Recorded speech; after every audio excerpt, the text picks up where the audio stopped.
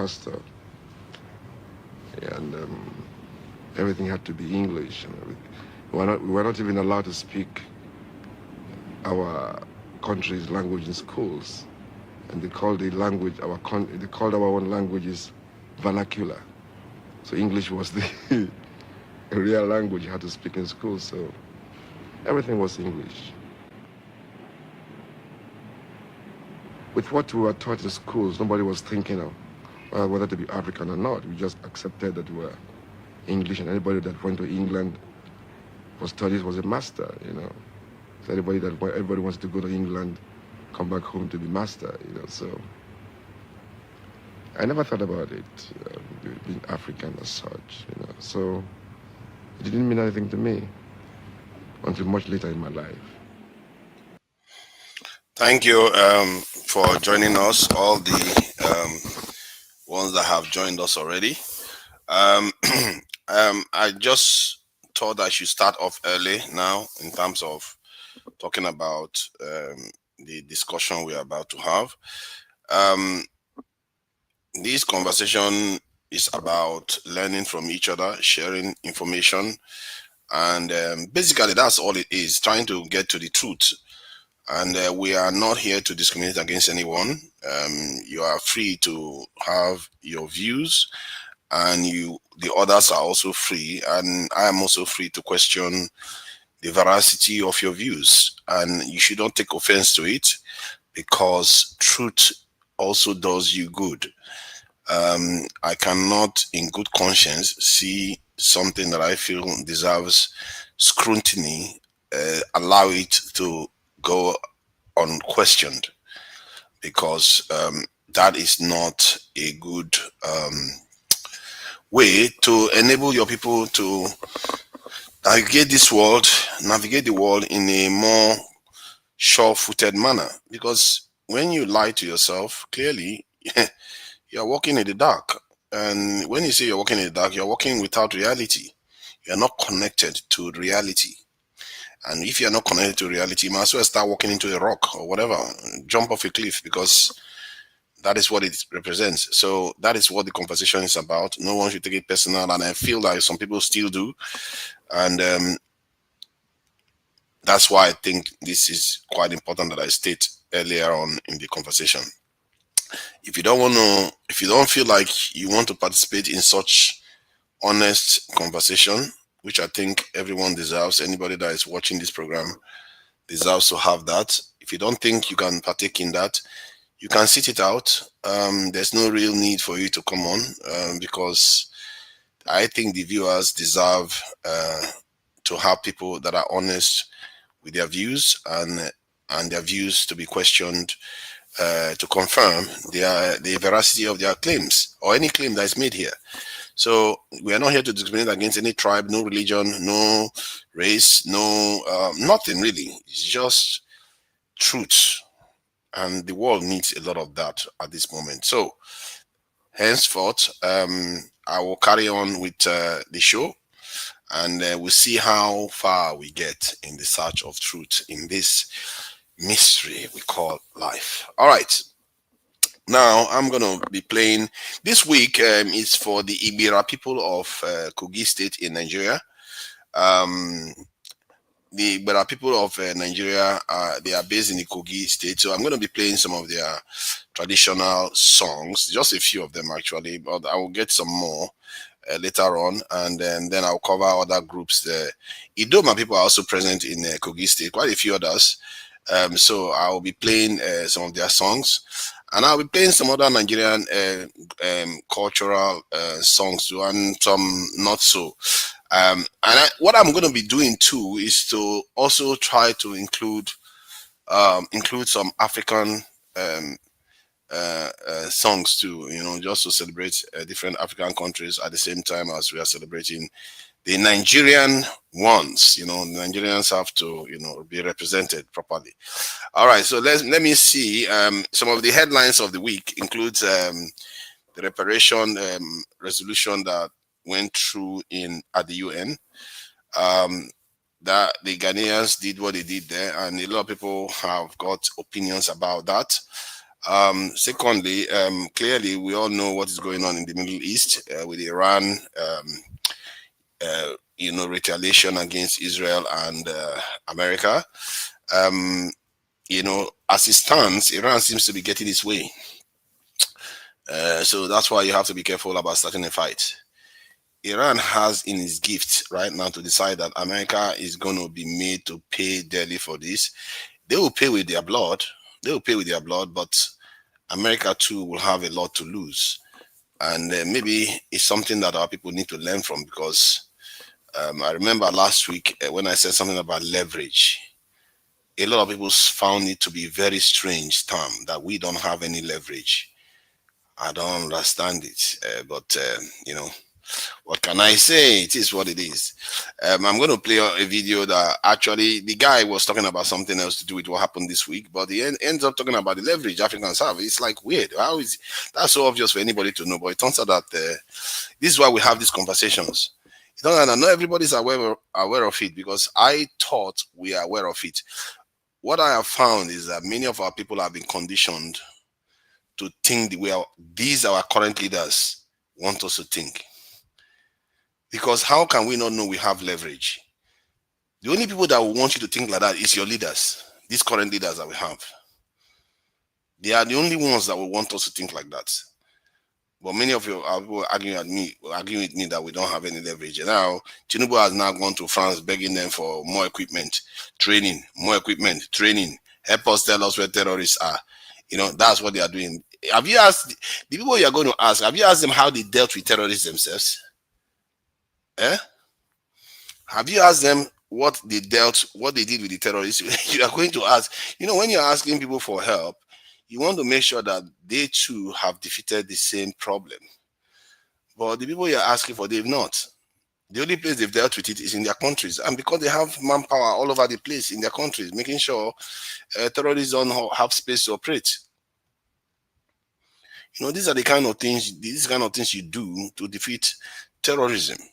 You have to deny them space to operate, because they are not an army.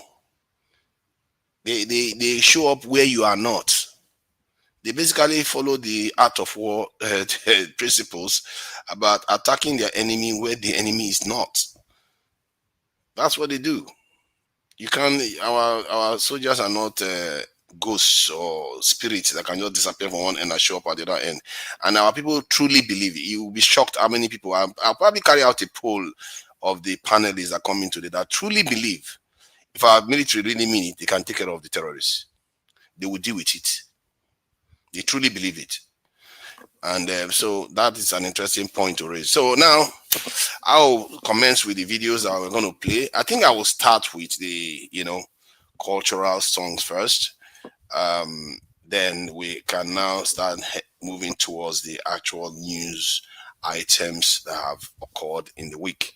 So first is first, let me see if I can get our people of the Idoma to be represented, for it is their time, their week, their day. And let's see if I can get one of their cool music out here, so that our people can enjoy it. So regarding let me see, that's it there, that's one of them. I think we've reached a max of audio that we can hold on this platform. So I'm gonna get this one off. You know what? I'm gonna play a dedication to I will do that later on in the day. Let me just play this headline news first, then I get the Ibira song to be played. All right. In a region already on high alert. The Yemeni armed forces, with the help and the grace of God Almighty, has done its first military attacks with a barrage of ballistic missiles against sensitive military targets in the south of occupied Palestine. And with that attack, Yemen's Houthis entered the war, making this Israel's third active front. The Israeli army says air defenses intercepted one missile before it reached Israeli territory. It comes as domestic tensions are emerging. Israeli military officials are pushing back against the government's strategy in southern Lebanon. More troops have been deployed to expand what it calls a buffer zone, pushing deeper into Lebanon. Media reports suggest the army's chief of staff is concerned by the continued exemption of ultra-Orthodox Israelis from conscription. In Israel, the Houthis' decision to join the battle is seen as a retaliation to strikes on Iranian nuclear facilities and an attempt to strengthen Iran's position in indirect talks with the US to end the war.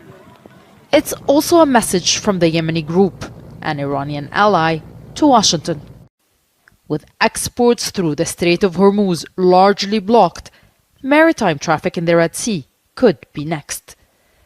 The Bab el-Mandeb Strait, an important commercial shipping route, is also used by US carriers to reinforce its military presence in the region. The Houthis have disrupted shipping before, attacking vessels in the Red Sea during Israel's war on Gaza. It's no secret that any escalation to prolong the war serves Israel's political and military goals.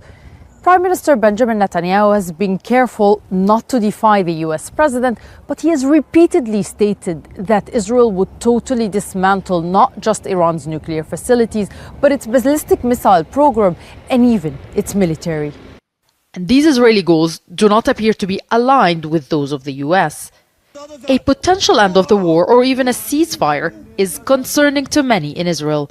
And that's why Israel is expected to keep trying to jeopardize any diplomatic progress and push for further escalation. Nida Ibrahim, Al Jazeera, Ramallah, Palestine. All right, Bira.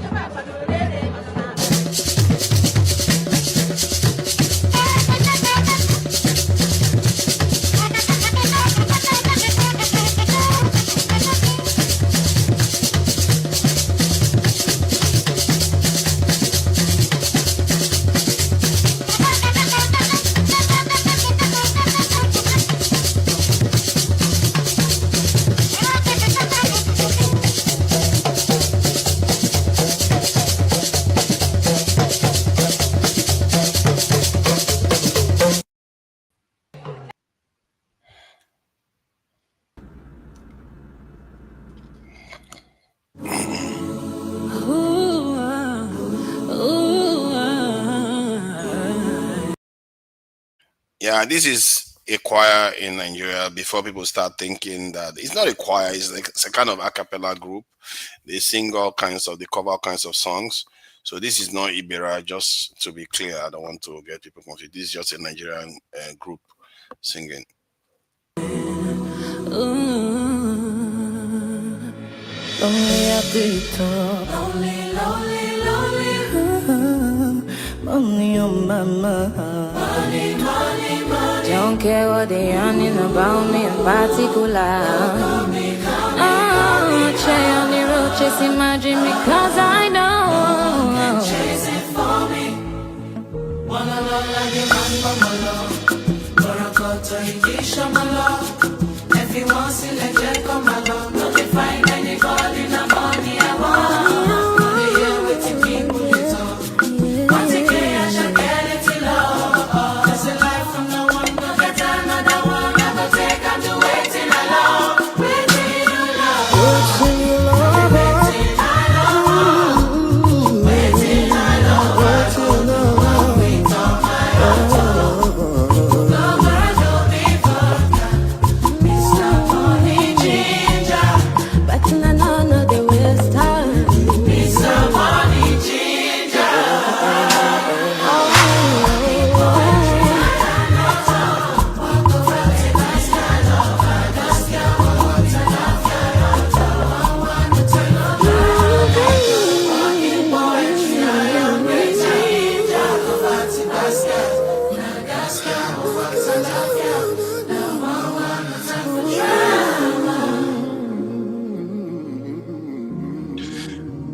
Now let's get to the meat of the matters. Let's watch some of the news.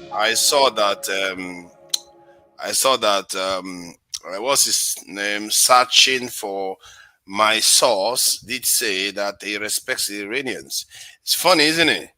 I just played a video of the Houthis joining the conflict, and the Houthis also control another stretch of water, which is the Red Sea area.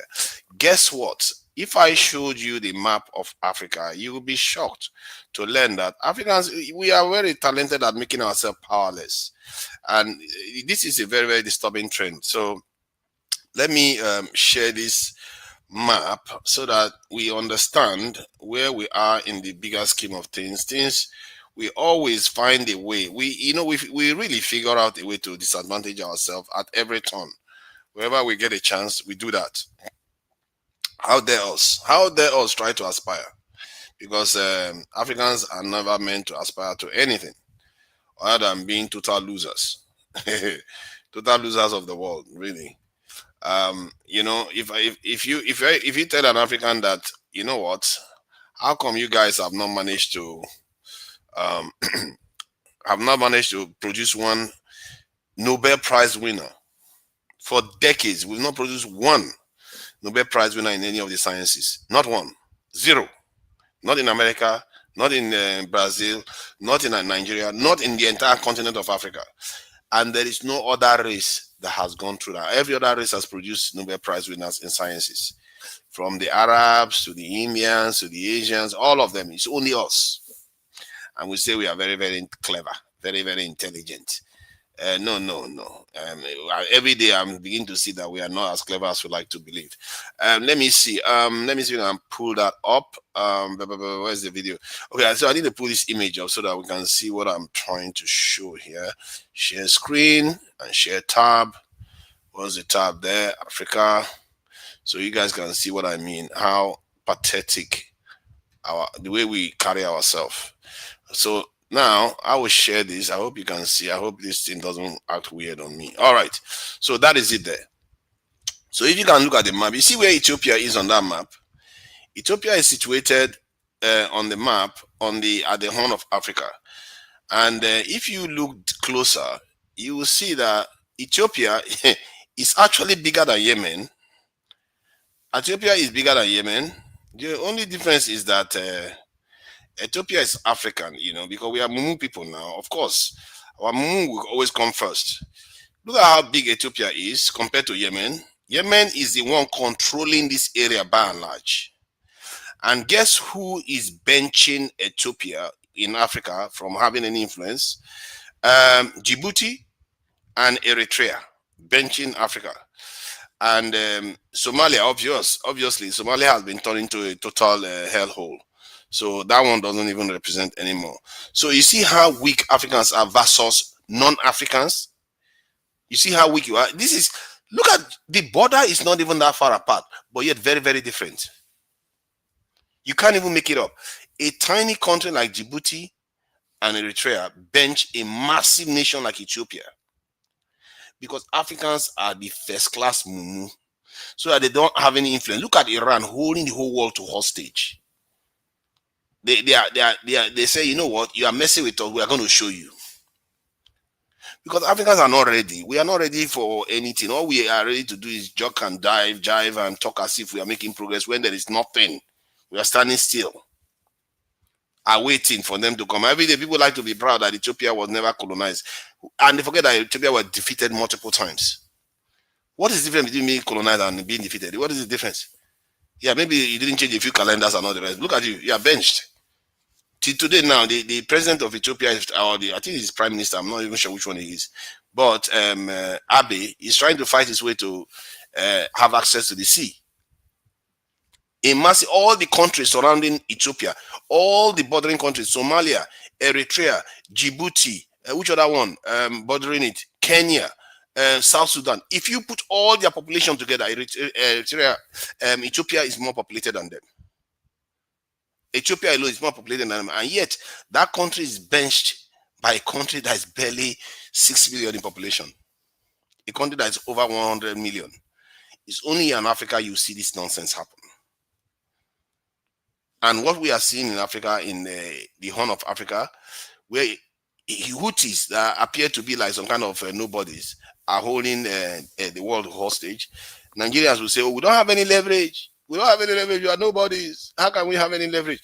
And yet you are one of the most influential nations on the continent. If there is any black Mecca in this world, it's going to be Nigeria. And yet you say you don't have any leverage. You don't have any leverage. If you don't have any leverage, create one. You can create it. Stop being mumu. Stop being losers. Stop making excuses. There are countries that have zero. What leverage did Singapore have? What leverage did Singapore have to create what they created? We just always behave like losers all the time, making excuses for failures. And because our leaders have been conditioned, they've conditioned us to think like that we can't expand our horizon. So I just thought I should call that one out, because when I look at what has been happening in Africa from December, in short, I think it started since Trump threatened Nigeria, really. There has been so many changes that has occurred without approval from Congress. It's not only in Nigeria, it's happening in many African countries. They're just going there, signing agreements with Ghana, this in Senegal. They are all signing agreements. And most of all these agreements, they are surrounding the I think EAS, they call them. The EAS nations, they are surrounding them now. Nigeria is one of them. And Ghana has been picked out. All the Francophone countries, most of them in West Africa, they are all signed on already. They are surrounding the EAS nations, and many of us are going to help destroy our fellow Africans. Just like Eritrea and all the other tiny countries are helping to bench Ethiopia. Can you imagine Iran being landlocked? Who in this world would have prevented Iran from being landlocked? Can you imagine if Iran was landlocked, they would be total losers right now.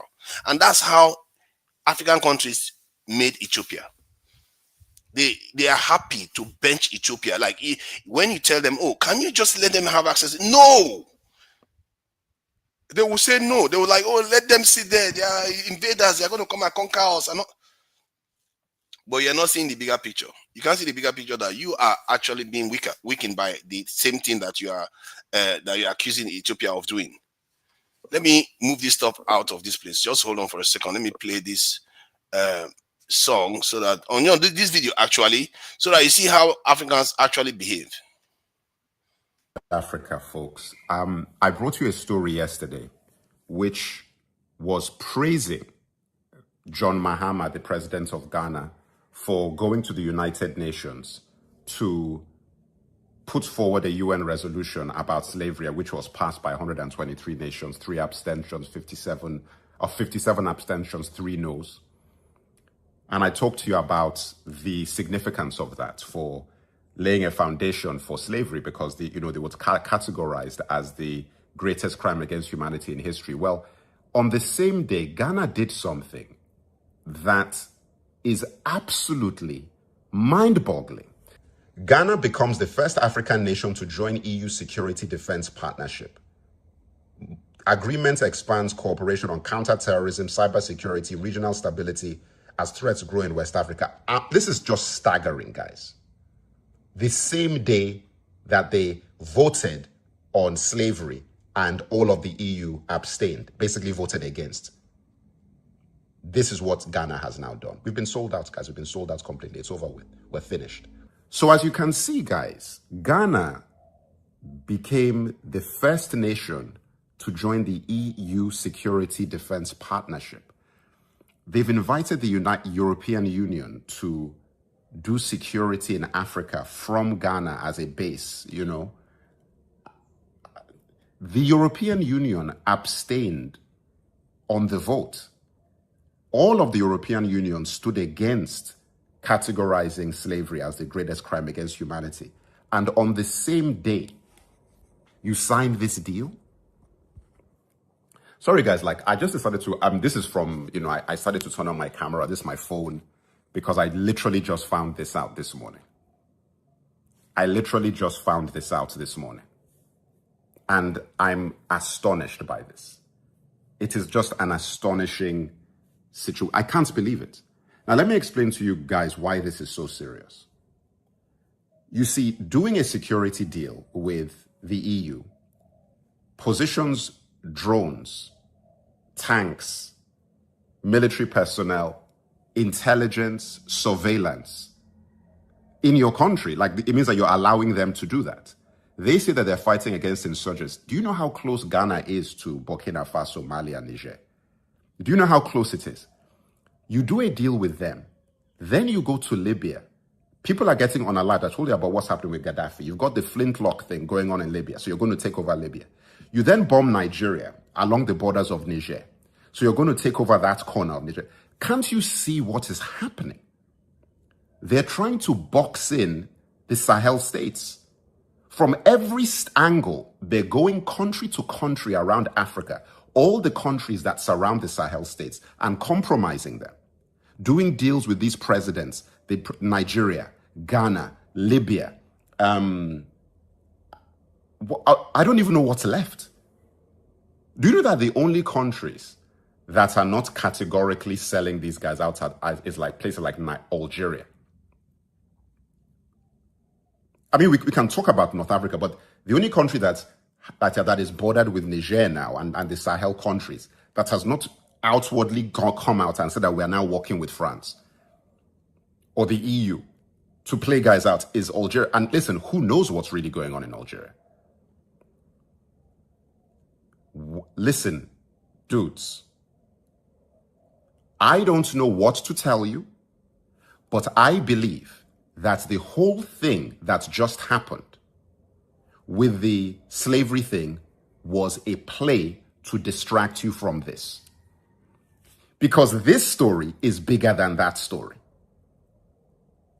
They did it on the same day. Do you know what it means for the European Union to vote against you on the same day that they then sign a deal saying they're coming to protect Africa from terrorists and insurgents that were caused by your neocolonialism? The neocolonialism as a result of slavery that you do not want to acknowledge. Guys, the ignorance of the African is our greatest enemy. We're a bunch of bums. We're idiots. Because we are so naive. I'm naive. I'm talking about even myself. We're so naive that little platitudes, showmanship, performance is all that we need, that is required to bamboozle the African. Guys, this is on my phone. I'm in my room now. I don't even know what to tell you. I couldn't even wait to get out to the garden. I couldn't wait to get out to the garden to talk to you about this because this is big time. We're getting played. Played. What Ghana just did is one of the craziest moves in the entire time that I've been doing my platform. What Ghana just did is one of the craziest moves in the entire time my platform has existed. The European Union, of all the people on the planet, that's who you're doing security with? What are they securing when they are the ones who are the criminals? How do you get a criminal to secure your house for you? Guys, I'm asking you a straight up question. Write it in the comments. How do you get a criminal to secure your house? Ghana, you've betrayed Africa.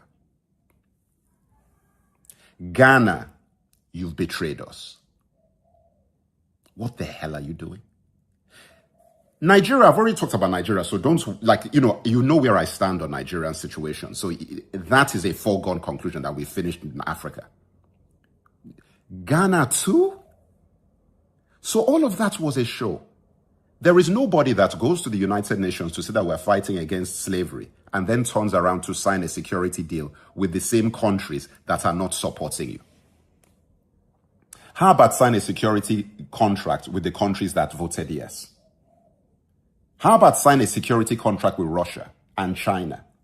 How about that? How about that? They voted yes to support you. How about you sign a security deal with them? The people signing the security deal with Russia and China are the Sahel states who you are now playing out.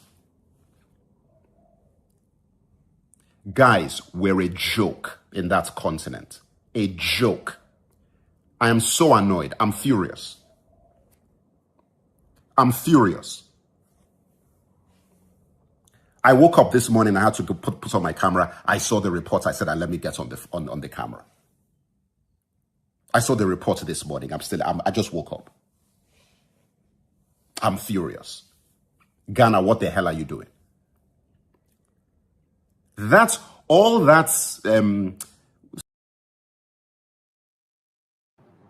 Yesterday, again, I had a lengthy discussion with Emmanuel Macron.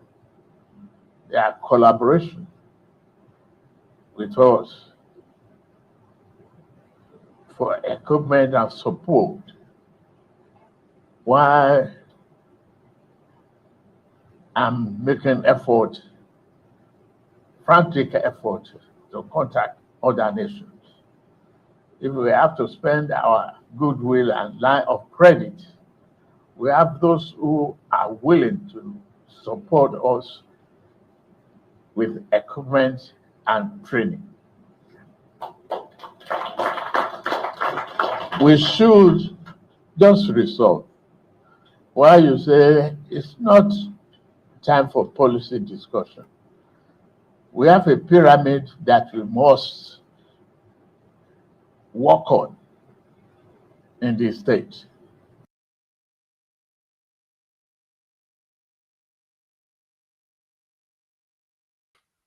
When are we going to get tired of equipment and support and training? Nigerians, when are you people going to get tired of equipment and training?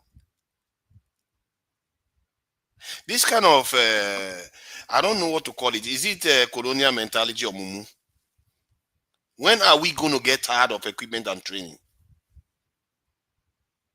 You have people there in Nigeria. You are not using them to secure the country. You have people in Nigeria. What are the terrorists using that is so massive that you cannot defeat when you recruit your people? Israel is using so much of its population to fight the war that their general is complaining that their military is about to collapse because they are reserving, they are not allowing the Orthodox Jews to serve in the military. And that's the conscripted into the military. But in Nigeria, they are using about 8% of their population. About 8% of Israel's population is involved in the military one way or the other. 8%. Nigeria is using 0.1%. And this, oh God, these our leaders will still go out to go and beg people for equipment and training. And they've been doing it though. This is not, Buhari did it, Basenjo did it, Goodluck did it. That's all they do. And I don't blame them anymore. I blame our people. Our people are the problem because you see them here. Look at them, even in the chat. They are the problem. And you will complain until you tire. You are going to keep getting that kind of leadership. Because you are one of them. If they put you there, you're going to do the same thing. You lack ambition. Because you don't want to do anything hard. Don't worry. When the day comes, they will force it on you nonetheless. Whether you choose to do it or not. But some other person will decide it for you next time. And that time, they have a bigger say because they are the one deciding it for you. You run from it, oh, you hide, oh, you jump, oh, you whatever you want to do. Sing hallelujah all you want. Sing, pray to listen, your whatever God you are praying to. It's not going to make any difference. Because you have failed the fundamental thing in this life. Failed the simplest challenge that life has to endure, which is common sense. You can't even make common sense. Like many of us now will sit here and they will still back Israel like to the hilt. They will back Israel. Israel literally every time they are doing anything to do with black people, Israel will vote against it. And yet our people will still back them.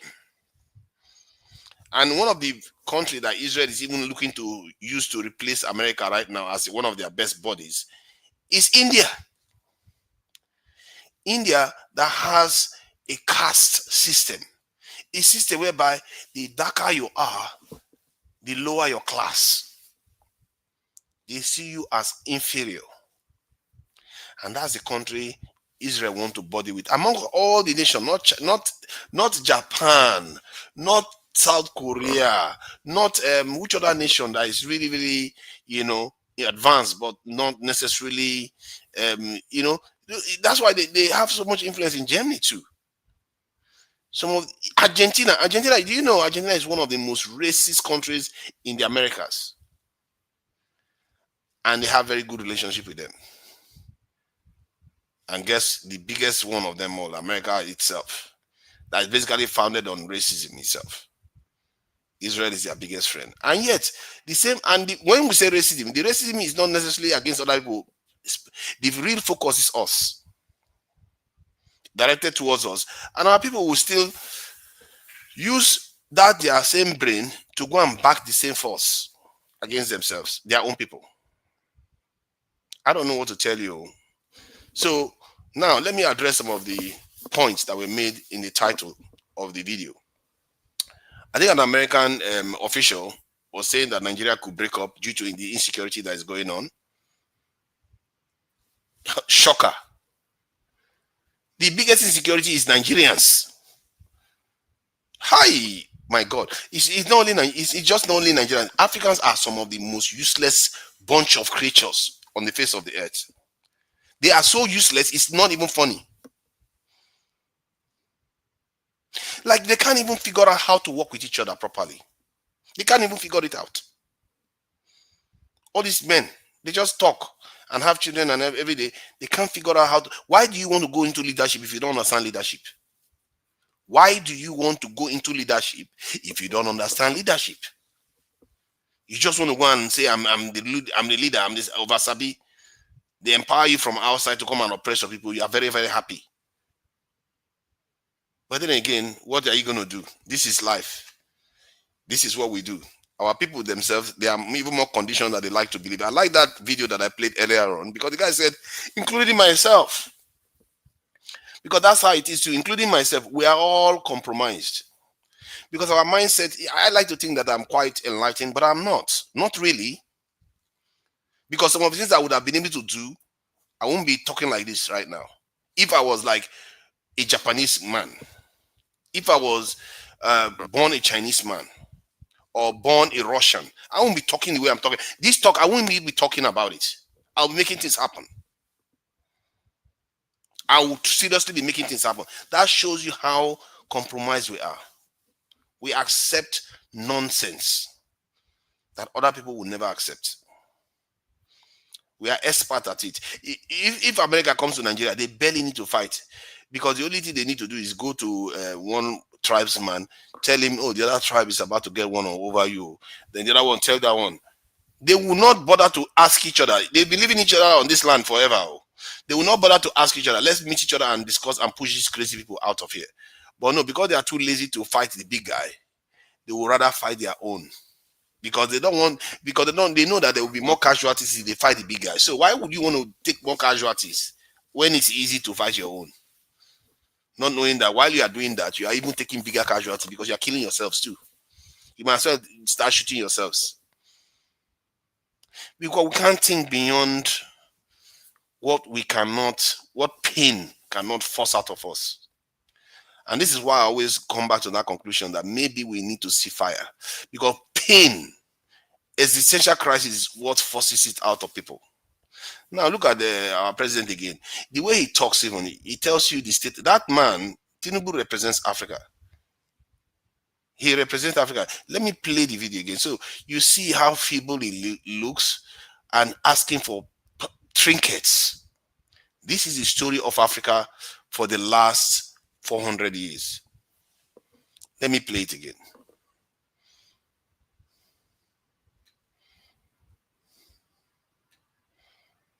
Yesterday, again, I had a lengthy discussion with Emmanuel Macron. Their collaboration with us for equipment and support, while I'm making effort, frantic effort, to contact other nations. If we have to spend our goodwill and line of credit, we have those who are willing to support us with equipment and training. We should just resolve. While you say it's not time for policy discussion, we have a pyramid that we must work on in the state. Now, that is Africa for you. Lack of ambition, just want to jerk and jive, not want to do anything at all. You would think this man is in charge of a bedroom only. Like a bedroom with only him and his relatives in there. This is a guy that is controlling 230 million people, their nation. Like he cannot do anything with them. Hey! Russia is not up to 230 million. No. Russia is about 120, if I'm not mistaken. Half of our population. Look at what they have done. Iran is more than half of our population. Look at what they have done. And Iran is a little bit silly, really. But look at what they managed to do. But a man that has 250 million, 230 million under his control, look at how he's begging for equipment. What are you doing with those 230 million? If you put 1 million people to build equipment, they will build it.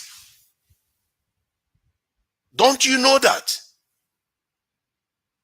What are you doing with those millions of people?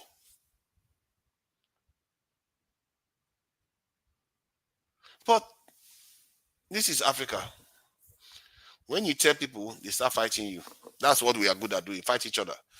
Instead of me, I'm not interested in fighting each other. I'm just interested in, if somebody says what is right, I follow. I don't care who that person is. If you're saying what is right, I will listen to you. I don't care.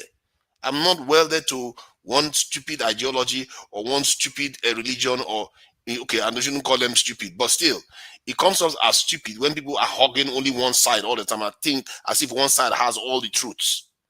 No side has all the truths. That's it.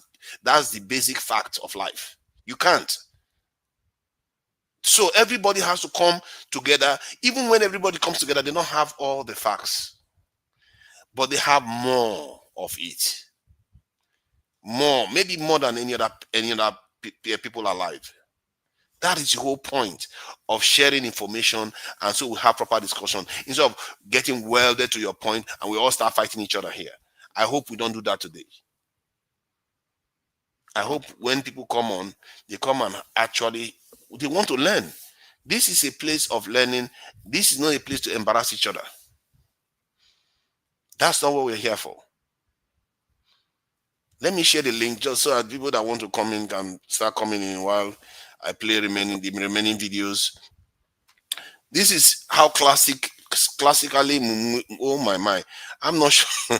I hope that link is the correct one. Okay, yeah, I think that link is the correct one. Yeah, I've shared the link now. So if you want to join, you can come in and be ready to be questioned. But don't worry, it's not about humiliating anybody. It's about us learning from each other. Because there are things I will learn from you. I swear, I will always learn from people. I learn from people all the time. That's part of the reason why I'm here. Most of the things I know today, I wouldn't know them if not because I was on this platform. Most of the stuff I know today is because I'm on this platform. That's why I know them. So we have to try to learn from each other. I think Jagun is already here. We Londoners, we have an attitude where we want to do stuff. We show up very, very quickly, So Jagun, thank you for joining me. I wanted to play one more video of a Ghanaian, trying to analyze what the Ghanaians are doing with the European Union. So that we get a better view of the point of view of the Ghanaians, thinking, and whether it's smart or whether it's a bad idea. Let me just play the video quickly. Happening with Ghana and the European Union's agreement to our new passport and the new SIM cards registration. Stay with me now. Ghana, for your information, is on track to become what Japan is to the EU and the US in Asia. Now, listen to this information carefully.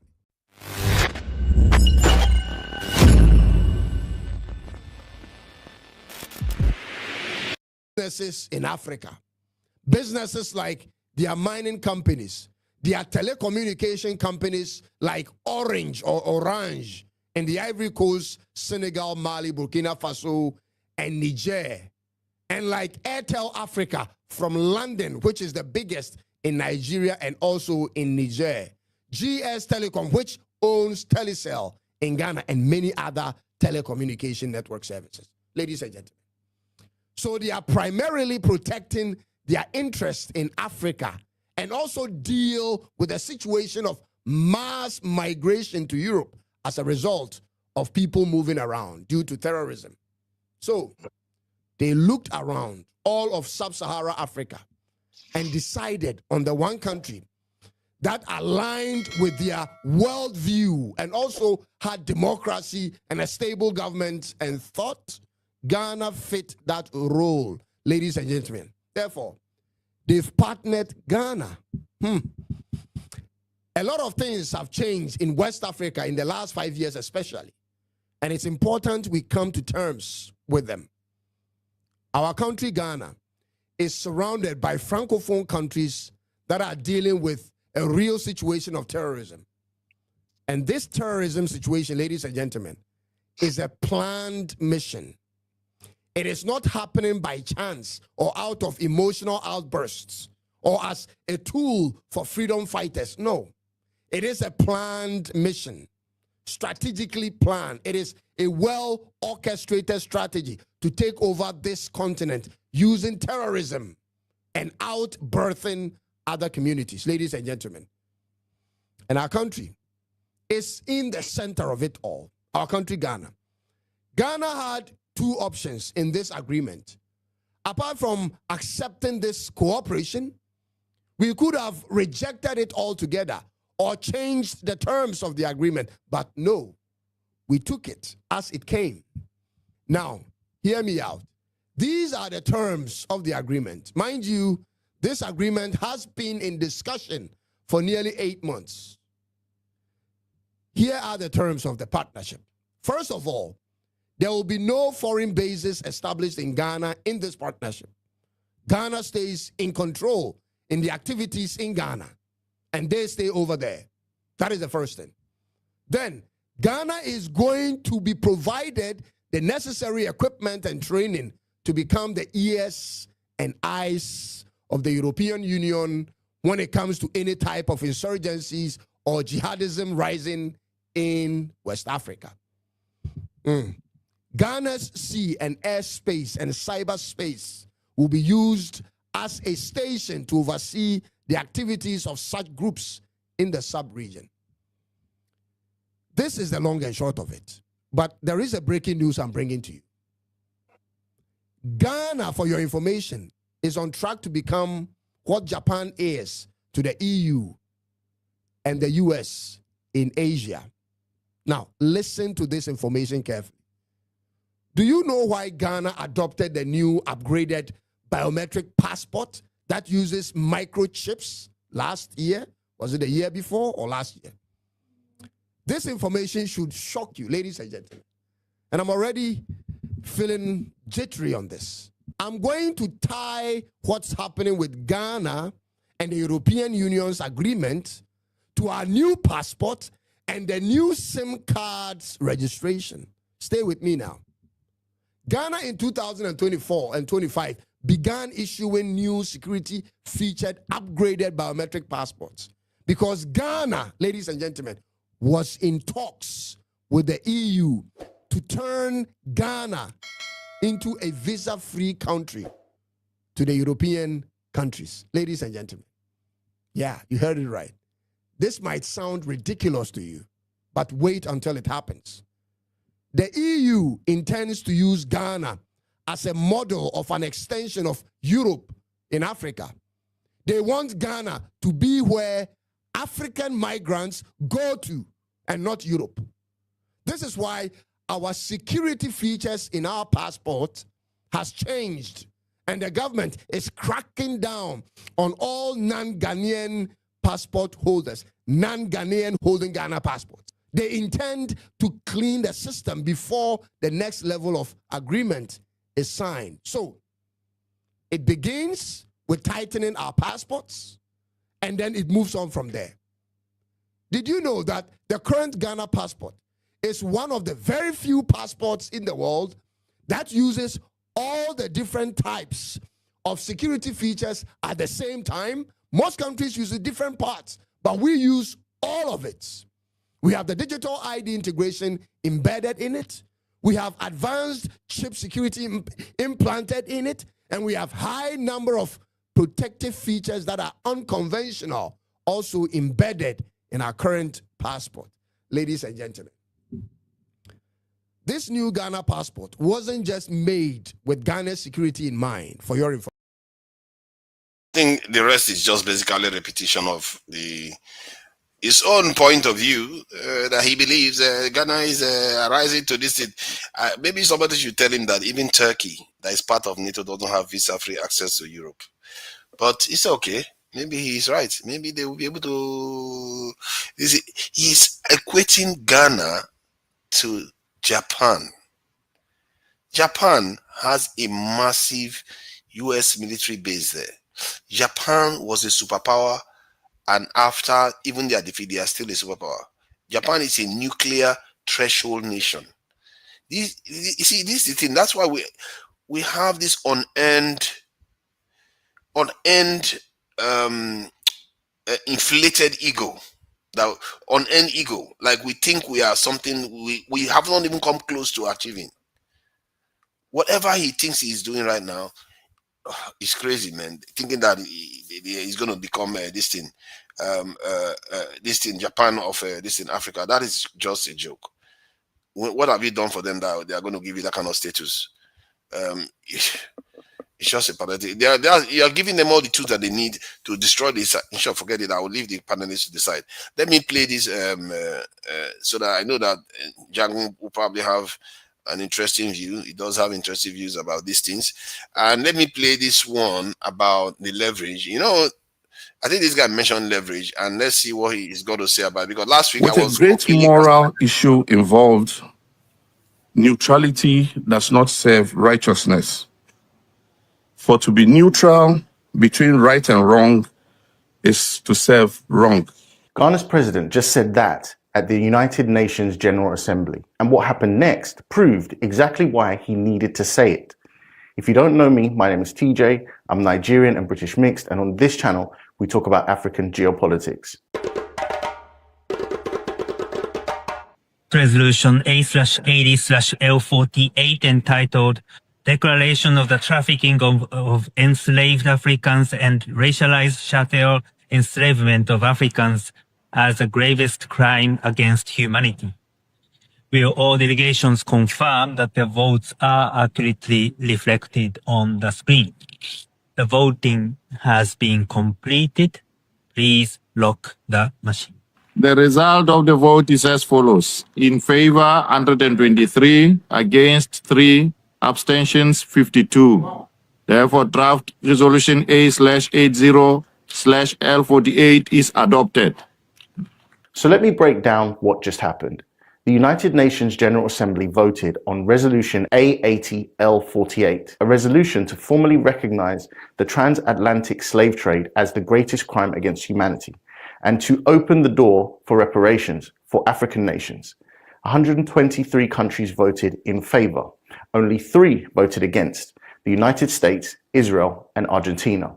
52 countries then also abstained, refusing to even take a position. Those countries included the United Kingdom, Portugal, Spain, France, Netherlands, Germany, Belgium. And there's no prizes for guessing that those countries are not random here. These are the exact nations that ran the transatlantic slave trade for 300 years. They trafficked approximately 12.5 million Africans across the Atlantic. They built their entire economies on stolen African labor, and when they were asked to simply recognize that as a crime, they could not even bring themselves to vote yes. They just stayed silent. Now, you need to understand something important about how the United Nations works. I've made videos before about the General Assembly and the United States Security Council. We're talking about 193 member states, all of whom have the right to vote in the General Assembly. And no country in the Security Council has veto power. So because of the numbers that we've seen here, the resolution passed the General Assembly, but the General Assembly resolutions are not enforceable. The only body that can actually enforce anything is the United Nations Security Council, which has just 15 members. 5 of those hold permanent power, permanent veto power, which means if anyone else votes, those 5 countries can stop it with a single vote. Those countries are the United States, United Kingdom, France, Russia, and China. Do you see the problem here? 3 of the 5 nations that can veto anything binding resolution into reparations are the United States, which voted against, the United Kingdom and France, which abstained. The nations that are most responsible for the slave trade have built themselves a permanent escape hatch. They will never be held accountable. So I don't want to, except that you guys want to watch it, but I don't want to go on too long. I know you all have your own opinions about this already. And but regarding the leverage part, he went on to talk about it later on, because I found that very interesting that he talked about it in passing. He didn't even make it a big deal. But it was about what we were talking last week, where almost everybody were telling me that we don't have any. I don't understand how we think like it's like we are thinking like our leaders, but it's okay. Let me get on with welcoming all the panelists. I want everybody to be equal right now. Jagon, thank you for joining us. From London. KJ, thank you for joining us from America. Dexter, an American, thank you for joining us. Ike is somewhere in the Caribbean enjoying himself. Thank you for joining us, Ike. And if you appreciate you for joining us too, thank you all for coming in. And you guys are the best of the best, because you are willing to have honest conversation more than most will ever like to do. So let me bring in Jagon, since Jagon was the first to join. Jagon, so what do you make of the headlines of the week? So let's just start with that as a way of warming up to a specific subject matter.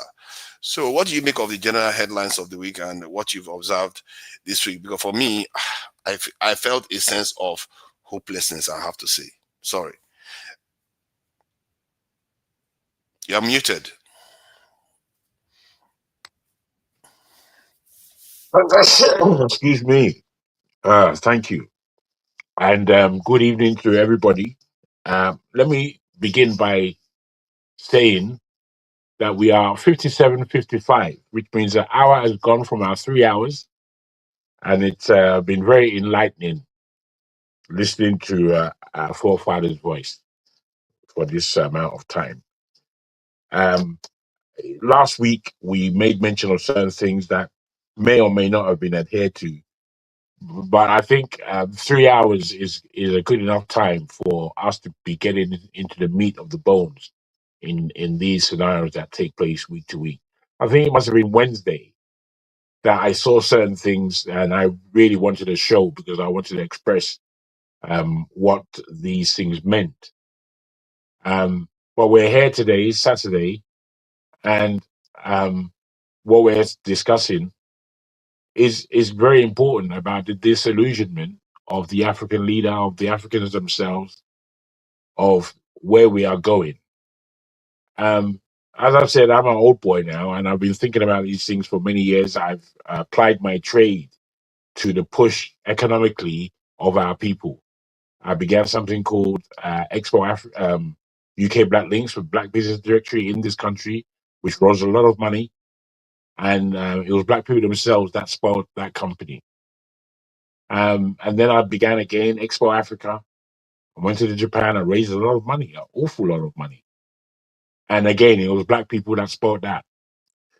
In my experience, I can't tell you I understand our people. Apart from looking at our failures, a lot of the failures that I as an individual have, I can kind of bring it down to my own weakness in one way or the other, or my own level of Black African appreciation that maybe I should not give it as much respect as I've done in my lifetime. However, that is me, and I don't think I'm going to change. Having said all this, I can't see how we as a people can't see how clear the stage is. So much so that there are so many of our issues that we have on a personal, tribal, religious level that it prevents us from seeing the wood for the trees. The wood is right now, the clarity is that the AES countries have said enough is enough to the European and to the Western hegemony of their country. They have put it to a test. They have seen over the last 7 to 13 years of France being involved and supposedly getting rid of terrorists. The terrorist insurrection simply grows and they become poorer. That's what they have seen and experienced. Now, when we look at a country as big as Nigeria that has seen and experienced everything that has to do with an African, to be frank, Nigeria as one country has seen and experienced everything that has to do with being an oppressed African. Yet somehow we do not really give credence to that on the national level. We behave as though we are already beyond. Now, I'm saying all this to say what the wood is. The wood, as explained, are the AES countries, Burkina Faso, Niger, and Mali, who are directly replicating with their own sovereignty and nationhood that they are the beginning of this revolution that says enough is enough. We don't want corrupt governments. We don't want corrupt countries coming and leading and telling us what to do with our wealth and further impoverishing us. We don't want this anymore.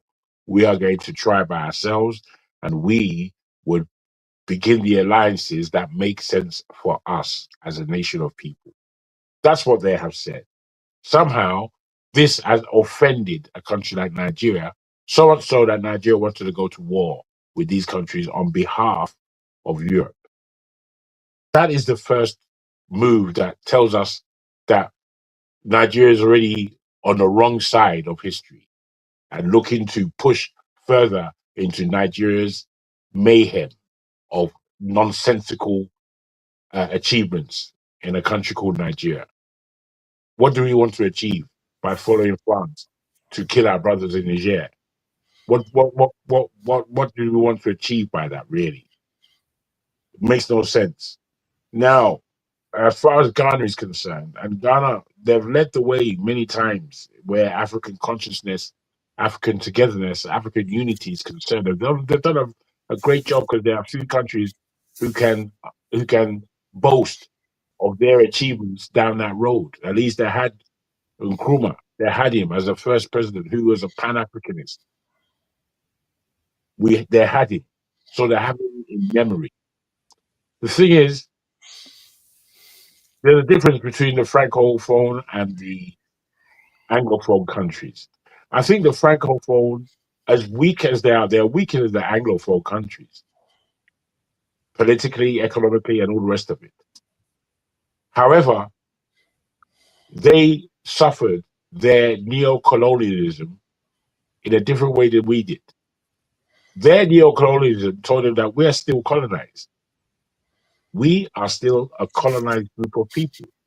And the level of our colonization is hampering us from moving forward, even with our neighboring countries who are brothers of ours, who are Francophone as well. We can't even move forward with them, let alone the Anglophone countries.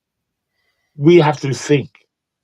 The Anglophone countries, who knew very well about neocolonialism, seemed somewhat to join the colonialists all over again in oppressing their own people.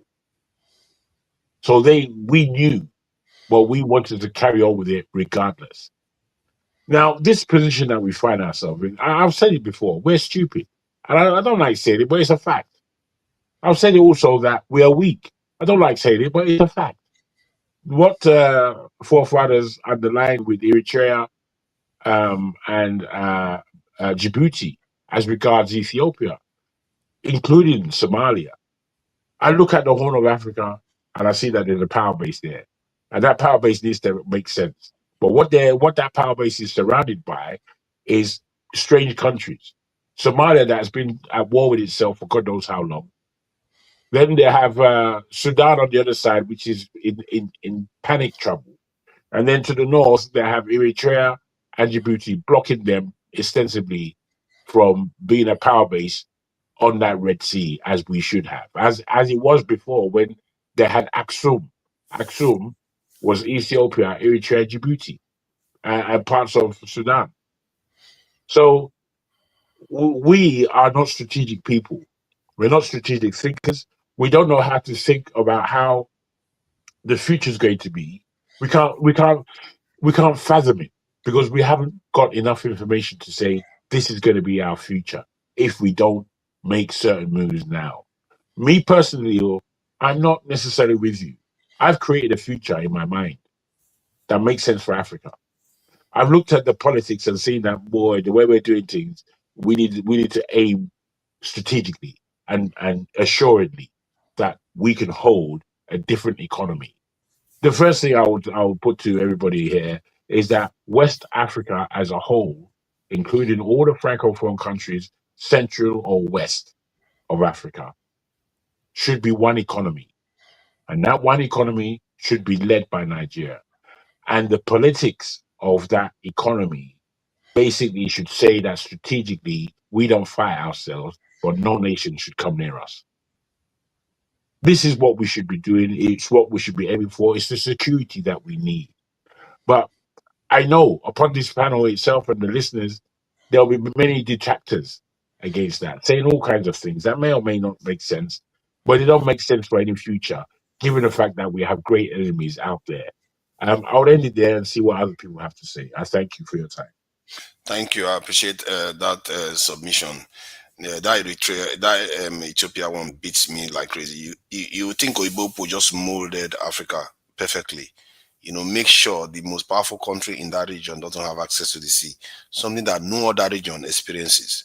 But Africa, we always manage to, allow them to shape us as they see fit. Welcome. Who is next? I think it's Dexter. Dexter was next. Hey, Dexter, I see your musical instrument behind. Are you sure, Kufo Vala? Are you sure? Because you were around, but you were okay. Let KJ go. You see was there before even got Jaguar was there before Jaguar. I was the first person that joined your program. Forefather. No, okay. I didn't see you. I didn't see you. No, he was in the background. Understand? Yeah. Okay, I'm curious about. I know you are one. I think, and maybe I'm mistaken, but you are quite a strong supporter of Israel. So, but I'm curious what you make of the idea that whenever anything is happening around the world, Israel often picks the racist side against us. Like from apartheid regime, they were working with. As a matter of fact, they helped the apartheid regime get nuclear weapon that they are training to use against black people. Now they are also paddy with Indians that have a caste system that says that the darker you are, the lesser you are of you are a lesser human being. And you see America is one of the original, isn't it? That resolution was basically to an extent about America with the transatlantic slave trade. 3 of them, look at the nations that voted against it: America, Israel, and Argentina. They didn't even abstain. They voted against. So what do you make of it? Okay. Thank you so much, Forefather, for hosting. Thank you, Desta. Thank you, Ife. My brother Ike, Jagun. Good to see all of you. Thank you, Forefather. Listen, I think there's more going on. I like to lean towards what Jagun has said.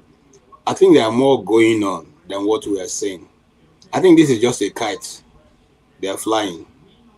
Because in the first place, are they ready to, since they've all voted yes, what is Africa going to get? Because the resolution is not banning on anybody. So it's just an exercise in futility, which is what I've been seeing over the years.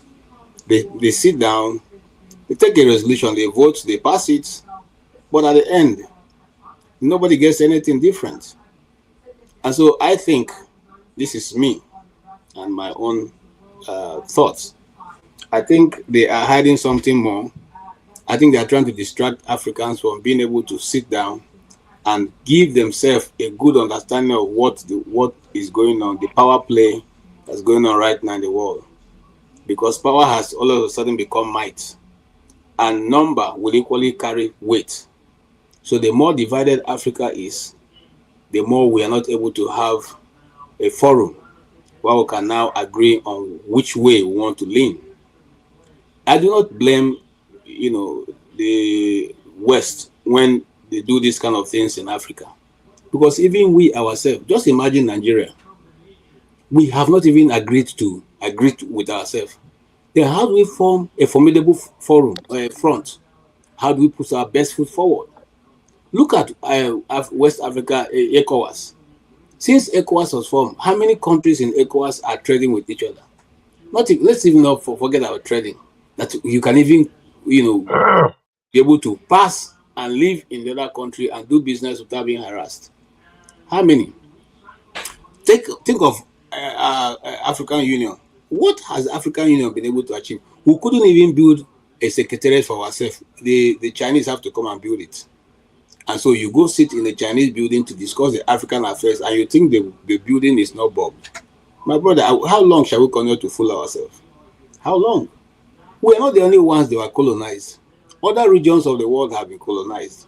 After the colonial system was crashed, they decided to reinvent themselves by creating different border lines. They decided to reorganize their own country the way that they know that will best serve their people. Why do Africa still hold on to the old ways? If we find out that there's a reason why Congo, for instance, or Sudan, for instance, is being kept the way it is kept, is that not for Africans to meet in OAU and say, look, this is what we see. This is what will work better. Can we restructure this thing? Can we do this? Can we do that? Is that not how a nation who wants to go forward discuss? Bosnia Herzegovina, when they were together, did Africans come and suggest to them to now divide and go their separate ways so that they become different countries?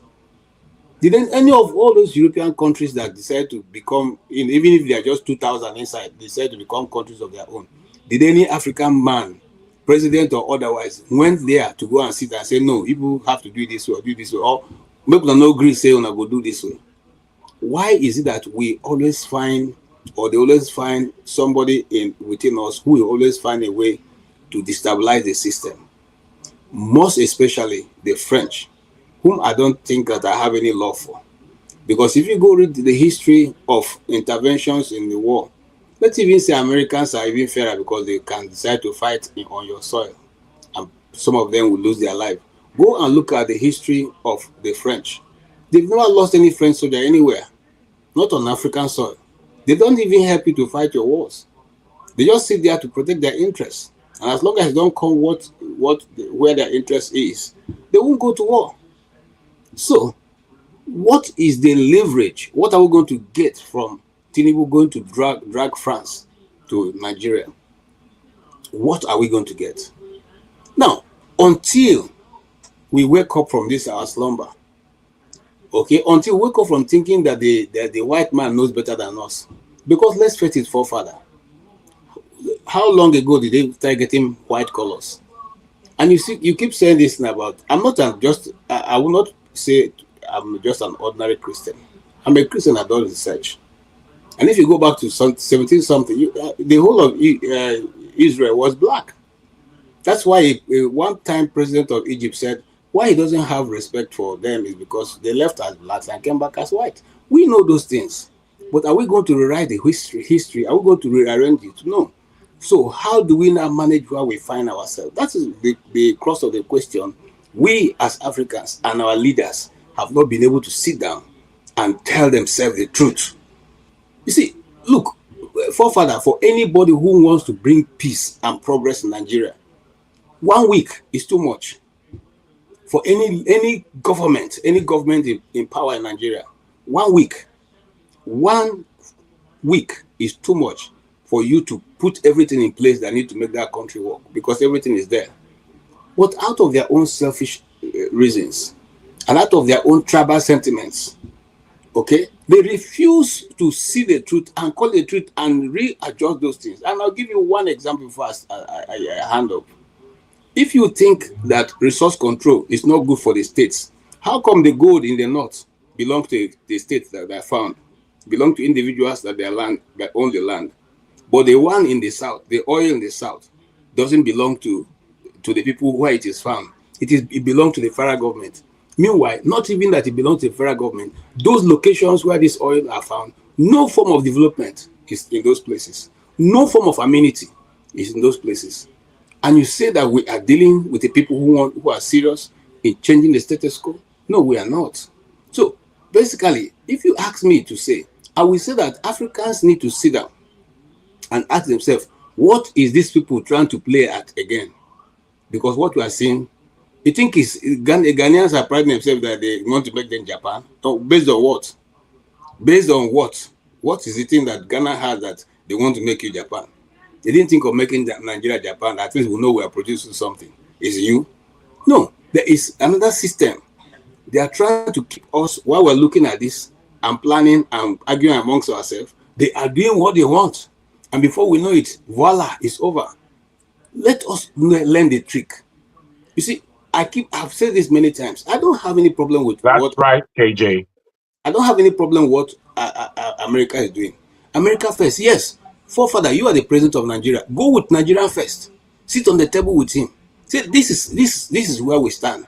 Oh, we like what you are doing. We praise what you are doing. We appreciate what they are doing. It should be your country first. Even for us, this is our country first. This is our modus of process. This is on this time we deal. And then you negotiate with people who are reasoning, not people who are brain dead. People who are reasoning comes to that meeting with you. It's not about your party. It's about a generation of people. It's about the survival of your people.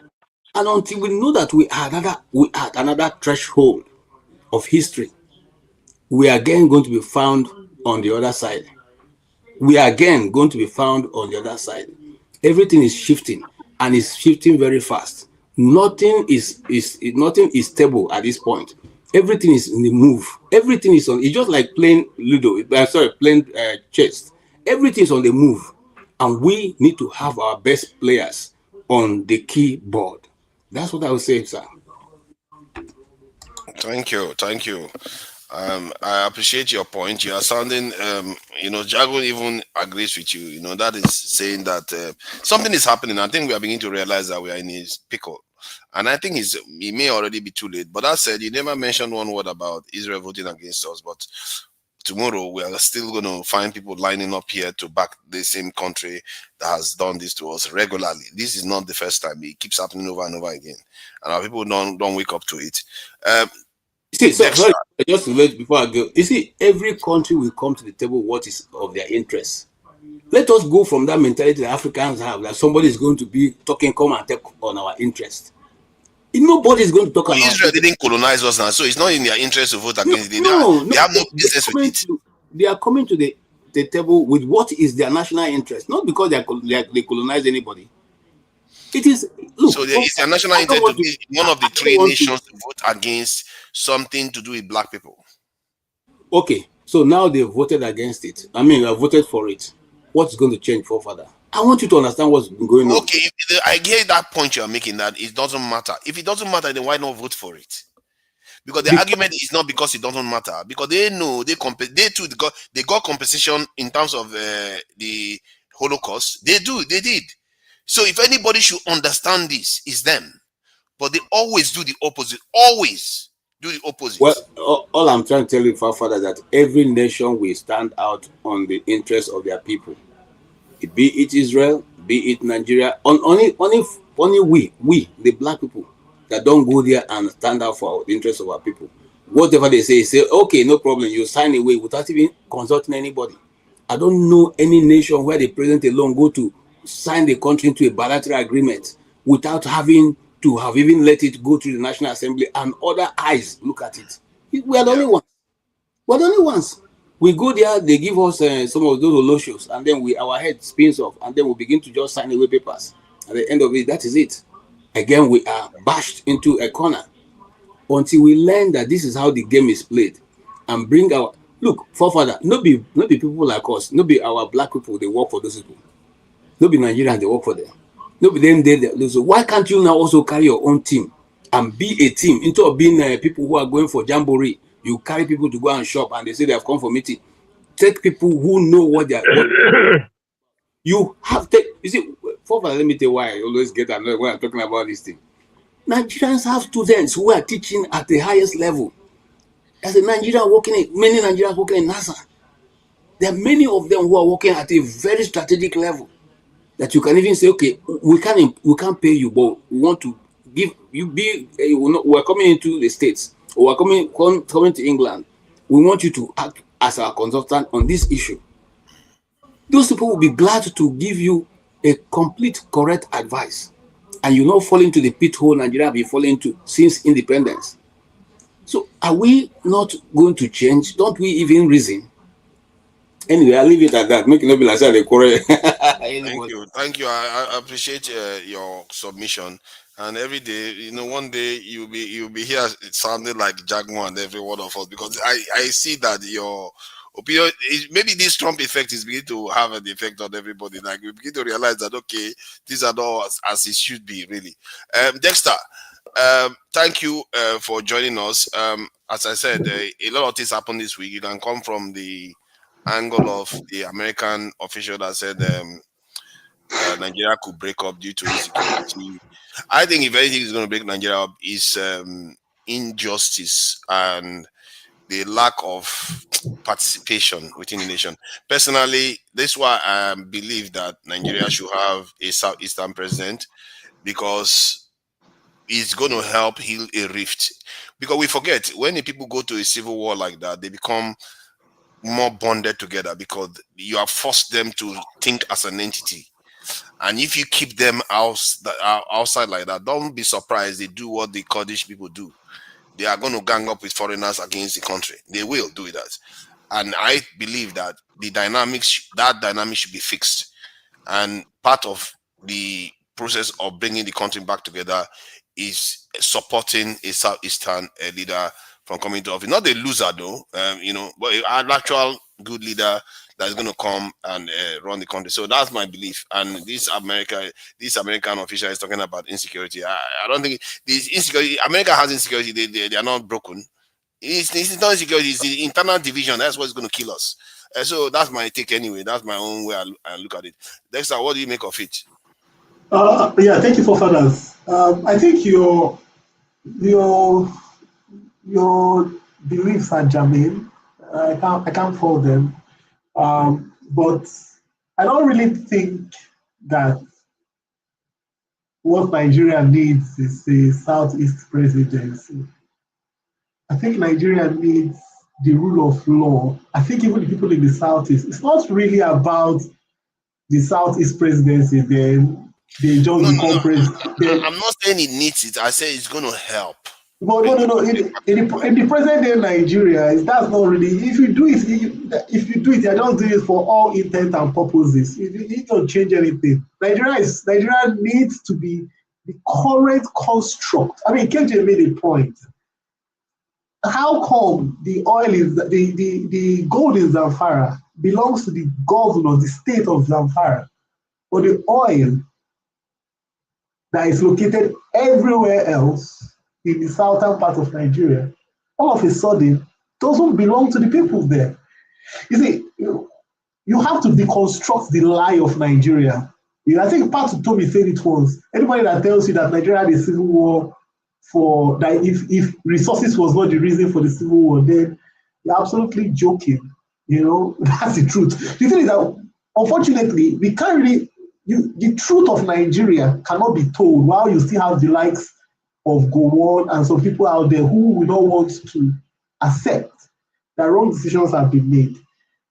So if you need to read into what happens from 1958, 1966, even before them, 1940s, you'll find out that, look, forefathers, there is a whole lot of history behind why Nigeria is structured the way it is. And we must accept that Nigeria is not an entity that was put together by the indigenous people of the country.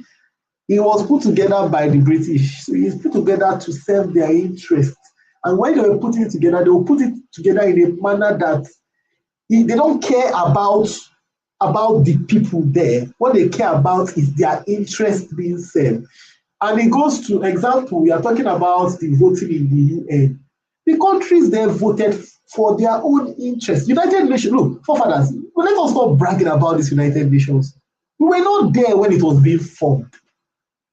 We should ask us, who were the major stakeholders when the United Nations was being formed? Now, they have brought in a lot of people to make it look like it's inclusive, but they are still going to determine what's going to happen. So we cannot just show up and start. It's just like you run your house, you set it up, then you invite people in, then all of a sudden the people want to kick you out. It ain't going to happen that way. You're not going to allow that, So I think we should stop putting so much emphasis on this United Nations. We should start putting more emphasis on what we are doing within our own space. You can't be going to United Nations to ask for crime against humanity when in Nigeria you cannot actually talk about the crime against humanity that is taking place. There's crime against humanity taking place in Nigeria. Look, Nigeria had a civil war that lasted 3 years, the full-blown war. And this to tell you that Nigeria as an indigenous state did not win the civil war. It was the foreign aid that helped them win the civil war. Because Nigeria as a state had a civil war for 3 years. 15 years they can't defeat Boko Haram. 15 years they can't. So and Boko Haram is considered to be a ragtag army. So you have to put all these things in context. Now, there's something on Israel we keep on talking about, look, if you read into history, the Jews have controlled economies wherever they went. These guys are wealth creators. Let's stop deceiving ourselves. Look, there's no need hating on them. These guys are scientists. These guys are smart people. Anywhere, most of you are using their apps. Even this Google, this YouTube, you will find out that it has their DNA is in it. These are smart guys. And that's what makes them sit on the table. It's their brains, man. Their ability to think. Hold on. Let me ask you something about that point you made just now, because it's very, very interesting. Because what occurred to me when you said that was that the Jews were scattered all over the world. They didn't scatter all over, go only to Europe.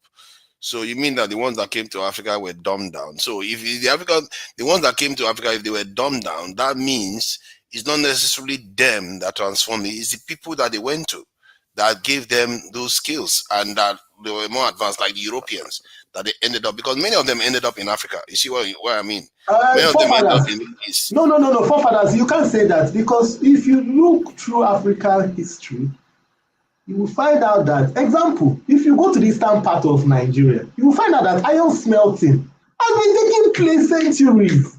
I think even some parts of Africa, you find out that this, and is in the Congo also, the first set of iron smelting was found in Africa.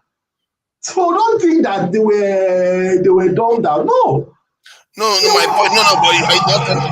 But I don't know why your audio does that. I'm not saying that. I hope you're not saying that it's the Jews that were the knock culture, were part of the knock culture. What I'm saying is that to say that they are brilliant in Europe, I'm trying to draw a correlation that it may not be them, it's Europe that did it. It may give them the opportunity to do it. You can't say that. You can't say it's Europe. They're also in Africa. They're also in Africa. They are not any special in Africa. Forefathers, you can't say, look, there is history. There's history, like the Rothschild family. There is history of, look, the war between France and England, it was literally Jewish bankers that were bankrolling it. They still control this financial system. They are the first people to master it. So my point, the point I'm trying to make, forefathers, is that you don't come to the table as a beggar. I mean, you've read The Prince. If you follow this, you don't come to the table as a beggar. Oh, please, no. You come to the table with your own stake. with your own stake. Africa is not coming. Africa has not come up with something that the world needs. In fact, the only person that is doing something now is Dangote. That okay, he's built a refinery, but he built a refinery. It's not an indigenous system. And think about it, forefathers. Let me tell you something you might not know. After the Civil War, okay, when Shell came to Nigeria, do you know the first place they went to? They went to Owerri. They went to Imo State because during the Civil War, there was a refinery in Imo State that was serving the whole of Biafra. It was, you see this thing about what you call energy mix, where you mix petroleum products with methane that you get from plants. It was in Biafra they found that they were mixing the crude oil, the bioproducts, the petroleum products with palm oil. That was the first place they actually tried energy mix. They went to Imo State because they believed that there was a massive reserve of crude oil there, and there was a technology. How were these people drilling? How were these people still producing? But what did the Nigerian government do after the Civil War? You got everything, because first of all, let me tell you why Nigeria is so dysfunctional. After the war, you got everything about technology that these people have done, and you destroyed it. That shows that the technology you used to win the war, it was not actually your own technology. You bought it.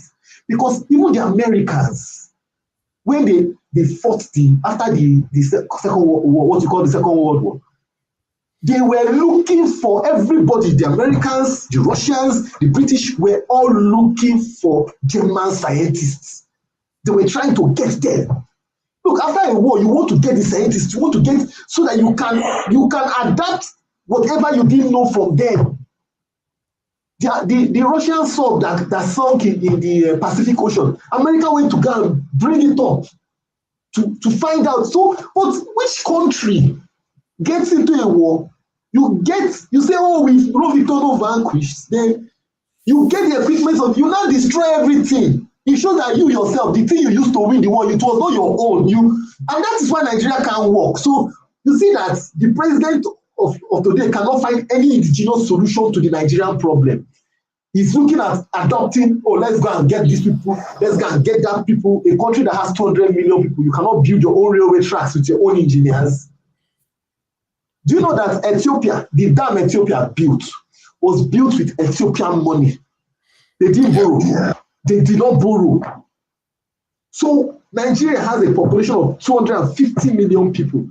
Let's assume we have a working class of 80 million. Are you telling me that we cannot say that this is what we want to do for ourselves? 10% of the tax of everybody. This is what we want to produce. It will be Nigerian made. Even if it doesn't work the first time, we'll do it a second time, we'll do it a third time. Before, people didn't used to buy Chinese products because we all felt it was substandard. But right now, that is the mainstay because they kept on improving. But we don't have to. Let me tell you, father, if you don't, we might not agree. You see, after the Civil War in Nigeria, everything about production died because for the war that the Nigerian side won, they didn't win it with their own ingenuity.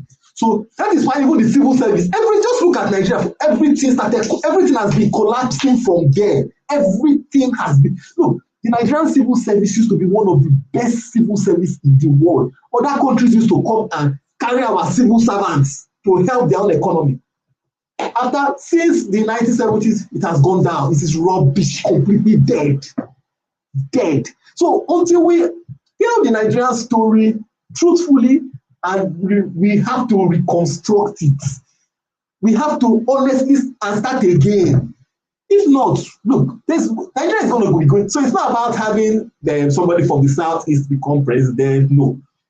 Whoever becomes the president of Nigeria must be ready to say, one, country is not working, now reconstruct it. Where we have to, see, you will know when a good leader comes into power. You see Osibanjo, we have to give it to him, he was a good leader.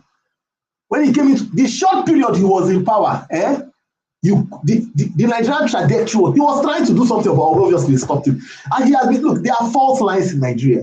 And until we tell the truth about one thing is that the truth will hurt people. Unfortunately, in Nigeria, we're not ready for that.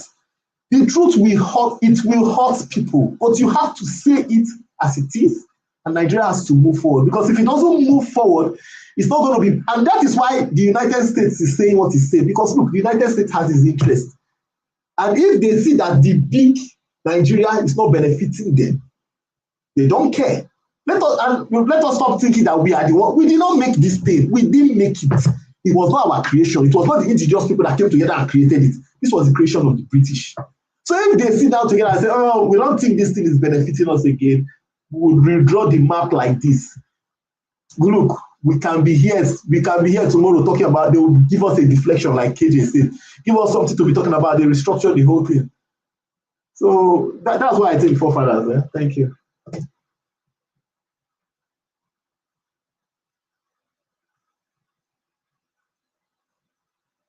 You are muted, forefathers, so nobody can hear you. Yeah, sorry about that. Yeah, a lot of people feel the same way. You know, nobody is impressed by what is going on in the continent. Look at it relatively half our population. In short, less than Iran is 19 million. We are going to 250 million, and we're growing faster. And look at, they are holding a superpower hostage. They are basically holding a superpower. In short, the world hostage, really. And they're like, if you pay us, you go through. The reason why they are able to do that, because they are willing to say, you know what, do your worst. Let's see the worst you can do. And tomorrow, they are going to excel more than us. We think we are going to live forever, but let's see anyway. Maybe tomorrow we might, or something will happen, our eye will open, and things will be better. You know, I have to be hopeful. Oga Ike, thank you for joining us. So there are quite a few things that happened this week. You know about the Iraq one. You know about, I don't know whether you know about the Ghana reparation vote at the UN, which is quite seismic. It's quite an important vote because they declare that is the worst, I think war crime or some kind of crime against humanity, the worst one. And maybe that's partly why Israel voted against it, that, oh, how dare you call this is the worst when Holocaust happens. It could be, but they wouldn't come openly to say that. But the fact that they voted with the US and Argentina, which is a very known, that's where people from Hitler, they went to go and hide. Argentina, very, very racist place. So they are the ones that voted against it. So, and at the same time, Ghana went to sign security deal with European Union that same day. The European Union that were in that place, not voting for that thing against black people. That's for something that is supposed to support black people. Then they go behind the scene to go and sign the security deal that they are going to help protect us against terrorism. And this is the thing that our African leaders do. They pretend as if they are doing the right thing while they are selling their people. Over and over again, they just do that repeatedly, naturally now. So don't trust any of them. No, our leaders, don't trust any of them. Trust what they do. Don't trust. I don't have anything against them. I know I'm talking a little bit. I don't have anything against all these people or doing deals with them. It's what you bring back. Tinubu went there, he's asking for training and equipment. Do you know how long we've been asking for training and equipment? It never ends. When are you going to actually ask for something tangible? So, Oga Ike, so what do you make of all the events? You know, an official is saying that Nigeria is going to break up because of insecurity. There is the issue of Anioma State, if you want to comment on that, because that's a Nigerian issue. I know you like Nigerian issues more. And the court orders arrest of Turaki. So that one, nobody has touched that one. So welcome, Oga Ike. Good evening, everybody. Good evening, welcome. My question is to you, forefathers. What were you expecting the president of Ghana to do?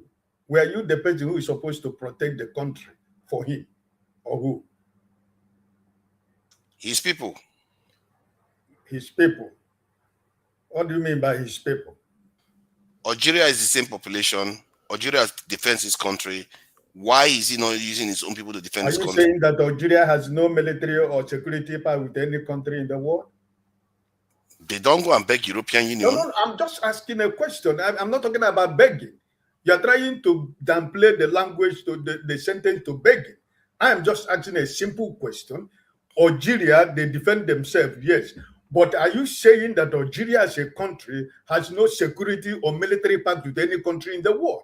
That's a simple question. I'm sure they must have some security pact. So, if the Ghana president is asking the same thing, that's why I ask you, are you going to protect Ghana? You that is saying he went to European Union to ask for protection or whatever. Were you supposed to protect Ghana? No, Ghana was supposed to protect itself. Like Which Algerians are doing. Which country protect itself? Like Iranians are doing. Like really, Algerians are doing. Really sure that Iranians has no military pact with any country in the world. Is that? See, military pact is different from bringing a more powerful country when you are not doing anything to protect yourself. Well, Iran is protecting itself. Algeria fought the French. They fought the French to stand still and kick them out of their country. Algerians did that. There is no country that is not ready to protect itself. It's only your country, Nigeria. Every other country, they protect themselves. And also they seek for help when the need arises. Okay, let me correct something very, very quickly. Algeria, the same population as Ghana, has more than 600,000 soldiers, even more than Nigeria. Ghana has 15,000. What is wrong with them? Okay, let me show you what is wrong. What is the living standard of an Algerian army and the living standard of a Ghanaian army or a Nigerian army? What are their living standard? Because you make your research. The living standard is poor because they are not a strong nation. They are a mumu nation that decide not to protect themselves. If you don't protect your home, what makes you think you're going to be rich? Your people are going to keep suffering. Fathers, you are saying these people have 600,000 soldiers, right? Ghana has 15,000. Then I am asking you a simple question. 600,000, 15,000 soldiers. I am asking you about the living standard of all those soldiers of 600,000 compared with 15,000 of the Ghana or Nigerian soldiers. What is their living standard? Their living standard is way higher than that of Ghana. Sorry? Their living standard is way higher than that of Ghana. So what are you talking about? Because the living standard in Ghana is not up to that. Who will want his son or daughter to go there and die? That's the question. The reason why their living standard is higher is because they are stronger. They defend their interests. My goodness, God. Is it all about defending the country with an empty stomach, or defending the country having everything that you need to defend your country? Which one is? Okay, when they fought the French, you can argue that they had empty stomach because the French was ruling them then. They fought the French to a standstill and kicked them out of their country and built a stronger nation out of it. So the same thing. Why is Ghana not doing the same? Why is Nigeria not doing the same? It's the same thing we are. So I'm just giving you an example of fellow African countries. So Algeria is in Africa, almost bordering Burkina Faso, Mali actually. And yet, look at what they are doing for their own people. Our people are not doing that. And what is they going to do with European Union saying, "Oh, we are going to be the Japan of of Africa"? It's like, do you know what Japan is? Japan builds stuff. You guys don't build anything,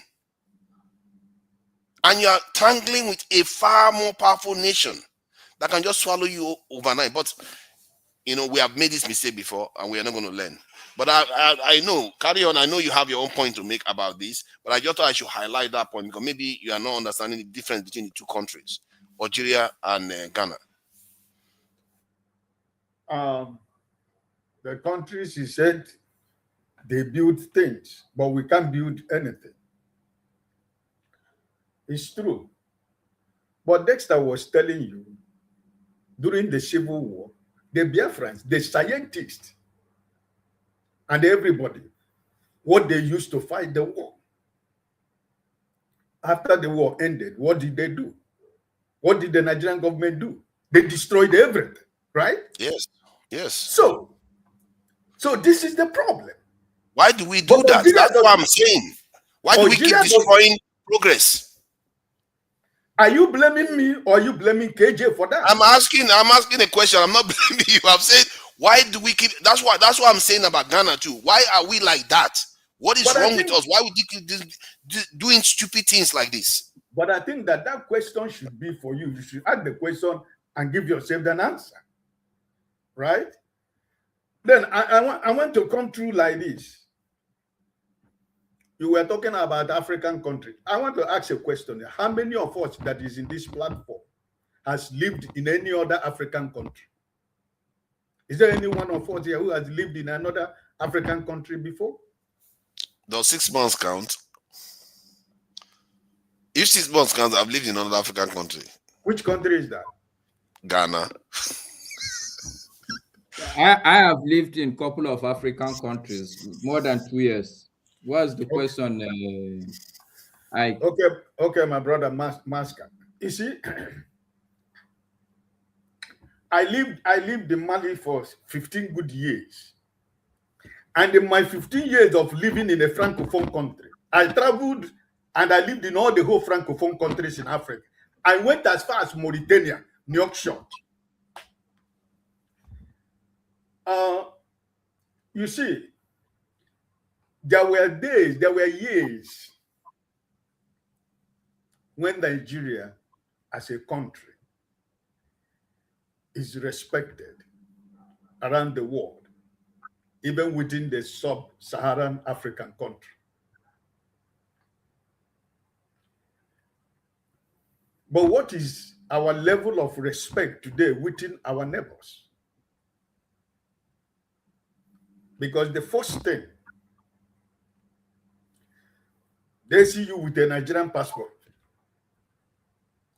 in the West Africa. It's either you have come to traffic women through their route to Spain, or you have come to push drugs through their country. I am telling you as an experience, as where I lived. I traveled from Mali to Senegal, to Nouakchott, to Senegal, to Gambia, to Burkina Faso. So what I'm telling you right now is that when you have, there are years when you have a Nigerian passport, when they see Nigerian passport, they respect you. You said something here. I don't know whether it's you or Desta. When countries in Africa were buying, almost looking for Nigerian civil servants to come and work in their country. During the time of Babangida, Nigerian civil servants and professionals were everywhere in the world working. Am I correct? Nigerian professionals. Maybe Maska was part of it.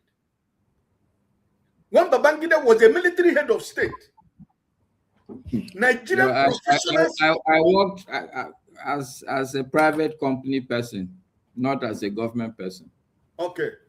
But at least what I'm trying to say is a fact. So that's why I'm saying, because you're right. Even as at today, there is what is called technical aid corps. Nigeria still sends people to African countries, even as at today. If that technical aid corps was when I came to know about it, when I came to know much about it was when Babangida was in power. Because if you travel from South Africa to East Africa to West Africa, in every department of life in government, you see Nigerians running the affairs of such country. In Gambia, Nigeria was the Chief Justice in Gambia. Am I correct? In Sierra Leone, in Liberia, in Namibia, in so many countries of the world. But where are we today? Come on, Togo here, Benin Republic, that is our neighbor. They have no respect for you. But these are before. When they see a green passport, they respect you. But today, what does your green passport do for you? Even between Mali. Look at Mali today. We are not respected. It's not because of me. I don't want to be respected as a Nigerian. But it's because of what the government in Nigeria is doing that has made us look like we are not existing. Look at the time of Obasanjo was in power, and Obasanjo is going for a visit. This visit president used to go,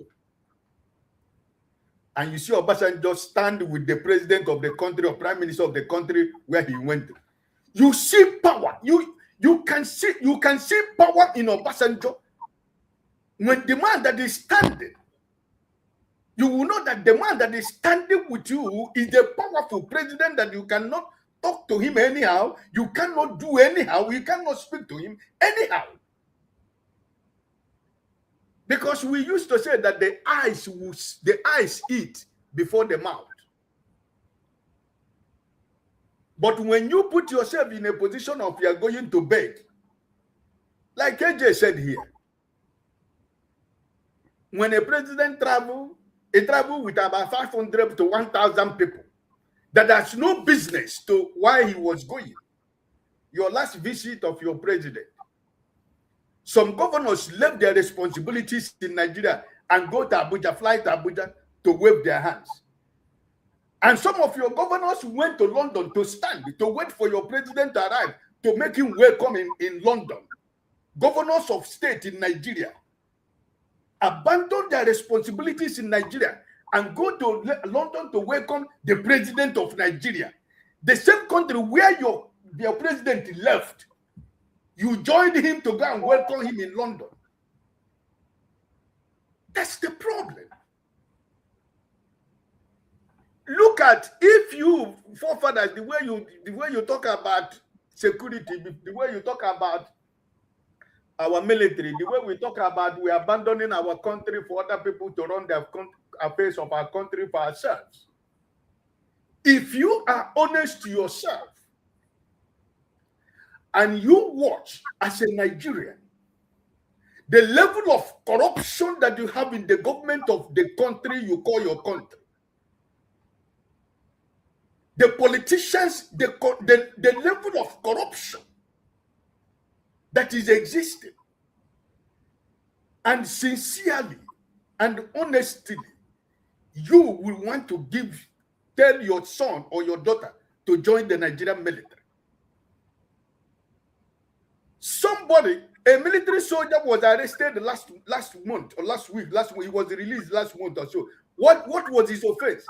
He said that they should allow the politician children to join the military. That was his offense. He was arrested and that was kept in a very bad condition, fed poorly, and after that they discharged him from the military. That's your country. That's the country you call your country. Somebody said that let the children of the politicians join the military. As a soldier, is it a very wrong statement to make for you to discharge somebody who has almost spent 1 or 2 years in the bush protecting your country?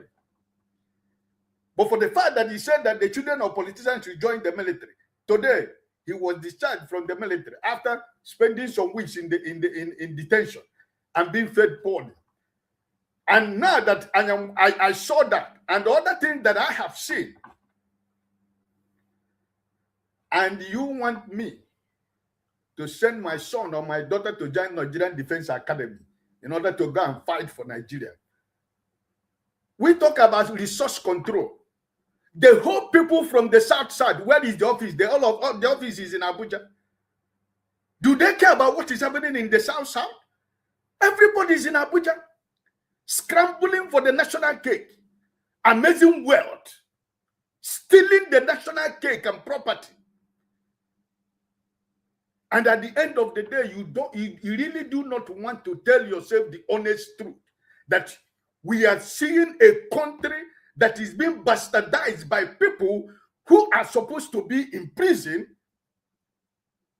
living in affluence, flying on private jets, building mansions and castles everywhere around the world, siphoning the national cake to different banks around the world.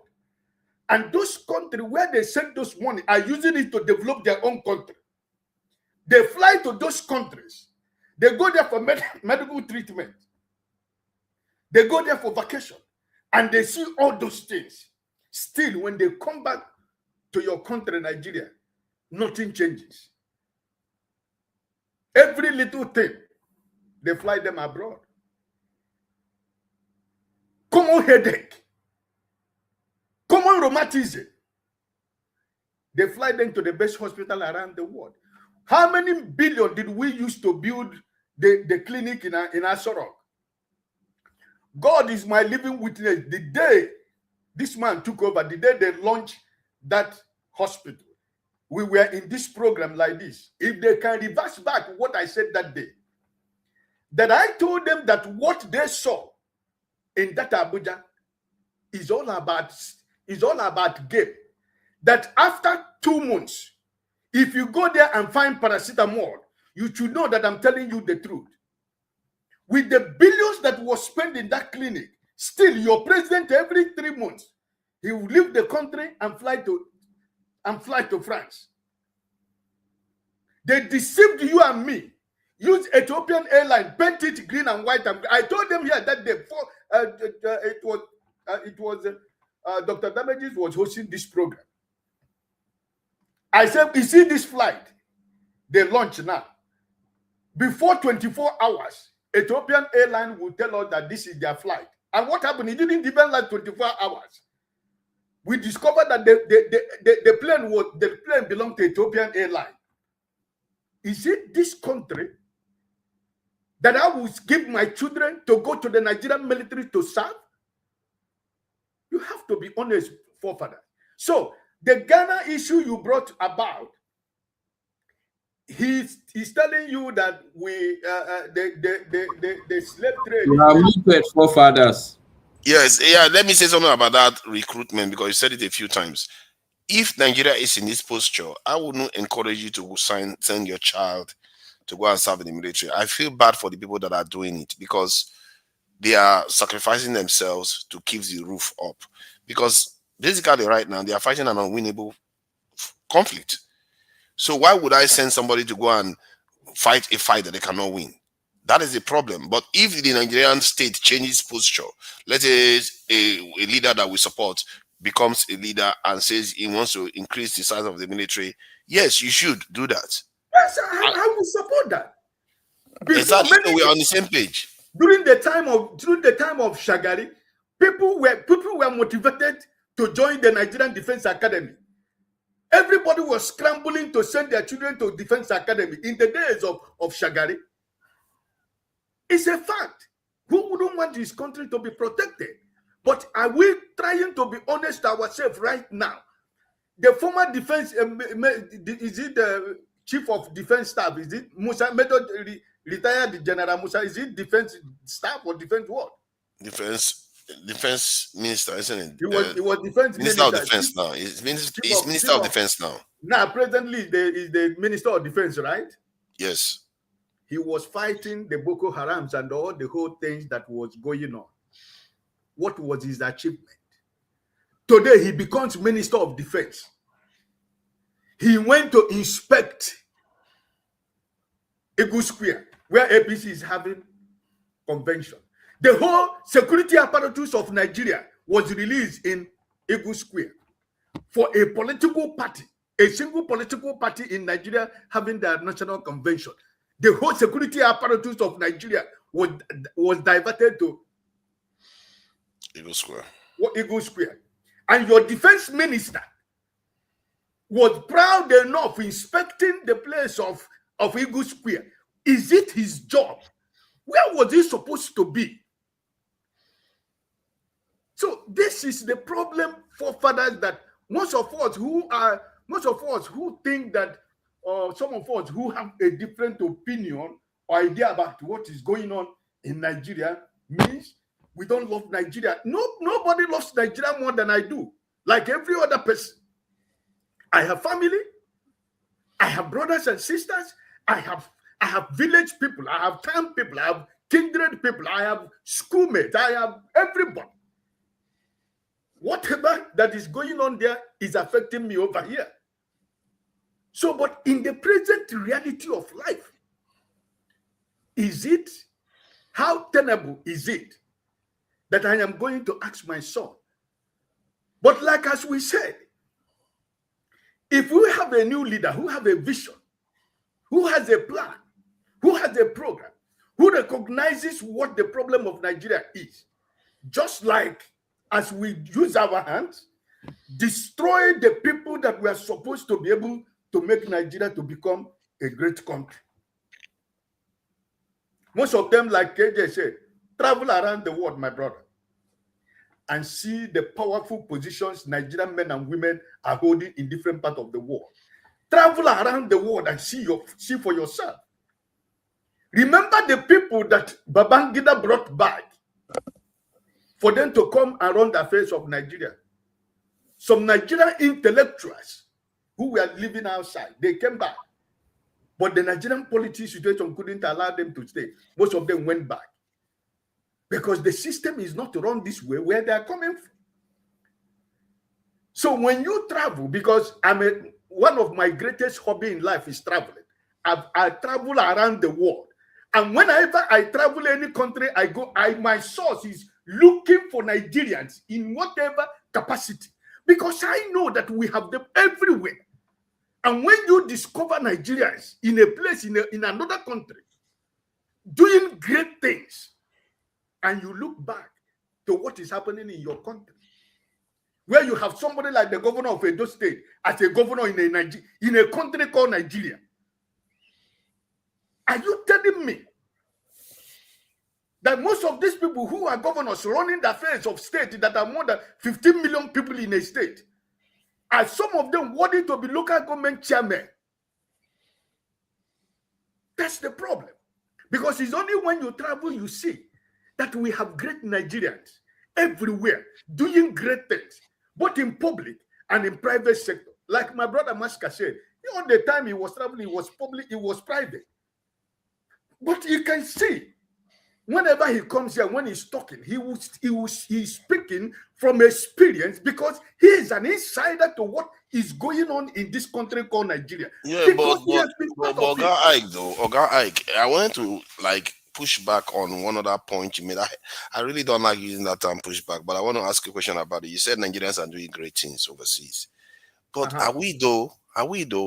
We don't appear in any major invention in the world. We don't hold on now. Let me just see. We are not present in any Nobel Prizes. We are not we work in these institutions, but we tend to be bag carriers. Because is there any major technology you say in the world like graphene or quantum or any advanced tech that you say in Nigerian is at the tip of the spear of that? I have not seen it. Even black, give me even black person, not just Nigerian, black at the tip of the spear of any of them. That is it. I feel like maybe we should have a proper appraisal of where we truly are. That we have, out of 1.5 billion people around the world, we don't have one person at the tip of the spear of any major sciences. Not one that I know of. If you know, you can let me know. Let me end like this for another person to speak. Until Nigeria recognizes that we need each other in order to make that country a great country. Until when Nigerians decide that we have to recognize that we are one people. One time I was talking here, Maska was there that day. I told him my best friend, while I was living in the north, is from Kano, from Bebeji local government in Kano. Till today. So I am a detribalized Nigerian. And what I'm telling you, I've lived in every part of Nigeria. And I've lived in every part of West Africa. And I've seen things in my life. There are good and wonderful Nigerians everywhere. You can find them everywhere. But only few politicians that are sitting in Abuja, they are our problem. And it is people like me and you are going around Nigeria and in internet and online, supporting these people who has put us in a situation where we are today. And they are not trying to see, because when we say we don't have electricity, they say, take rice. We don't have a medical center, take rice. Because everybody, let me tell you, let me end like this. Obi, not Obi Kubana, the other one. What is his name? Obi what? Obi Kubana. No, the other one. Chief priest. Chief Kubana chief priest. Kubana chief priest. Did you hear what he said when the son of the president took him to his father? When he came out, did you hear what he said? He said, today I have gone to see the president and all my enemies are running away.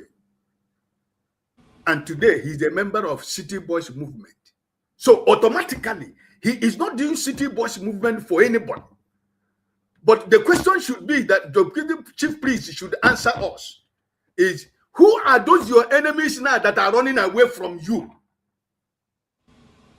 Because he did not join because he had anything to do for even people from his village. But he did it for his own. That my enemies now are running away from me since I met the president. So that's the country we have found ourselves. I raise my case. Yeah, Fofala, just to help you. If you can listen to me, Nigerians have made a lot of strides.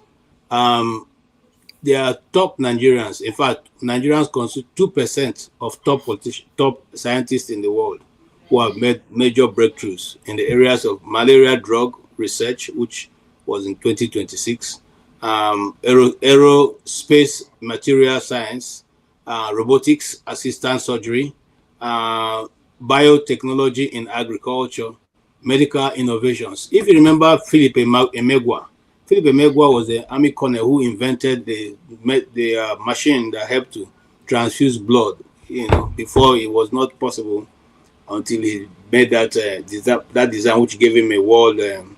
He won a world Nobel Prize on that. I don't know if it's Nobel Prize, but he won a prize on that. He was an army colonel, was in the army. So I think, yes, I just don't want to take my time to do sort of research, but there are Nigerians on top of major places in the world, managing and putting their footprints on the ground. We are not lacking who to help us. We are lacking men with big hearts who can bring people together and say, this is what we want within the next 5 years. I want this achieved. And create an enabling environment. In Abuja, there's two guys who are drone experts who are now making multi-billion dollars drone factories that are even collaborating with foreign organizations to do surveillance drones. This is in Abuja, and I'm not even outside of Abuja. In Abuja, there. So we don't lack people who have the ability to create. What we lack is the resource, the manpower, or the brain to tap to harness what is being produced. If you go around the Nigerian universities, you find out that there are so many designs, there are so many technology breakthroughs that are hanging there. Nobody wants to sponsor them. If you remember, I was in the university when that yam pounder was made, and we were told it was the Nigerian who even designed it, but nobody sponsored him. He had to take it to the Chinese, who agreed to now, buy over the design, and the man sold his design, and today the yam pounder came from there. So I mean, there are many other examples that are there. There are people I think we see. Let me highlight what I'm talking about. You see, the examples you gave are more like tangential breakthroughs. We are not talking about the science itself, like AI now. At the tippy top of the AI, that are people that are breaking the ground, new grounds in AI. Let's say a Nigerian does ethnic, be able to use AI to translate, let's say Yoruba to English or whatever. They are able to do that. He is leading in that area, but not in the AI itself. So you tend to see that in many areas, like even in medicine, it's okay, in surgery, in maybe operating on the ear and stuff like that. But the technology behind those things. They We are are not there. Nigerians. I want you to understand this for far. Just because you don't have that information doesn't mean it doesn't exist. There's a Nigerian doctor who, for the very first time in history, operated a woman, brought out the baby from this thing, operated on the baby, put the baby back into the womb, and she delivered normally. That was a major breakthrough which reigned around the world. There are many such breakthroughs in Nigeria. We are not dull. We have a very poor leadership. That is, and who not only poor, they are interested in what will come to their pocket, not even for their tribe. Because sometimes we make a mistake and say these people are fighting for their tribe. No, these people are criminals who are just concerned for their own generation and their children. I'll give an example. Just shortly ago, I just read the governor of Ebonyi State. Ebonyi State is one of the backward states in the Igbo land. Okay, with no insult to anybody who's from Ebonyi State. But the governor is having a bulletproof or top class, in fact, a premium BMW. KJ, I think you are wasting your effort. Why? Yes, the reason is simple. Forefathers himself, he knows about statistics. Okay, if there is 100 million people, and let's say 20% of these people are genuses, but all these 100 people will spend all their lives struggling just to eat, to feed from hand to mouth. How will you get to know this genius among these people? No, I agree with you. I've seen that happen. I've seen minds completely get destroyed. For you to waste your energy. The reality is that we are genuses, but our own genesis will never come to see the light of day. Why? Because of our culture. All our genesis will be almajiris on the street. Half of them will be in the farm. Exactly, because of our culture. That's my point. Half of them will be bandits. Okay, so the idea that because we have not produced any genius and therefore we are dumb is actually a very dumb argument. Yeah, but okay. Because hold on, forefathers. If you look at it, take an American society, for instance, somebody that is half a genius, if you see how that society will propel that guy, you'll be shocked. You will be shocked. So I think you should go back and look at your thesis. I think the presumptions are wrong. The fact of the matter is that the journalists among us will not see the light of day. But come to Nigeria, you see all the young kids that are, because every journalist was a young kid before at some point. All of these are children. They are all, in fact, go and look at our schools. How are these people going to be the prominent scientists you're talking about? I think you are misunderstanding me to a point. I'm not saying that individually we are not geniuses, but our geniuses are not being propelled to a point whereby they are the tip of the spear in such a way that because of our culture, our inability to propel them, nurture them. That is what, because I know that for sure. If you put a Nigerian and a Chinese man and give them the same condition, Nigerians will outpace them. But the problem is because of the culture of the Chinese, theirs is propelled a lot higher. No, it's not a cultural thing. Okay, then what is it then? Okay. It's a wickedness thing. Is that not part of our culture? It's part of our culture now. Forefather, is there anywhere in the world where you go, the people are poor, the people who voted you are poor, then you take your money and go and buy a 400 million naira? In fact, it's more than 400. It's about 5 billion naira. BMW to drive in a street where almost people who are walking, who are going to be passing, most of them don't even have shirts on. Does not happen anywhere. So you see, that money alone can bring up some 20, 30, 100 children in that your community, can train them and bring them to what Master is talking about, that genius level where they can become useful and multiply. We don't have it. And the truth is that nobody who is hungry can go and be thinking about innovations. Why? How will you do it? You have to first innovate your stomach. Other people are hungry, but they do though. Other people are hungry. Chinese people are hungry. You see, you are not understanding what we are saying, forefather. Not hungry that you cannot eat.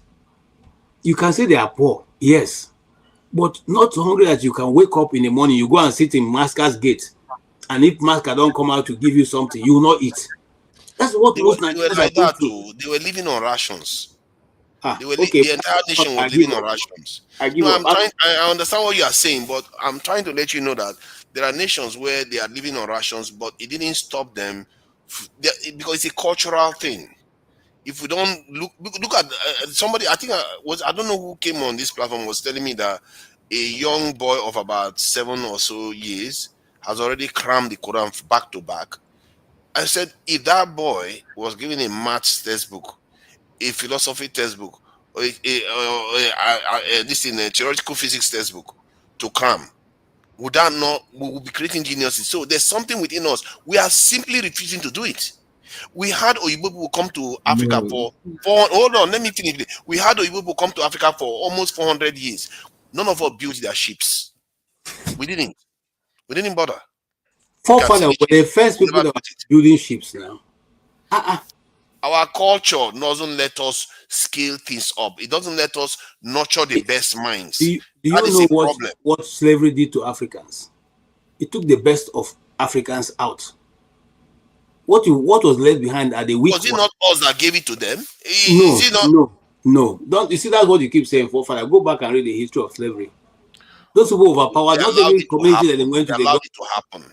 It was because they were the first. It's like going into a city, you go into a street, you beat the bully there. After once you beat the one who's the leader, the rest will submit to you naturally. So you take out those kings who they knew were too strong. They crippled them, they made a mess of them, and then their people have to submit. So listen, we must understand how these things work. It's not the other way around. Our people just didn't gather and say, okay, come and take our brothers, come and take our sisters. Yeah, but even if that is true, it is still us. We are responsible. We failed. So I'm not trying to make excuses. It's still us. And I find it very, very scary, actually. When I was checking these figures out, I was quite scared. I was like asking, have there been any Chinese Nobel Prize winner in physics? Yes. Has there been in Arab? Yes. Have there been in India? Yes. Have there been any black around the world? No. It's not true, who told you that one now? Eh? Who told you that one? There's not been any black person around the world found anything. How about bros? Come back. Calm There's down. not been a black person that has ever won a Nobel Prize for anything to do with science. You know why we win Nobel Prize? For Nobel laureate. In other words, writing their languages. That's the only place we win Nobel Prize. So we're talking about 1.5 billion people. Father, who awards the Nobel Prizes? Now black people.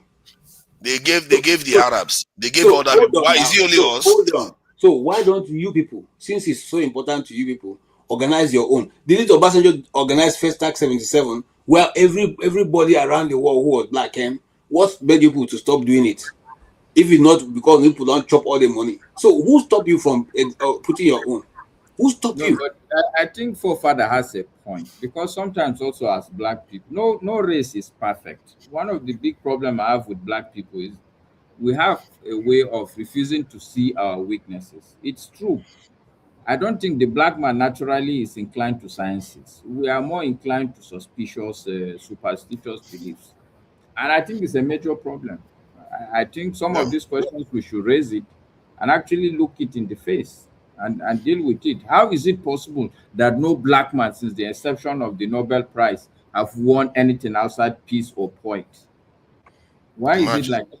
Why? We should ask ourselves that question. I think it's a valid question, sincerely. Meanwhile, if you go back into history, even the American history, you find that the majority of, for instance, the modern architecture design was powered and done by a black man. Why didn't he win a Nobel Prize? Why are we not reading about him in the history? Let's leave that. That's why I say we must, until we go back and begin to rewrite the history. For instance, I've been saying it here. There's no way people be living in Lupe and then you come from England and say you discover your Niger. What about those who are living there before? What happened? They don't have eyes. They are all blind. Okay, but we have refused to come to our own place of saying this history was written this way. No, we no longer accept this is how it is written. This is what happened. Okay, the man was able to trace the tributary. Okay, but there were people living there who knew there was existence of River Niger. This is simply my own argument. I've always argued this argument. Okay, even when I was in secondary school, when the teacher come and say Mongo Park is, I said no, sir. But we read that Nnamdi Azikiwe was in Zungeru. What was happening there? Didn't they have eyes? Okay. Yes. Okay. So, also on that, KJ, also on that, okay. Look, you need to read the story of Mongo Park, and then you respect the person. The fact of the matter is that yes, River Niger was there, but who took the time? Which black man took the time to ask himself, okay, what's the source of this river? Where does it end? What is this size of this river? What can this river be used for? Which black man has done that? I agree with you. That's why I said we The can thing say is, betray the tributary one of guy that came, there we is one didn't guy discover that it. came, one guy that came, I can't remember his name. He recommended a book. That book was an eye-opener for me. Because one of the things that I realized, we black people, we have so many things that is useful around us. We have a nonchalant attitude. We have zero capacity for inquisitive thought process. Somebody, even on this platform, you see it. Half of the thing people will say is because somebody say it. You're not even going to question, how will this thing make sense? It doesn't even make sense. Nobody will question it. People will carry that story and be reverberating it around.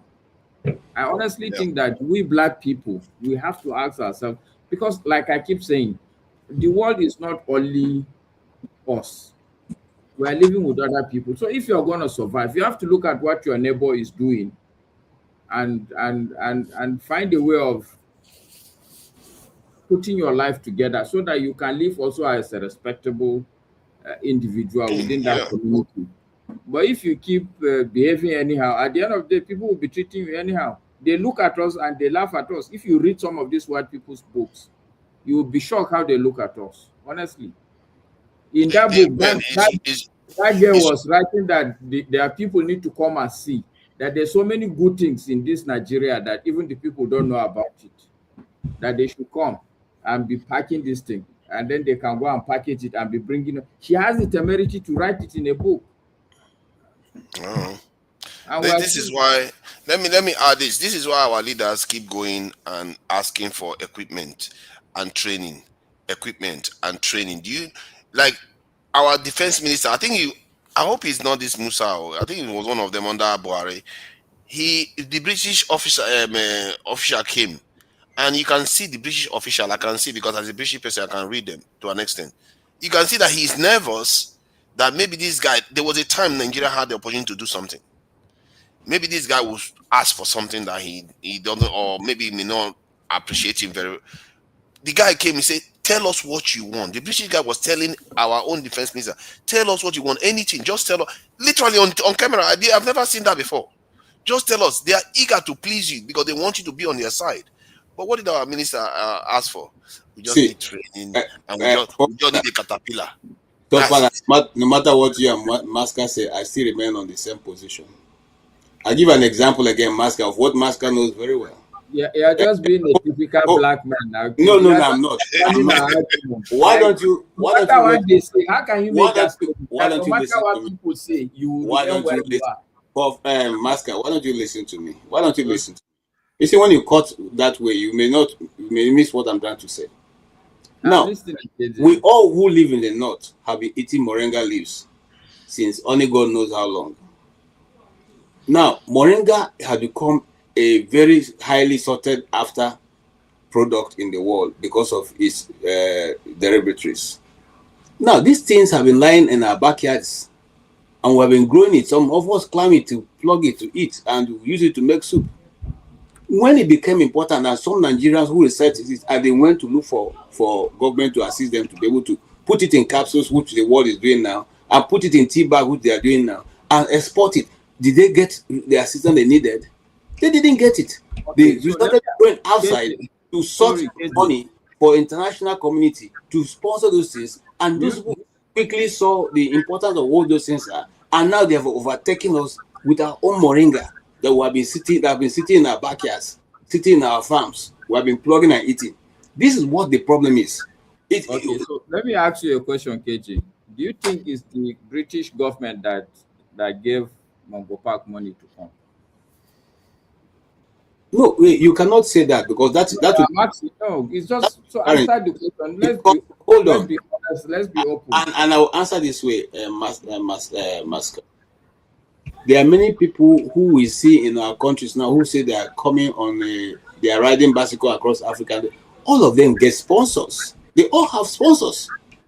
They all have sponsors. It may not be government, but there are a group of people who have come together and say, okay, we are going to foot this your trip, and we will share whatever the outcome is when we bring it. We don't have such an organization in Africa, but these people organize it. Okay, there are many people who go to expeditions in Africa for one purpose or the other. They get people who sponsor them. People who sponsor them. They go and do those things.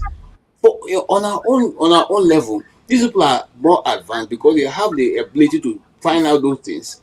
We are saying, instead of our government to even use the little ones the universities have been able to find out. Listen, a friend of mine heads Nigerian processing and something zone. Okay, sometimes when they sit and tell their frustration, you wonder whether the place was established for the purpose which is called. So I'm not trying to indict anybody. I'm simply saying we also, as a people who want to see our people develop, we need to get up from our sitting positions and begin to do things differently. That's the only way we can harness what we have in our backyard. It was these same Africans who were told that palm oil is the worst oil in the world. But before now, our forefathers have been eating palm oil. None of them ever died of heart attack or anything. Because somebody wants us to be buying seed oil, they now tell us palm oil is bad, so you don't eat it. Okay? So you begin to look for the ones they processed and giving you, and you are eating and getting cancer. We must see these things. We must be able to say them and know that these things are aimed at doing something, at our people. And that's the way it goes. Okay? I mean, I don't know how else to put it, but I think I have tried. I know you have tried about this, but you see, like, if you look at everywhere I turn, I see the same pattern, and our people don't pick up on it, and that's what makes it perpetuate itself. We don't pick up on it that this thing this guy is coming back with, that is not what Modi of India came back with. That is not what Vietnam Prime Minister. They will, every time they come back from all this meeting, they will say, "Oh, they signed an agreement," and it's a loan. No? They will sign an agreement, and then not much to gain for us. Then they will say, "Oh, we are going to get training and we're going to get equipment." What equipment? Is it only a radio you keep getting? There is nothing we have. Look at Egypt, a country that is half of our population controls 218 F-16 jet fighters. We don't have one, and we have been friends with America for ages. So they didn't give us one. So I don't blame America. I blame our people because our people don't have ambition. Yes, we don't ask for anything. We don't go there with any results. I see. See, no time. You see, until you have a friend. One of the things I learned growing up is most of my friends were drunks. They drink. When I mean drunk, I don't mean they are drinking, but they drink. And because they drink, most of the time when I go out with them, they are looking for how to buy me something, and they get tired of buying malt. Okay, so they keep saying, "Okay, so what do you want to buy?" I would don't 3 bottles of malt should be enough. Don't drink. But so that taught me one thing: if you don't go to a table with a demand, whoever is giving you this will give you whatever he likes, or he can just decide to do whatever he wants. All right, our people are afraid of putting these people on the spot. That's the truth. That's the truth. No topic. Is it just town hall? Town hall meeting? No. I think it's become that to an extent. That's what we are beginning to, because we're heading towards the finishing. This thing, because if I start making it structured now, we are going to shoot past the 3 hours. You never make anything structured for father. You want to start today? Don't start now. It's been very, very structured. Everybody has had their say apart from Baska. If Baska also have a say, and Ify is always free to have a say, and Uzo has joined us to have this conversation. I think I try to, after about 2 hours or to 3 hours, then we'll start easing it up. In a way, that's what. What's the topic for father, so that okay, the topic is about, I think I wanted to wade into it's tied to what is going on in Africa right now with Ghana, and what Ghana has been doing when he went to the UN Security Council to go and to put forward the reparation vote, and it passed with 120 something countries supporting. and obviously the European countries abstained. And then the ones that decided that they're going to vote against, like, how dare you? America voted against, and America under Trump is likely to vote against. And maybe under some other Democrat may not actually. Argentina voted against. We know how Argentina is now with race. Then Israel, the third country that voted against that resolution. At the same time, let me add this information. At the same time, when Ghana is doing this, that same day, those same nations that abstained from that vote, the UK, France, all of them, not UK, because UK is not part of the EU, Ghana went and signed a security deal with European Union that same day. They are signing a security deal to allow European Union countries to be coming to their country, carry out surveillance on Africans, basically surrounding the Sahel nations. So that's what happened, and a lot of people are very furious about that. African Americans are furious for their own reasons, some of them anyway, the FBA ones. They don't like the idea that it's an African country that's trying to get money for slavery. You see what I mean? So, but what do you make of it on that front? There's also the Iran war, if you want to comment on it. Trump is threatening, and every time he threatens, Iran tells you, if you dare to destroy our power plant, will destroy the power plants in the whole neighborhood. Trump backs up that. Trump backs up and said, no, we are not going to do that. I'll give you 5 more days. Like, if you after 5 more days, Trump will give them 10 more days. Man, it tells you, and Iran, one of the things we are discussing here is about inventions. Iran invented they built most of those things themselves. They even gave Russia the Shahed this drone. You see how if you use your own people the right way, you can accomplish so many things, but you are free to approach it from any angle. No, I think you've said it all when you said when you use your people the right way. Mm-hmm. And for me, I think that is the bottom line. I think as a people, I'm not at this my age now. Presently, I'm not too hooked up on government. Okay, I have come to believe that as a people, people must always take their destiny in their own hands. Forget about government, forget about even the geopolitics of Europeans dominating us, trying to put us and blah, blah. I think what is really important that as a people, we must take our destiny in our hands. And it starts by asking the correct questions, asking ourselves the correct questions. There's something Rudolph used to ask, who did this to us? And I think that's where we should always start, because I believe the real progress in life starts when you ask yourself the right kind of questions. Am I okay? Am I not okay? What should I be doing? It all starts with the right questions. It's not too much to do with the answers. If you don't ask yourself the correct question, you end up perambulating. So we need to ask ourselves, like, maybe some of us are thinking somebody did to us. Me, I've answered that question. I think there's nothing wrong with us. I just know that there's a difference between when individually you're thinking. In fact, there are a lot of things that as an individual, you do it one way, but when you are a group, it becomes counterintuitive for you to behave the same way. What kind of example will I give you now? Okay, so for instance, maybe a lot of people would not appreciate it, but I will still use it because I think it's a very basic example. Let's say economics, for instance. Let's say there is even in a country generally, if you are an individual, the idea is that you should be thrift, you should be saving, you should spend less. But as a group of people, as a country, as an economy, as a community, if everybody keeps his money under his pillow, that community will begin to be poorer and poorer. The community that will begin to share things around, even if it's as gift or whatever, when things are moving, are changing hands, a community tends to prosper more.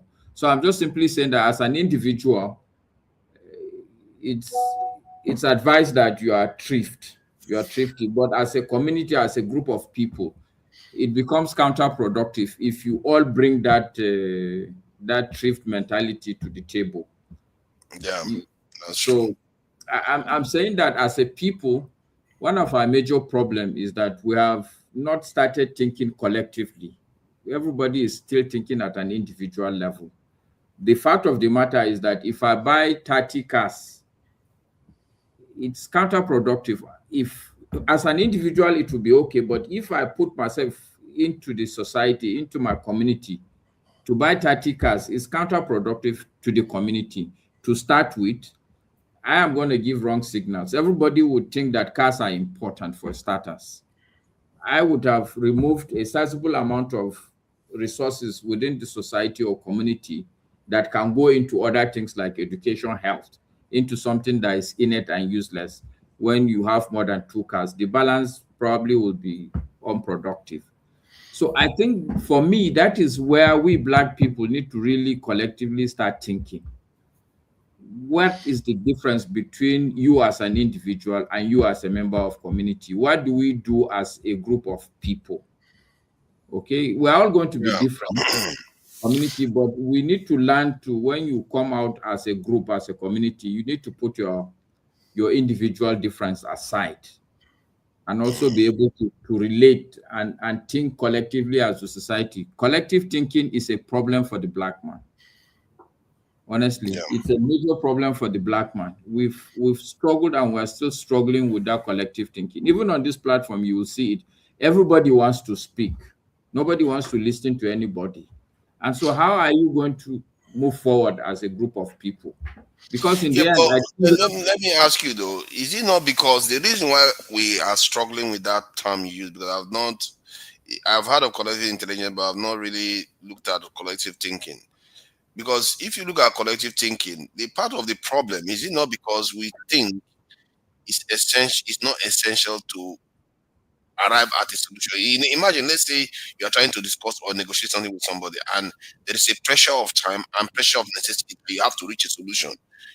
Both of you are more likely to try to reach a solution because there's a pressure that if you don't do it, let's say I say you push, you could negotiate with each other, and if you don't negotiate, you don't come to an agreement, you come and will kill both of you. You find that both of you will reach that agreement quickly.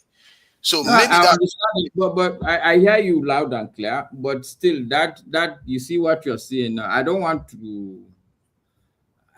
to sound derogatory, but even this thing you're saying, forefathers, it shows you the level of our thinking, of the Black man's thinking.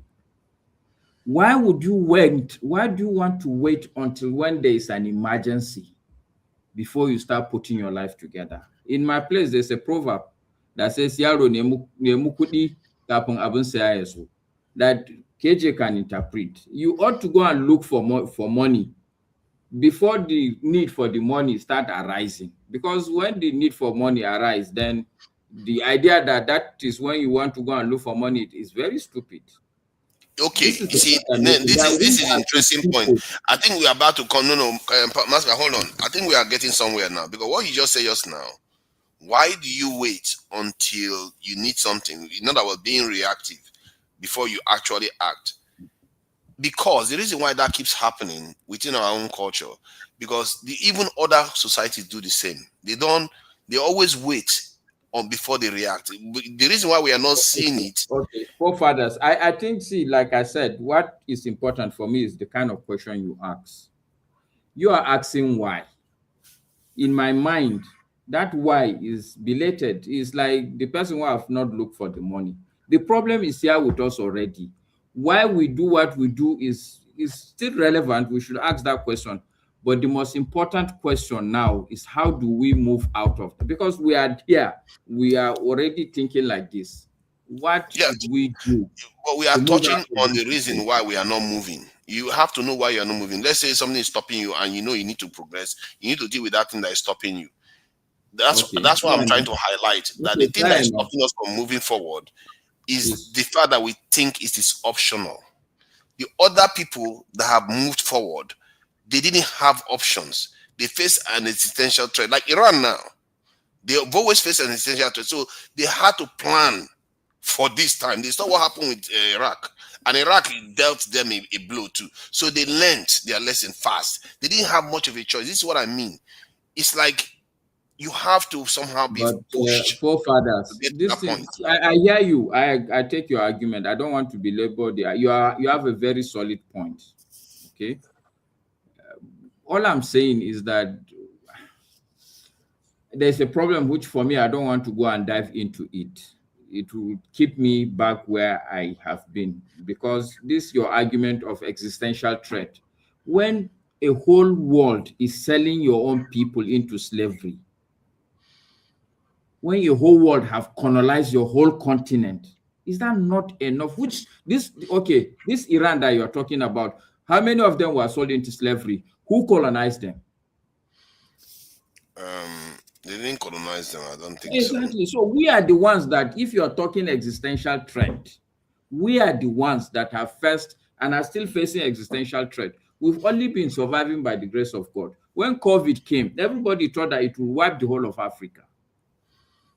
Everybody thought so. Even me, I thought so. Things like this, this old disease, that this HIV, people were thinking that it would clear. But it didn't. That Africa today, as it is facing a very existential threat. If we are not realizing it, then the problem is not around existential threat.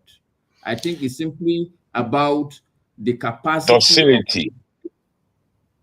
Maska, you are an intellect. You are somebody with critical reasoning, and you are interacted with people from different parts. So you are not the mass of the population. Okay, so this is where my point is, that even if you go to America today, it's not every average American is moving the crowd. See, try to understand where I'm coming from. Like, no matter what is happening now, what you said about slavery is true. But remember, that part, they won it. They went on to colonize us. They won that one too. We've never really fought for anything since then. Since the colonization wars, we never fought for anything again. And we never won anything. Like the Algerians now, like an example, so that you understand what I'm saying here. Like, if you look at Algeria, one of the few countries in Africa that did that, that fought the French, look at how they are behaving. They are very, very independent. They don't want anybody to tell them what to do. Every time they're arguing with the French constantly, because they are very, very they want to assert their sovereignty. South Africa tried to do that. Even if South Africa barely even fought, they tried to assert their sovereignty. Zimbabwe, the same thing. Because if there's something that happens to you when you've had to almost suffer to I think that somebody was saying it the other day, that a nation has to go through this, or people have to experience this for their eye to clear. They'll say, oh, you know what, let's figure out our problems. And you have to survive it too. You don't, when that happens to you, you fail, the problem might even be bigger if you're not careful. If you're lucky, like the Japanese and the Germans, you are fine. But it's not guaranteed. But okay, if you survive I'll rest my case for fathers, because I see a lot more people are coming on board, so that other people can also speak. But before I rest my case, I just would want to call your attention to what they call tunnel vision. Yes. I'm telling you that there are two things that you keep pushing. Security and this issue of existential threat that people must suffer before they move forward. I don't know the existential threat Dubai met. I know that, look, somebody told them that your oil cannot pass more than 2016, 2018. Okay, but this is the reality also that face Nigeria. Nigerians don't need anybody to tell them the same thing. But look at Dubai today. They've moved forward. What was the existential threat that they faced it? They faced it. What do you think Israel is doing there? Have you checked their history? They faced it. All of them faced it. Yeah, all of them. All right. Look, I rest my case for fathers. I don't want to go into that tunnel together with you. You will not drag me into a tunnel. I'm looking to it. I refuse. I stay outside. When the Ottoman Empire was there, kicking their backside left and right, they all went through it. Yeah. Yeah. Oh my God. Now everybody, you see, this you are looking for trouble. All these people. I thought Maska was a guest. Masca, oh, you see I that? thought you are my friend. What you call this now? You want to I attack thought you were me? a guest today. So Why you after dey do like Mafta give you for the news, Abuja, you can't Look attack at that. Kamabi. I think we should just relax now. You forget so soon. There's no point. Time is already up now. Hold It's on. 3 hours. Hello. What's the point? So, AY, thank you for joining us. I think AY came in first before Uzo, or is it No, I Uzo? couldn't before. Now let him go though. Okay. You hear, Look at that, gentleman. I guess now you be city boy leader for Texas. Life and the right now. You a joke? Don't get Not the us hide started with the city boy nonsense, man. So, AY, what do you make of the events of the week so far? Try to keep it brief so that others can chime in too. Which are which now? From the reparation stuff, the kind of double talk many of our people do. You pass reparation, then at the same time you're signing deal with the same people that are opposed. I kind of sat it through with the reparation. They didn't vote to support African countries. Trump threatening Iran to blow up his power, this thing, then backed off because Iran threatened back. And the whole thing that it's almost embarrassing. Trump is basically saying, Iran, come outside the deal. Let's end this fight. Iran is like, we are not having it. And then you look at Nigeria, and American officials say that Nigeria could break up because of insecurity and stuff happening against Christians, stuff like that. There is also the Anioma State creation that Akpabio backed. I'm not sure whether that means that they're going to create it, but Akpabio supported it sometime this week. So, yeah, whatever direction you can come in through, talk about it. Come to the back door. Yeah, that the Nigeria breakup team, I think that's just nonsense, man. I don't think that guy, Nigeria government, they are even too lazy, man. They need to reply to that guy just making noise all over everywhere in Nigeria. I don't know why he want to break up Nigeria. I don't even know how they want to break it up. That's the most difficult thing. How do you want to break up Nigeria? People don't even understand the complexity of the country. I think what the government needs to do is to deal with this issue of insecurity. Those people that supported the American military in Nigeria, how far? You see, we were saying that these guys, they were not going to help Nigeria to do anything. This is the reality. They are there on the mission. So the question we should be asking ourselves, what are they doing in Nigeria? What are they doing? What's their interest? Since they came into Nigeria, the insecurity has actually increased. It's not reducing. So we need to ask, so what are they doing? What intelligence? What is their job? What are they doing? So the government needs to take insecurity very, very seriously. You see, we will just keep dividing ourselves along religious line, along tribal line. We, all of us, we have to find solution, because people will call it Christian genocide, Muslim genocide, this genocide. But the one common thing we all agreed on is Nigerians are dying, irrespective, especially in the north. I'm a bit confused about this crisis. I don't know why the Nigerian army can't really deal with this issue. It's actually very confusing, because I would have thought using technology, you can really do a lot, to be honest. With just little drone, you can monitor the movement of terrorists, of people in the forest. I don't know if they are not using drone. If the drone are not expensive, $5,000 you can have a drone that will monitor a whole state. So it's I don't know what's going on, to be honest. At this point, I'm also confused as everybody. I gather that America has brought in a lot of drones into Nigeria, but I don't know why we keep thinking technology is going to solve it. America had the largest drone base in Niger when Boko Haram was on the rise. Israel has drones over Hamas for 2 years. Hamas is still starting to die. Why do we not? Sure, let me move on. Anyway, the question is, why is it that your government has no drone? Why is it they don't have the drone? I don't know if they have. I don't know if they have, but one thing I know for sure, there is massive corruption going on in the security settings. It seems some people are benefiting from this. They don't even want the problem to stop. Your president used 1.5 billion to buy a private jet, to buy a new presidential jet, right? But you don't have drone to monitor your country from terrorist movement, terrorist organization, or whatever, right? The drone is not the problem. Why do we keep It's not. asking for Drone is not the drone? problem. Yeah, drone is not the problem.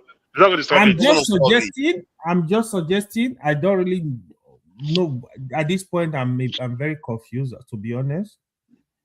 But I think the government are not doing a lot to stop this crisis, because I feel the way the president removed subsidy on the first day, the way he unified the naira on the first day, why did you not declare state of emergency on the first day?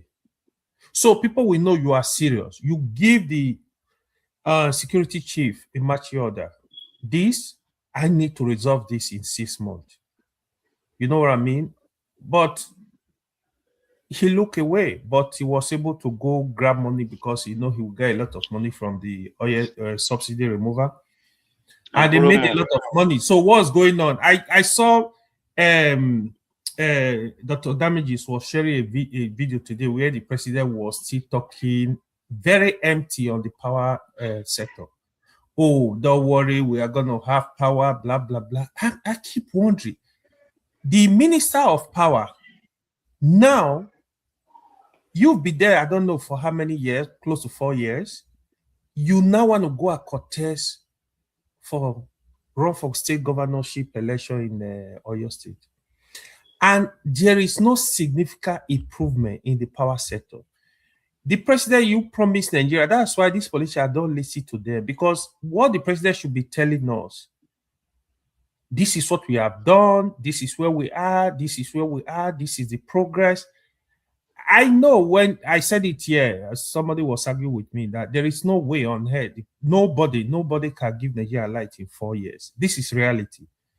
But what I would expect anybody that is vying for position of the president, you should be able to give Nigeria a timeline. At least, even increase our megawatt, tell Nigeria in 4 years, I will increase the megawatt from 4,000 to 10,000. Then you work day and night. Let's have the production.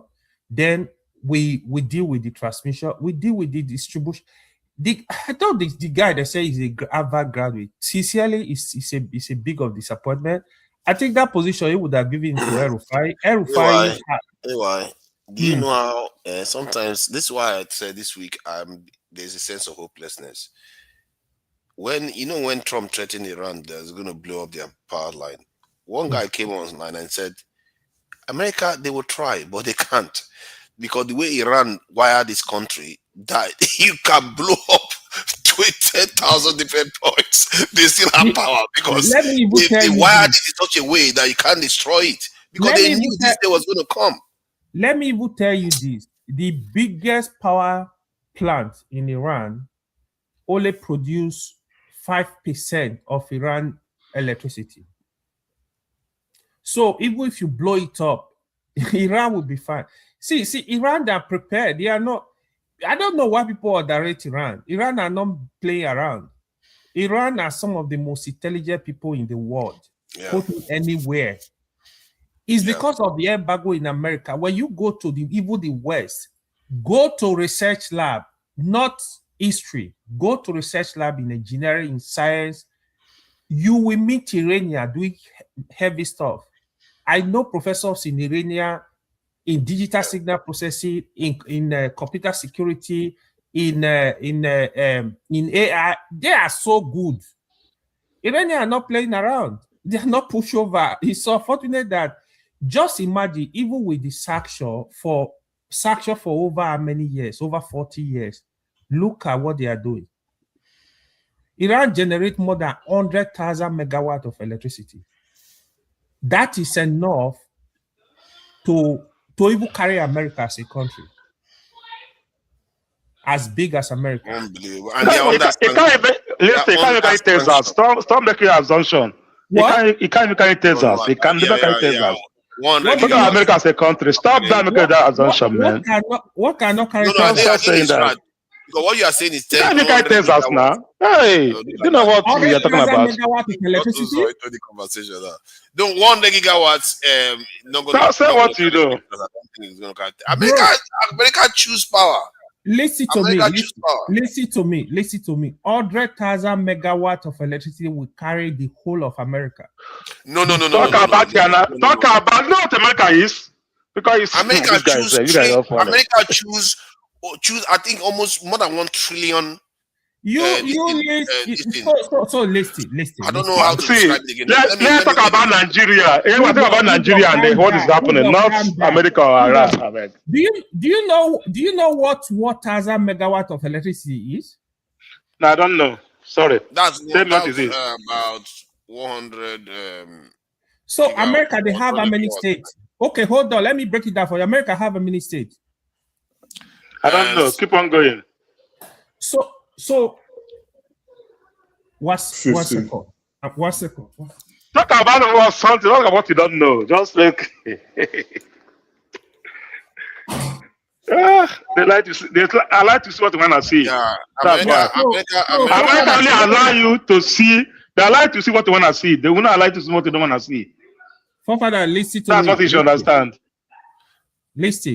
America actually uses 1.1 terawatts. That is true. It doesn't mean they consume everything. They generate. Hold on. Ideally, what the consumption and generating and distribution have to do what you are talking now? Say something else. Uzo, hold on. Ideally, 2,000 megawatts. I can't even imagine. Terawatts is out of this world. That is crazy. You hold on. No, let the way I keep on talking now. So 2,000 megawatts. You have everything. We carry any state in America. 2,000 every house. 2,000 watts is 2 gigawatts. Yeah, that's a lot. No, it's not a lot for a state like Texas. What are you talking about? What is Nigeria producing? Nigeria is producing about 6. You remember generators produce about 30 gigawatts in Nigeria. Other generators. So, but it's just inefficiently done. Typical black man. You know how we roll now. We have to roll like that. What do you? I don't know. Do you know what? So hold on. Yeah, what are you even spread? What are you even talking? What are you even discussing? What is discussion here now? Hold on. 45 minutes now. Not anything meaningful. You don't keep on. You're not my time now. You're not making use of your time. I don't see your time. Mansion is there. Don't have this. Mansion is there. Yeah, just talking. You can do research on AI to tell you, but let me move from that, right? So on the Iran issue, right? So Iran are showing America shaggy, man. In their own soil, American soil. Let them trouble in American soil. Them they show American shaggy. You can't fight war in your own country. You say you are winning. This guy. Let them fight on their own soil. Let them throw one bomb to Washington. So that means I'll give them hand. Yes, now. So you come here to start arguing. You are fighting war in your own village. Come on now. See, okay. Finish what you are saying, then we can let Uzo come in its own because clearly he has his own opinion. Uzo, you calm down now. Why are you like this? Why are you like this? It's Uzo Carlo now. What do you expect? So the thing is, well, if this war continue in Iran, the pain is everybody is just gonna pay for it all over the world. That's what you are seeing right now. So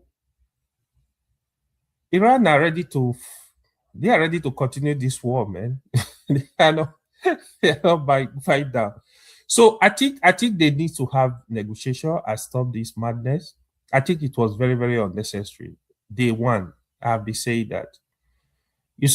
I think as of yesterday, they completely closed this Strait of Hormuz. So they are ready for that. The war is scaring me a bit though, because it's scary. They lost a lot of leaders, and So that is what makes it I don't more see Iran. dangerous. I don't see Iran agreeing to stop anytime soon. They will not stop. That's what makes it more dangerous, actually. That is concerning because America will think, okay, these people won't stop. We have to stop them somehow. We have to stop them somehow. So it could escalate further. Because if I was Iran right now, I would think, okay, if we end the war now, they are going to come back again at most a year or two. They will be back again to come and attack us. They've attacked them twice already. That's exactly the fear, actually. So that's the biggest fear. Yeah, let them just fight it. I think they were patient enough because somebody was talking about Israel. Israel, they are bullies, especially with the support of America. I heard some Nigeria defended them that it was about their interests during the apartheid. Israel supported apartheid in South Africa. I don't think people know what was going on in South Africa. That's why they are supporting that madness. You cannot support that. So do you know even when Pakistan were developing their nuclear weapon, Israel wanted to attack them? Read it up. Israel were ready. They wanted to attack them. It was the America that stopped them then. You know, they were forming alliance with India to attack them. That's why till today, Pakistan don't even recognize them. And not Pakistan, they are nuclear power, so they don't care. Wow. I think Iran I can believe that because Israel is quite close to India. Yeah, Iran made the biggest mistake of not acquiring nuclear weapon before now. It's a total mess. Because that would have everything. Are you saying that you are in support of Iran acquiring nuclear power? 100%. 100%. I'm in support of any country acquiring nuclear power. 100%. So AY, how would you like it that Boko Haram also has nuclear power? Is Boko Haram a country? What kind of question is that? Iran is known to support proxies, terrorist groups. America does support proxies? America does support proxies? Let's stick to the point. Yeah, I'm asking you now. We are sticking to the point. Iran is known to support proxies like proxy terrorist groups. What do you mean proxy terrorist group? Like what? Like Boko Haram. You know, they are known to support Iran them. don't have link with Boko Haram. That's false. They have link with ISIS. They have link with several other things. Hold on. No, whole break there. No. Iran is an enemy to all these people that you're talking about. Wait, not just this, they are enemies. They have enemies to ISIS, to Hezbollah and Hezbollah, Hamas. yes. They have links to Hezbollah and Hamas. So Hamas, first of all, Hamas is a political party. They brainwash all of you. Oh, why? You are supporting the political. Is that the kind of party you like to? Hamas are fighting for their survival. It's a political party. They are not terrorists. Yeah, I'm supporting them. Can we have a party like Hamas in Nigeria? Oh man, you see, we are so big. It's a simple question. All you have to ask in this situation is you got to ask him what he knows about the history of Hamas and Hezbollah. That's where you have to start. Then from there you school him. Because obviously he doesn't know what he's talking about. Do you know Netanyahu? Let me ask you a question. Do you know Netanyahu helped create Hamas? Do you know he was a major sponsor? Leave all this. Let's not go back and forth. A simple question. Will you like a party like Hamas in Nigeria? Simple. Is that the kind of party? So there's nothing wrong with a party like Hamas operating in Nigeria. Hold on. Don't answer that. I think the approach of saying that you are supporting Hamas is not going to be accepted by a lot of people because Hamas engaged in what is considered a terrorist act, attacking a whole civilian population, and that is a terrorist act. Let's not try to whitewash it. Even if We know why they're doing it. No, okay. All right. So let's approach this a different way. This is what you have to do. You have to say, for example, that let's say Hamas, right? What is the history? Again, it has to go back to the history of Hamas, and then we have to go back to the history of Hezbollah. How did they come into formation? How did they become who they are? This is where you have somebody is talking. So this is where you have. Let's get out of here. What are we doing here? Hold on. Is it a beer parlor approach, or are we here to learn and study? If it's a beer parlor approach, then you guys can have fun. I'm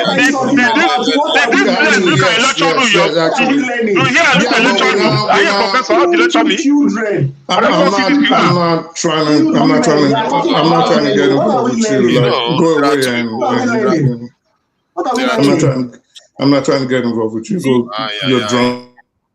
Ouch! What just happened? Okay, what just happened? Who got left? Thank God, though.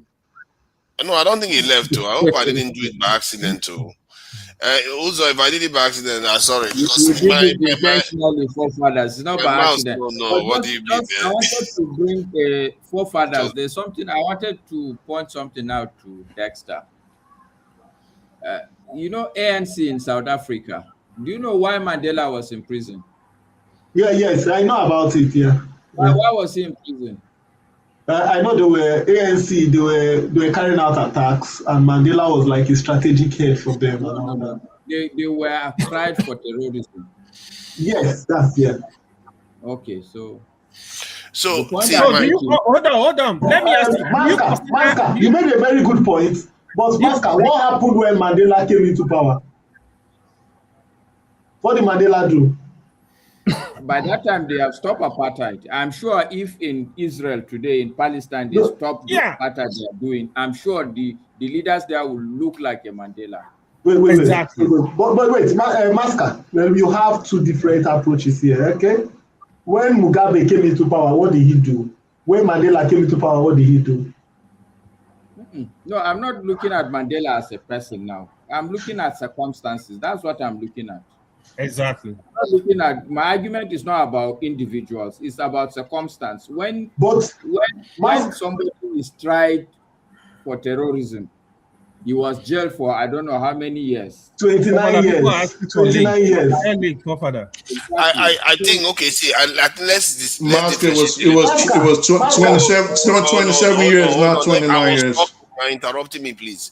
I'm not interrupting. I'm just correcting something. Obviously, you don't even know. Let's differentiate something. Let me differentiate something. The act or the Irish terrorism, the South African one, is slightly different from that carried out by like let's say an example what Hamas did, like suicide bombing, going to civilian areas, start just shooting people indiscriminately and capturing people, children and all. It doesn't matter.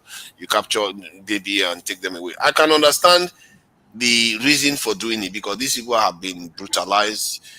The same crime have been committed against them too. They have their own people in Israeli jails. As a matter of fact, a lot more of their own people in Israeli jails, including children, dead bodies. Israelis hold on to it. Yes, we know that. But that is a terrorist act by the Israeli state itself. And the same thing that the Hamas is doing. So we have to say plague on both of their houses. Just for the record, it's on record that is the Israeli government that brought up Hamas and funded them and created them. True, but it still doesn't mean that Hamas doesn't have agency. You still go and commit crime against innocent civilians. So, from my point of view, that they are both terrorists. My argument is that, look, I don't think that the definition of terrorism is black and white, especially if it's to do with people that are in a certain circumstance. I can put it to you. If I'm a Palestinian, I don't think I will be sitting down on YouTube. I can put it to you that most likely I will not guarantee that I will not be a terrorist. I will be lying to your face. Well, if they kill all my parents and everything, then what is the essence? It's true. Forefathers, I have an information. Just an information, please. Please go ahead.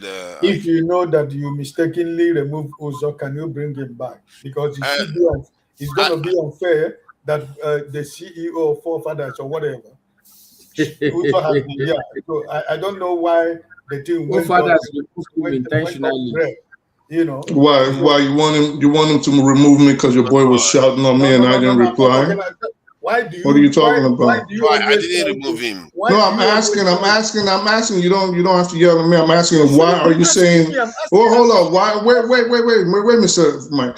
You said if he was removed, why am I still here? I didn't argue with your boy. How are you making conclusion what I want to say? I'm saying, is that what you said? I'm saying, is that what you said? Oh my goodness, God. That's not what he's saying. He's just saying that if I deliberately took Uzo, I should bring him back. Okay, but then he said, why am I still here? Right? He did say that. No, yeah, he said that, but you are he not. He did say that. What do you mean? He didn't say that? No, he said that because that's not the trust of his the interjection that he made. He was talking that I should bring Uzo back in. Uzo is not in backstage. I don't think I took him out. I understand that, but I'm saying even if you took him out, and I'm going to move on from this, even if you took him out, why is he saying, why am I still here if you took him out? I didn't argue with your boy. He's the one that was yelling at me. Well, what are you guys talking about? But anyway, I'm going to move on. I don't have time for this nonsense. Uzo is not even in the room, right? Yeah. I think Sho probably came to say something. I don't know, Sho. Can you contribute to the conversation so that we can find a way to round it up? Yes, you're muted. Yes, yes. Is there any noise coming from the background, like a fan or nothing? Okay. Nothing so far. Okay, that's good. My fan extractor is going off. Right. Anyway, good evening, gentlemen. And okay, good evening, gentlemen. I just thought I'd come, and chime in on this Israel not voting or voting against. The US, of course, they are the main perpetrator. So if they vote for, like many people have said, it would mean straight, pay up. And for those who are wondering why Israel won't vote for, I think it might be due to two reasons. And these are just my opinions. I might be wrong completely. One, forefathers, I think you alluded to it, that for them, I think somewhere in their mind, there's this rivalry of which one was the worst. Was it the Holocaust? Or was it the slavery? So for them to vote for would mean that they are saying slavery was worse than what happened to them. So I think that sort of rivalry might play a part. And secondly, America is their homeboy, so they're not going to vote against their homeboy.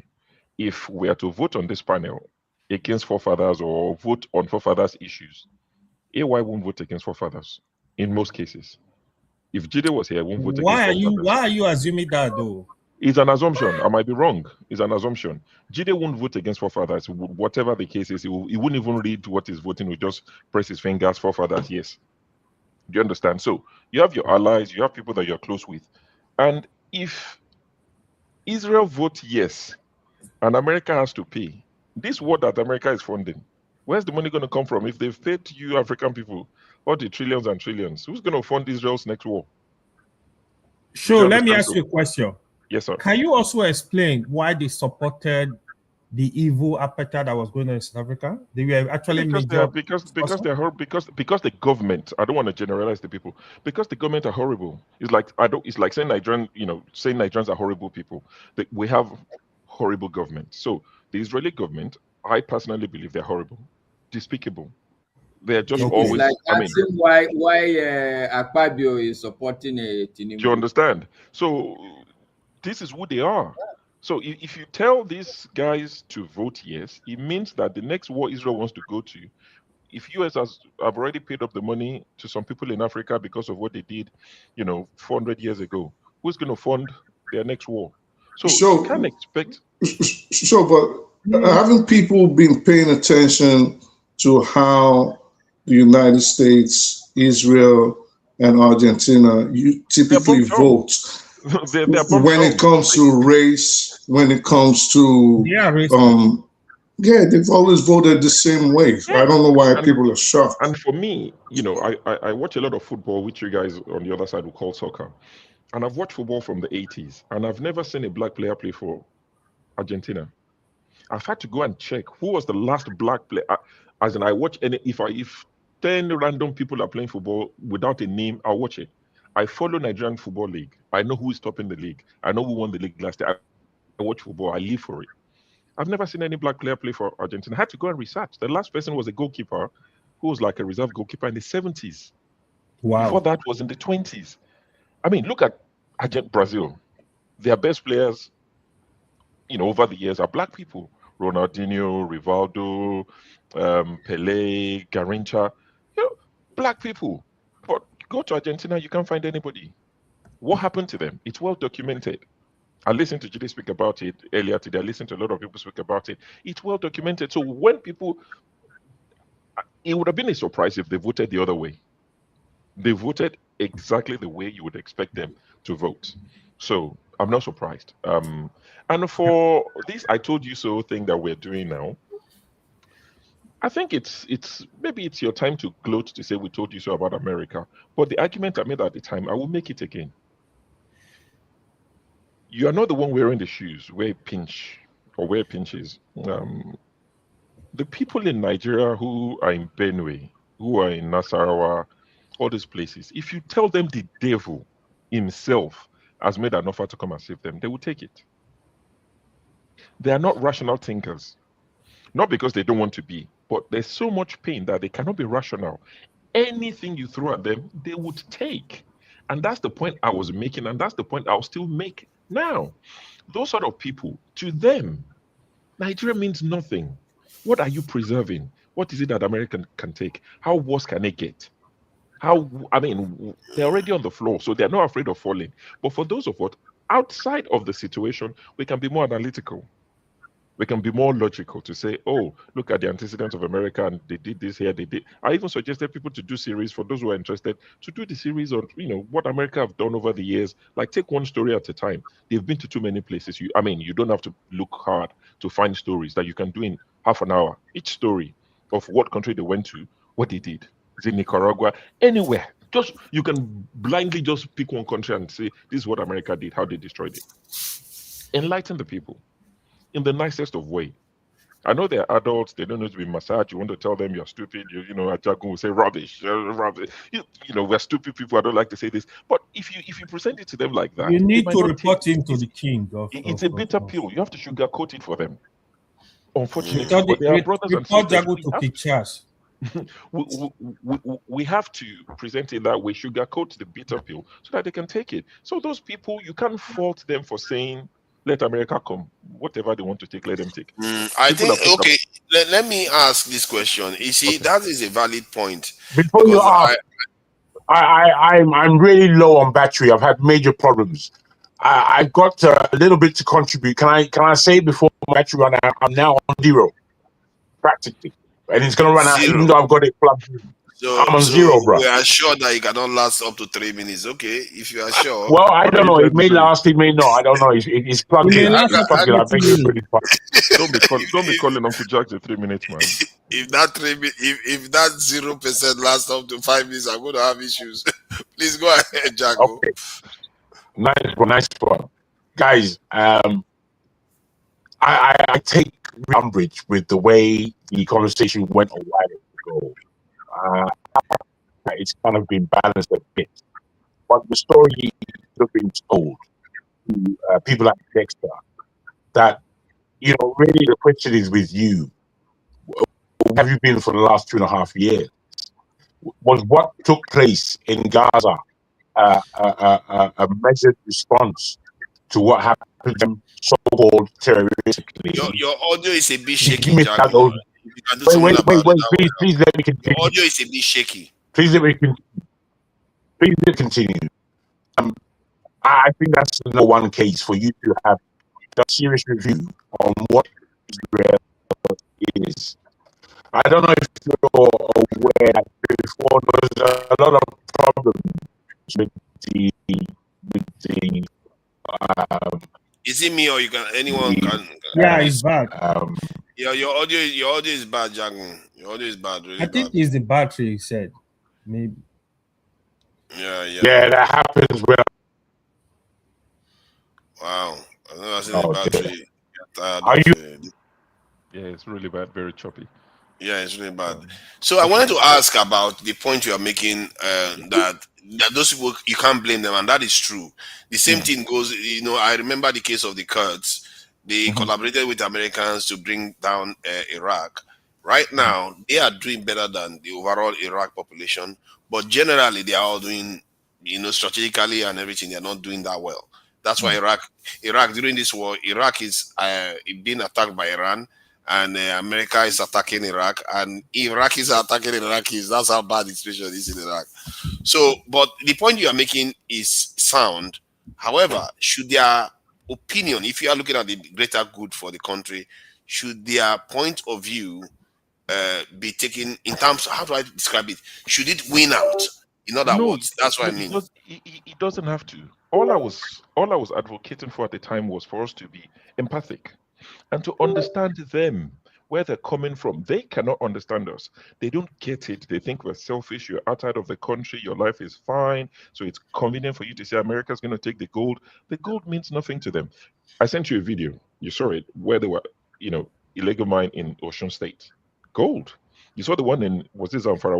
You shared that one. So you see these things. So for people who live in 5 miles away from that mine, they see it, but they can't touch it. It doesn't benefit them in any way. I mean, someone shared on this panel that their wife's nephew passed away because there was no oxygen, at the hospital. My mom was rushed to the hospital 2019. I won't forget, around December, UCH Ibadan. They told my brother who took her to go and get the mask they will use to administer the oxygen. UCH, well, they had oxygen, but they said we can't administer it because we have no mask. So UCH Ibadan. If you're talking hospitals in Nigeria based on history and all of that, you mentioned UCH out of the top 3 hospitals, but it's a shadow of itself. So when people are going through things like this and you tell them, oh, America would destroy Nigeria, they're thinking, destroy what? What is there? So are you saying you're enjoying something that can be destroyed? Because to them, enjoyment is a foreign word. It's alien to them. So when you say they would destroy, they're thinking, no, they can only make it better. It's already destroyed. So it's like two sides of the coin. They cannot see what you're saying. So I was saying, let's be empathetic towards them. They are drowning and they can't see. So our language and our delivery had to be better. It sounded like we're just standing and showing off and like, we know these things, you have to know. How can you not know? We all say it all the time. Politics, even history, our local history has been taken out. How much more international history and politics? They don't know. Data is expensive. Don't think a young chap in Nigeria will sit down and be reading up on the history of Nicaragua and what happened between Chavez and somebody. They don't care. They don't. So but think about it though. Part of the problem is sorry about that. No, that's fine. What you are saying about them, how they feel. In empathy, the other parts of the country feel empathy for them in terms of, they don't want all those things to be happening to them, IDP camps, and they blame it on the leaders. But when they also watch the same people that they feel the same empathy towards, advocating for foreigners to come and attack the country, you see how the stuff can leave the country kind of in a schism whereby one side wants foreigners, the other side doesn't want it, and it gives the foreigner powers over our affairs. I get you. I think what would have worked was you let them say what they want to say. You manage it. You try to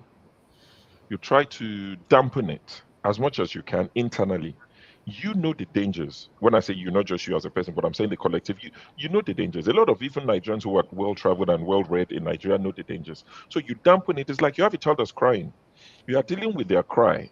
I understand you're crying. I understand you're in pain, but I have to let us make the best decision for everybody. I can't say because your hand hurts so badly, we chop it off. They want that hand cut off. It hurts so bad. Please cut it off.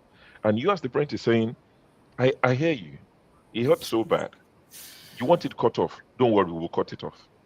We'll take away the pain. You just say whatever you need to say in that moment to show empathy, to say, we're with you, we get you, we'll get the best result. But when we're saying, oh, our people, I'm so tired of them. Oh, you have to read, you have to do this, you are not knowledgeable, low IQ. They're thinking, Ogun kill you, kill your knowledge.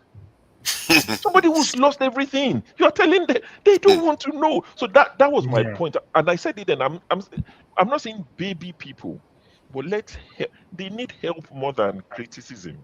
It's not going to kill them. I agree with you on that point, because that's what I was saying, and that's what I'm still saying. I'm not saying let them win the argument. No, it's not good for us. And I said it at the time. I never advocated for. I know enough to know that they're up to no good. I know enough to know that Americans are up to no good. So I was saying, yes, don't let them come, but please don't ignore the cry of these people. Yeah, and this is what has formed even my hardening opinion that help me to understand to an extent what the Southeasterners have gone through in the country, because when the kind of conflict that occurred targeted all of them basically in that region, and so he formed them into a group, and then when the war ended, instead of to kind of try to bring them into the system fully, because if you don't, the danger is that you're going to have the people that feel very resentful, and like you said, you can't necessarily blame them. So they will feel very resentful against the country. You see a lot of them, like when Trump wanted to attack, they are saying, fine, come and do it. Let's break the entire thing up. So I've learned that lesson, and when I studied what happened in Iraq, it's a very, very serious warning that you can't have people carry your passport and you are treating them badly, because it's going to come back to haunt you. Can I say something? You have to learn that lesson. Can I say something about this? This is a very important. I like what Sho said. I really like what you said. It was very interesting. Welcome. Greet everybody now. Show malign your reputation and that of AY. You say you are zombies. You don't have any agency. That whenever there's any vote, they're just going to vote for me. Yeah, you see. That's what he was saying. It's all right. It's all right. Yeah. I understand when she says. No, it's very funny. I understand when she says that. I understand. Jide, they borrow you time. I want to finish my stuff, but quick, I think you want to interject. Yeah. I like what you said. What you said is very interesting about. Jide doesn't interject. Jide will start lecturing now. So let me just warn you. No, I won't take long. If you don't add log to it. He has to be very, very snippy. No. Honestly, so the thing is, okay. So this is how it is, right? Clearly, our people need help, no doubt. They are our people are oppressed. They are going through hardship. We all understand that, and they need help from anywhere. They are desperate, and people that are in a desperate situation, they tend to make the wrong decisions. That's exactly the thinking of the imperialists themselves. So I'll give an example. Cuba right now is going through starvation. The Cuban people, just imagine the Cuban people to be Nigerians in Nigeria, in Southeast, in Lagos. They could easily turn against the Cuban government and cause riots and instability and take over the government. Right now, as I'm speaking, Cuba is going through starvation, worse than what Nigerians are going through in Nigeria. You understand? So I think it still comes to the fact that it's a mentality thing. I still think our people do not have the right mentality on how to undo hardship. I'm not saying they do not need help. Yes, they need serious help. We need to do better in helping our people. Yes. But in as much as that needs to be done, do you know that the literacy rate in Cuba is about 99%? Yes, absolutely. That plays a key role in what you just said. Okay. Yes. Carry on. Yes, I agree 100%. 99%. Education is very vital. You know, we keep talking about education, right? A lot of us, whenever I talk about education, I talk about education. Political education is part of it.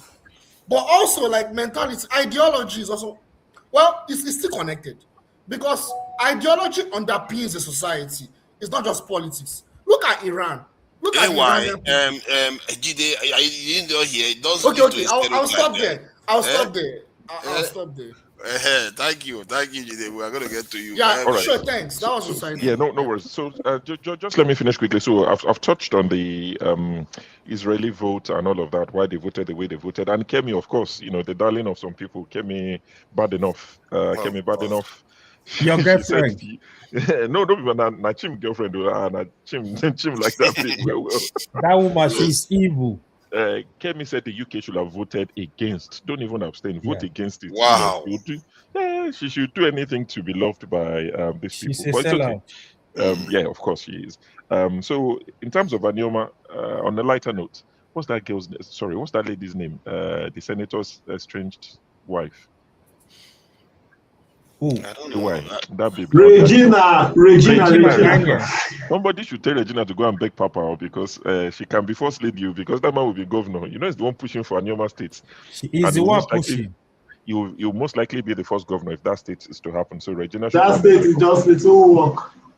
So that she can be first lady. So talking about Nigeria again, just to come home a bit. Forefathers, I know you talk about security a lot, and I if I was a military officer in Nigeria and I watch this show, I'll be offended by you every week, because when things happen to these guys, you hardly talk about it. I know you have bigger issues and broader issues, but we lost another 11 in the last 1 week. We lost 11 of them. And they would think, for somebody who wants us to be recruited and increase our numbers, when we get, I think these ones were, they were waylaid, and waylaid is not the right word. What's the right word? They were ambushed. Ambushed. Thank you. They were ambushed, of course, because inside job. They were ambushed, and we lost 11 of our military men. May their souls rest in peace. It's the fact that I'm not saying you should spend all your life tracking this news, but it's all over the place. To even mention it, to say, this is my people, my constituency, we lost another 11, despite the fact that we don't have enough. So as the military guy, I'll be thinking, this guy, does he even know when they do these bad things to us? Or does he just want us to just add more to us so they can take more out of us, add more and take more out, by these terrorists? So we lost another 11. And I saw the Minister for Defense. I don't agree with a few of our people who have said that he was at Eagle Square. What was he doing there? I saw the video when he arrived. He needed to be there. I don't like Tinubu and everybody around him. I dislike them a lot because of what they do to us. But he's the president. Number 1 was there. Number 2 was there. Number 3 was there. Their wives were there. That place needed to be secured. I don't like them. I don't want them to be safe. But fair is fair. You can't have your president and everybody at Eagle Square, and you won't have your top security officials go and scan the place and make sure it's safe. So they did what they had to do. What I just don't like is the body language. It was like, WWE, when you watch Ultimate Warrior going to the ring. It was like giddy. It was like a little, like a baby horse. He was very excited at the place. I was like, come on. When did you retire? Or when did they retire you? Your boys, your men are being decimated. And you just looked happy and excited to be there at Eagle Square the day before to make sure the place was safe. I have no issues with him being there, but, body language, it speaks a lot without saying words. People can read your demeanor or your body language, but it's just when they're very happy, like a celebrity or something. So I think that was really bad. And listening to the Chief of Defense Staff in the last few days, he said, and the Nigerian army has been trying to clear up his mess in the last 24 hours. The Chief of Defense Staff, Oloyede, he said that this safe corridor, where the program of rehabilitating this, sons of BITCHAS, that even in the Bible, the prodigal son was allowed to come back home. He was talking about the terrorist committing the most. I mean, I see some of the videos of what these guys do, and you're talking about them in the same light as the prodigal son. This is the chief of... These things are not coincidence. Chief of Defense Staff. The NSA called these same people our brothers about 3 weeks ago. And this is the point I keep making to forefathers. I am for recruiting more people. But if you recruit more into our soldier and hand them over to these people like Oloyede, people like our NSA, they will betray those boys. And they will be ambushed. Because how can the National Security Advisor be saying that these terrorists are our brothers? How can the Chief of Defense Staff be saying that they are like the prodigal sons who have to be reintegrated into the family? It clearly showed they are treating them with kids. That's what I'm saying. Yeah. So if you recruit more, it would make a little bit more dent, but you won't get value for your money. So recruit more, yes, 100%, we need more. But more than that is to get the people that will pull the strings, that will call the shot, to be Nigeria first as opposed to these guys who are sold out. Sure. How do you? Sure. Let me ask you. Let me ask a quick question, if you don't mind. Yes. How long do you think it takes to build a formidable standing army? I have no idea. It's not my area of interest, but using from scratch. No, just like take a wild guess. Anyway, what you would call a battle-ready, effective, and formidable army. If you ask me, I'll probably say, 4 years? 3? On average, 10 years. 10? Oh. Yeah. Don't mind him, he's talking nonsense. He always talks this nonsense all the time. Oh, Father. Okay. He always talks this nonsense. Can you just stop? We don't want to. There it goes. Not listening. You are, as usual, not listening. You're. Stop. Let's move on. To top it off for you, another news that came out in the last 48 hours, Nigeria signed a deal with China to come and help us supply eggs, EGSS.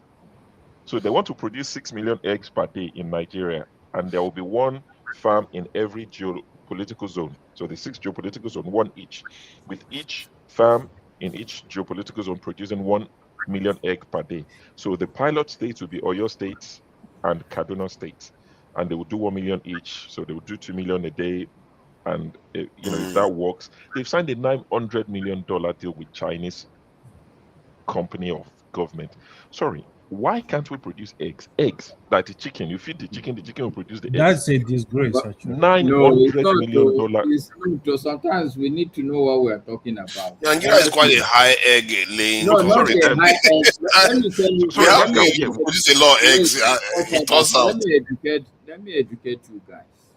Oh yeah, go on. Yes. This egg comes from chicken, right? Mm-hmm. The challenge Nigeria faces all the time is there is all sorts of bird flu, all sorts of sickness that today you have a lot of big farms that are empty. So look, I don't know, when you said it, honestly, I was quite interested. The farms will be in Nigeria, not in China. No, I know, but guess what? I trust Chinese people. I know that they will find a way of dealing with the sicknesses. Master, it's not the disease. It's not the disease that is hampering the production in Nigeria, Master. I have people who are involved in this poultry business. It's not the disease that is hampering production in Nigeria. What's the problem? One problem is, first of all, the cost of producing has skyrocketed. You are producing eggs. I have a family member, you are producing eggs. The demand is so low that you are not turning it. You need to sell it out quickly. If it's not going out to the market, you have to scale back. So it has to be profitable also. Anyway. It's not about the flu. It's not the flu. That's for me, all I'm saying is that, look, I would have spoken like the way Show is talking, let's say 5 years ago.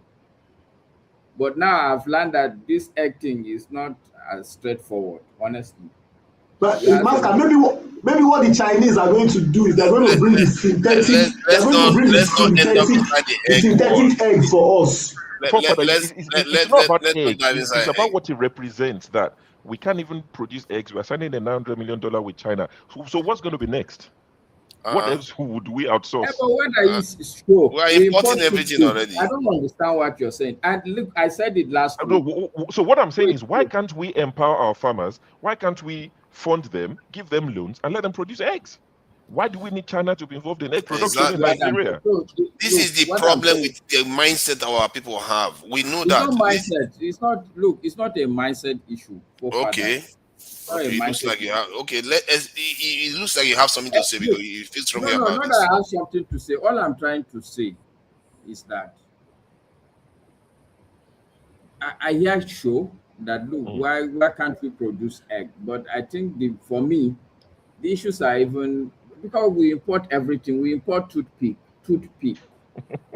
Okay, we import truth. So the question for me, even why do so even don't look at the complication, but why if you have to import, why do you need to import toothpick? Well, how important is toothpick? Why can't we just say no need for toothpick? I can understand egg because meat now is very expensive. Look, these things were I know. discussing. I don't think we should be growing imported egg though. If But- you but- can get No, they're not imported. why They're going to be done in Nigeria. It's just going to be overseen by. Where I Chinese was even going to show is that for me, you see, we shouldn't be surprised because this issue of the money that Tinubu collected from the UK, it is to expand our port, isn't it? Modernize. For whatever it is, that port is not for export. And if you come with an export argument, I'll counter you that, okay, export will not exist in the air. You have to put the infrastructure, things like electricity, things like the rail system and transportation, even the financial system, to enable the production of what you want to export. You can't start by expanding or modernizing the port. You don't start there. I'm just saying that, look, the problems with Nigeria are multifaceted. Let me just address one point. Sorry, forefathers. For me, for egg, I am here in Nigeria, and I'm beginning to see that this egg production is getting more complex by the day. More complex by the day, honestly. But anyway, I rest my case here. Go ahead, forefathers. No, there was something Show said about servicemen that this in basically the victims of the insecurity in Nigeria. The reason why I don't talk about it that much, because if check on those things that much, if I do, if you guys come here, I'll be shouting at you all the time. You want that? Nobody wants that now. I'll be shouting at you all the time. So I have to be trying to fit in, take a break, and be reasonable with people, so I don't keep shouting at everybody like as if I'm the only person. They'll start asking me, "Are you the only person that I seen them? Are you the only person?" All this kind of stuff. That's you have to rein yourself in a little bit. No. That's an excuse, because we would like you to be able to control yourself. Control yourself. You hate it when I shout you. You don't agree with me that you should be saving all these lives and all that. So when I start arguing all those things, people feel like I'm a little bit like too dictatorial. I'm not giving them any leeway to explain. As if, but it is what it is. So just to let you know, that is the reason why I don't talk about it all the time. If not, now I can't. That area is very, very. I feel very, very strongly about it because there are lives actually being lost. I don't want to. If I start glimpsing in that, you're not going to like me this evening. So let me look at it. Let me keep it that way. All right. I think Jide is here. Let's have Jide's input on events of the week because quite a lot of very nice try. I was here before. Nice try. Okay. Very nice try. I got 7 minutes. Okay. You see, let me apologize to Mr. CEO about what. I don't apologize. You're gonna do it again. Don't listen. Don't apologize. Hold on. Don't tell me to hold on. Continue with the show. Don't apologize. You've done this since I've known you. You and your little friend over there. It don't matter. Go ahead. Even if I do it again, it doesn't mean I shouldn't try to apologize. See, my point is that I didn't mean to just dismiss him for the point that is raised because I'm sure he has a context that he's making the argument, but that wasn't my context and I didn't have the patience for it. So that's why I withdraw the statement from the way I went about it. But it doesn't matter. Listen, like I've always told you guys, and I don't like talking about this because I don't want people into my private life, but until you show me it doesn't matter. Let's all be on here, keep pretending like we know what we're talking about. And then when we hear things that people that have experience in these things want to talk about, just because I don't like that person or whatever it is, I'm just going to shut it down.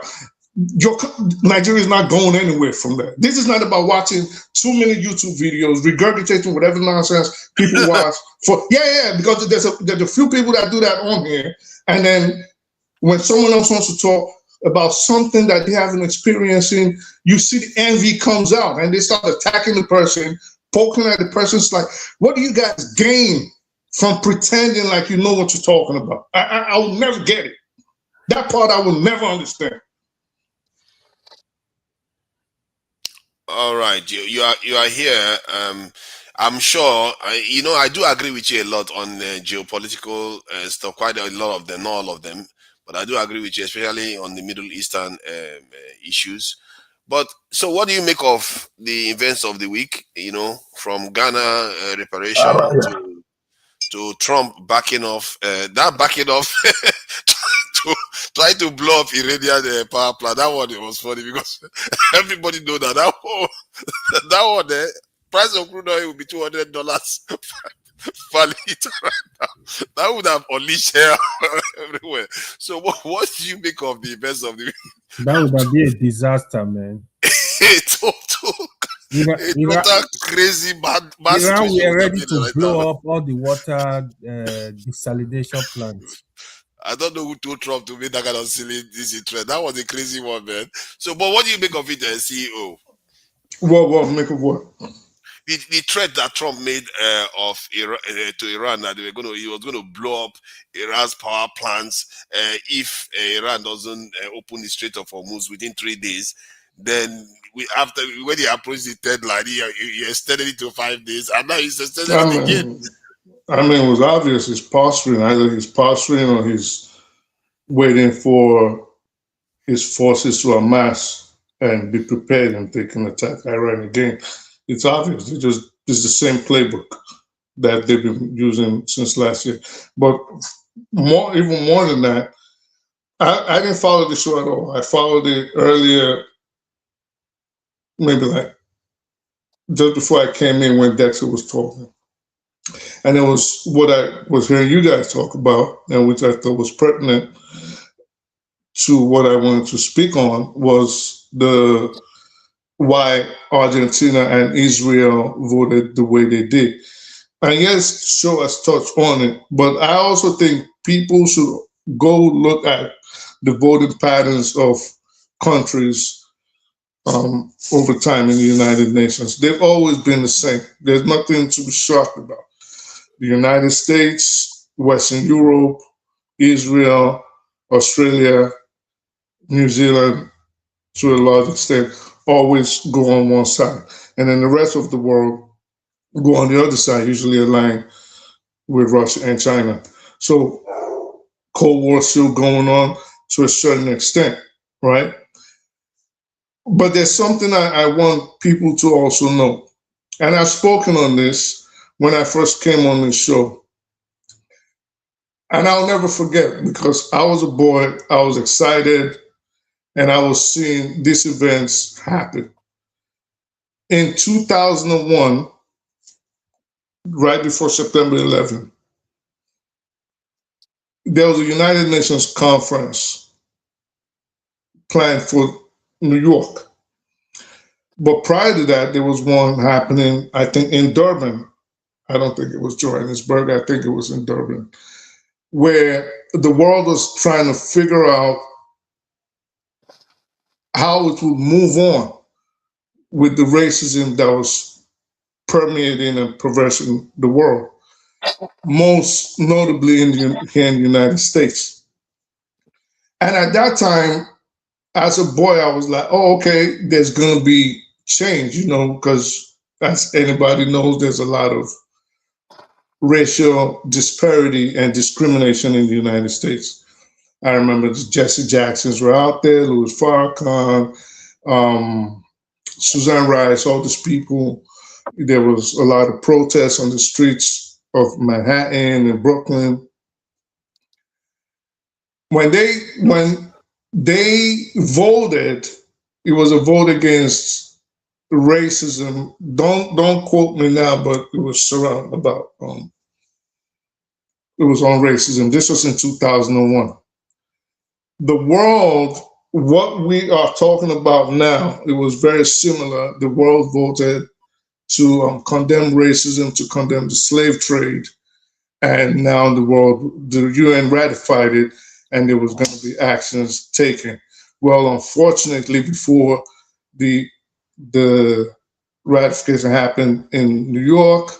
September 11 happened. I say all that to say the same parties voted against the rest of the world in enacting a law of a world law against racism. The same people, the United States, prominent, and Israel. They were the main ones. If I recall, I don't know if Argentina did, but I do know, and I remember for a fact that the United States and Israel voted against it. Now, this started making me think more about the relationship between the United States. This started making me think more about the United States, the relationship between the United States and Israel. Of course, I've been hearing about it years prior and trying to learn more. I was very, very, very young, but now it gave me an in-depth analysis. And then September 11 happens, and then you go look back and look at what happened prior to that. So in essence, I think what people have to realize, and Africans, we have to realize that we've always had people that are permanently our enemies. They're not going to declare it to you, or I should say as Black people. They're not going to declare it to you. But their actions will tell you. We can try to whitewash history, or they can try to whitewash history as much as they want. But I say people should go learn. And when I always say that, it's not condescending. It's just, I think with knowledge, people will understand more. People like to, on this show, I get it, people like to shout it down because they don't understand these things. And maybe because of their conditioning, they think you're attacking them if you say something against Israel, or if it's the United States, they love whatever. But the parties that played a significant part in the slave trade that brought our ancestors over here and destroyed Africa as it is, are still the same, voting against these UN resolutions. The United States played a huge part, obviously, in taking people across the transatlantic. And Jewish businessmen also played a huge part in sponsoring the ships and the trading routes, or the effectiveness of them that brought millions of our ancestors and brethren from Africa to the New World, i.e. North America, South America. Now, of course, it would be expected that, like Sho said, knowing these things, they know that they will have to pay reparations. Well, not so much the reparations, but of course, there will have to be a cleansing of history. Because without a doubt, and I've said that on here, if I've said it once, I've said it a billion times, the worst crime in the history of humanity was the crime against the Black people by the rest of the world, European world now I'm saying, against Africans and the way they treated us and brought us here to become chattel slaves, less than cattle. That was the rights they gave us. We had no rights. So I say every time we bring that up, there are people that because of their present prejudice, they would say, well, what about Arab slave trade? And what about the trans-Saharan slave trade? Well, keep falling for the brainwashing of the white people, if you will, because there was none that was worse. And thankfully, the United Nations has also agreed to this. No crime in the history of humanity was as bad as what they did to us in bringing us over here. No crime was as bad as what they did to us, taking us to the Caribbean, taking us to South America. If you read about the atrocities and you think about what they did to our ancestors, buck breaking, rapes, forcing fathers to breed their own daughters, cutting off tongues just because they wanted to stop people from eating sugarcane. Can I ask you a question based on what you're saying? Yeah. Thank you. No, Jago, don't do that. Well, wait, no, it's very interesting. No, sorry. We There are shouldn't people be like that this. We're being educated. No. It's quite important. Let me take some time. I've been snapping. I'm sorry, Jago. Wait, I'm sorry, Jago. I've been snapping in. We have gone over time already. We can't go that much more. There are people that have to say their piece before we close out. I'm sorry. We have already had 4 hours of this now. So because if we carry on, we're going to go for 6 hours, 7, 10 hours. That's fine.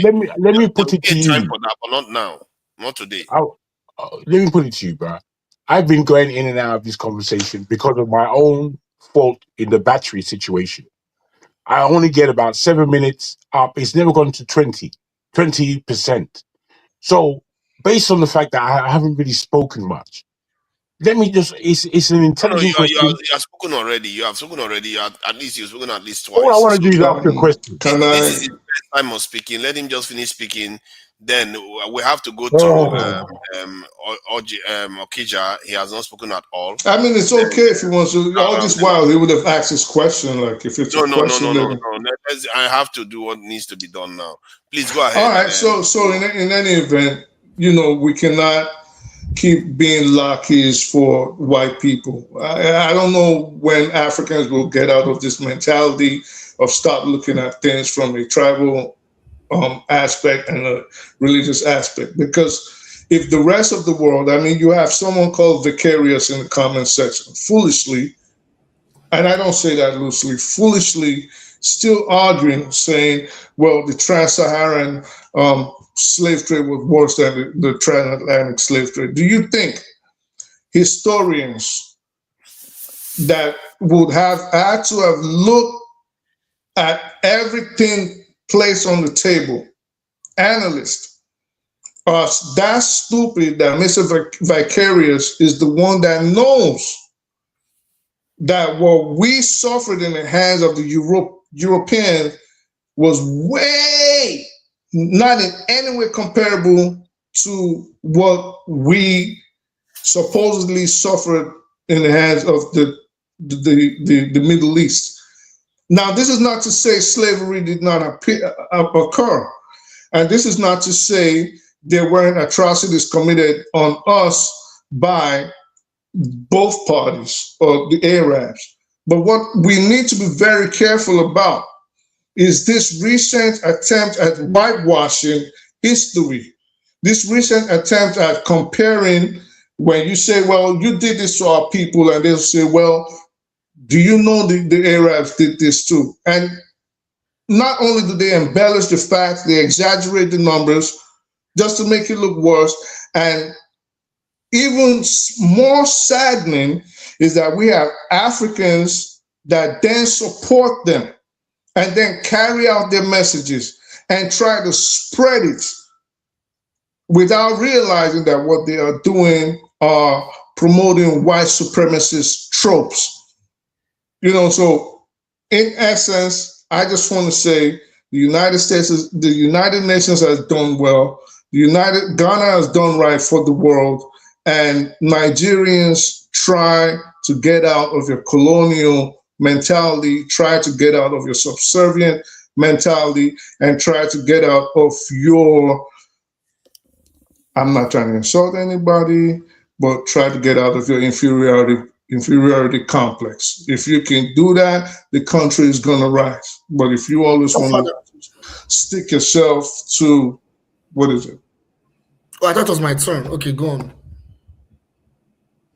But if you always want to stick yourself to the apron of the white man, for whatever reason, usually religion, the continent is not going anywhere anytime soon. Saying the same thing. You're part of the envious one. It's okay. Jealous boy. It's okay. So thank you for that. This boy, wait, Fofa, let me address something. Jide, you've only been in the United States for like what, 6 years, 7 years? Why are you always coming for me? I don't know you. Why do you always come for me? Me come for you. Me of all Yes. What did you just say? He's going round and round. No, I said it. Listen, I said that you are saying. I don't want to talk to you, Jide. I don't know you. Listen, I don't know you. No, it's my turn. Every time, hold on. Break it off, guys. No need, Jide. Hold on. Jide, I thought you have spoken. No, I haven't spoken. Break it off, please. Jide, when is your turn you speak? Please break it off. When is your turn you speak? I came before you. What is your argument? Forefathers told me to speak earlier, but I was patient. Okay, what are you talking about? You have about 13 minutes now into it now. Jide.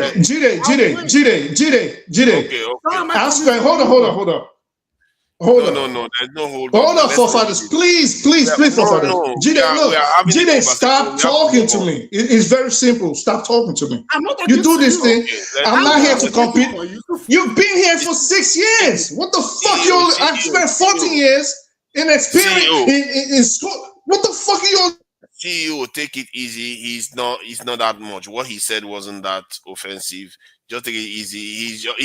Clearly you know more than him. He made a good point. No, you need to stop since from day one. Wait, hold up. Maybe this is the day we need to cut it up. And I've told you, forefathers. And because hold up, forefathers. Me and you, we go back and forth. But I understand that. Just give me 30 seconds. 30 seconds, please. Me and you, we go back and forth. But there's still this camaraderie and disrespect for each other. I've spent more time in education, and forget about the fact that I'm from here, spending my life or whatever. But I've spent more time in education and in government sectors and doing that. Like I told you guys back, so I don't like talking about this thing. Why is this? And I always face this with Nigerians that because they just look at you, they want to condescend on you and say, "Why should you know this?" or what? Stop talking to me. It's very simple. Listen, we're not friends. I don't want to be your friend. I don't want to be your friend, Mr. Cuba, Mr. Nicaragua. You are supposed to, by and large, both of you agree with each other. I don't know why we are arguing. Nobody doesn't like me, and I'm not surprised. Doesn't like. It's okay. I don't know you. I don't want to know you. Stop talking to me. You do this all day. Can we stop unmuting ourselves? Let me carry on with the conversation, please. Okija, thank you for joining us. I'll have Jide close out. So we welcome to the show, and it's a shame you came in a bit late, but take 5 minutes. And there's the issue of the reparation resolution. There's the issue of freaking idiot of the country. Take it easy. Can we stop? I'm going to send both of you backstage now. We're already closed anyway, so you guys don't get to talk anymore. So there's the issue about reparation. There's also the issue of the American officials saying that Nigeria could break up due to insecurity. And there's Anioma State. So, any direction you want to come. You can also go into the Iraq war. That one seems to be... not Iraq war, sorry. Iran war that is going on right now. Trump keep backing off all the threats. According to there's an interesting point that CEO made that Trump is using to buy time. Maybe that's true. So it's an interesting point that he made there. So please go ahead and make your submission. 5 minutes. Yeah, thank you guys, lady and gentlemen. Nice to meet you guys again today. Actually, I was interested when Shu talked about the farm, the Chinese firm coming to Nigeria for poetry. That was why I got in. But anyway, let me start from the beginning. I mean, reparation, I think we Africa, we tried to do that. I think when Obasanjo was president or so, and there was a UN resolution. Obasanjo was one of the people that kicked against reparation for Africa. So I don't know. To be honest with you, I don't know. I don't know what good it will do Africa reparation. If you send all the money back to Africa, except they're gonna give it to the individual. The Hamas in Nigeria being APC, they will distribute the money and then use it to do some other stuff. Some people will like we would buy houses in London and some other places. So except if there's any way the money could be given to individuals. I don't have opinion What did they use it to buy? Like, like a company, use it to buy like a refinery that Nigeria will own, use it to buy tech companies, and those companies are not necessarily run by Nigerians, but the profits go to Nigerians because money is not nothing. Like the this thing, the people that owned slaves were compensated. Holocaust, this thing, crimes were compensated for. So the transatlantic slave trade is the only one so far that has not been addressed, especially in the context of African Americans too. Yeah, I mean, like, to be honest with you, like, if a country was supposed to be good, if there's, like any country that, has everything needed to be great, that's Nigeria. But at least, you guys have known more opinion about Nigeria. I mean, like, when I wake up to, these days, I pray, God, please, let Nigeria divide. So my mind, so I'm not like a Nigerian now, in thinking. So I don't know what to say about that. My prayer is that Nigeria will dissolve so that people will find, their bearing and try to see if they can work out things for themselves. Because 60-something years is not a small thing. With all the money wasted, because the system is so corrupt. I don't know if you guys took an issue. I don't know if any people talked about it. We had 160. How many countries do you feel it would create, Okija, if we were to break up? How many countries do you believe Nigeria would become? Even if it's 250 million countries, so be it, but let it just break. Anyway, so just let it break. But anyway, so I don't, for that I don't have opinion for the war. I think Trump was convinced by his brother, his son-in-law, who he listens to Netanyahu. I think Netanyahu is their family, rabbi, and wow, Jared Kushner. Yeah, Jared Kushner. Netanyahu is a rabbi. Netanyahu is no. I mean, I'm just telling you. Maybe he's a rabbi. I'm just telling you, it's not he's not a rabbi, but maybe he's rabbi. So he convinced him that they're going to extend that the Bible said that when God gave the promise to Abraham, he said that these people will from the Red Sea to all the Euphrates, that's their boundary. So I think that's what the rabbi that he's trying to do to widen the border so that the border will go over to Euphrates. So they started a stupid war, unplanned war. First of all, Trump fired at the black Joint Chief of Staff guy, who was level-headed, who was going to give him a balanced report. So he unretired a white man and made him the Joint Chief of Staff. So the man came and whatever they were saying, the man was agreeing with them. So they went to war, stupid people, a bunch of DEI hires. None of them none of them there, from Trump to the Hexet to the man. They're not qualified to be dog catchers, but they are, the ones, in charge of the universe. So that's what we see. Economy being decimated. People, look at their 401k, look at some, like go up and go down. That's what we are dealing with. That's about that. So, but my interest is mostly on the farm because what's his name? Our brother that lives in Nigeria, the Masca, he made mention, and what's his name again? Dexter replied. So the issue is that it's not that just like we're saying, Nigeria needs to be destroyed. So that could you imagine that in Algeria, most East African countries, look at Nigeria, you see people, you see kids, they grow up, they don't drink milk. I mean, the milk is a vital thing for kids, growing. From before you are 12, 13, you need to be drinking. Some children, not all children. Some are lactose intolerant. So, but you see in Nigeria, whereby they carry cattle from they drag them, and then they can't produce anything. You go to Algeria and some other African countries. You know how they sell sachet water in Nigeria? That's how they sell milk, fresh milk. They put in Nigeria. Yeah, Libya, Algeria, all these North African countries. They sell them. Everybody will be able to buy milk, drink milk. Kids needs to be drinking. But in Nigeria, look at But the issue with this is, I don't know. I don't like the formula, the way they want to use the Chinese people come in, because I used to read this Asian magazine. I used to read a Mexico magazine, on business. So I remember there was this company in, I think in Thailand. They were the largest poultry processor in Thailand. Every 4 chicken in Thailand, they process one. It's a Chinese company, but I mean, like, their family came from China a long time ago, so they stayed in China. I mean, in Thailand, and they started they went to a lot of businesses. So one of them is the poultry. So they, just like Tyson and other companies do in America, they give chicken to farmers, and farmers will raise them and then they process. They have a 14 kilometer processing plant for poultry.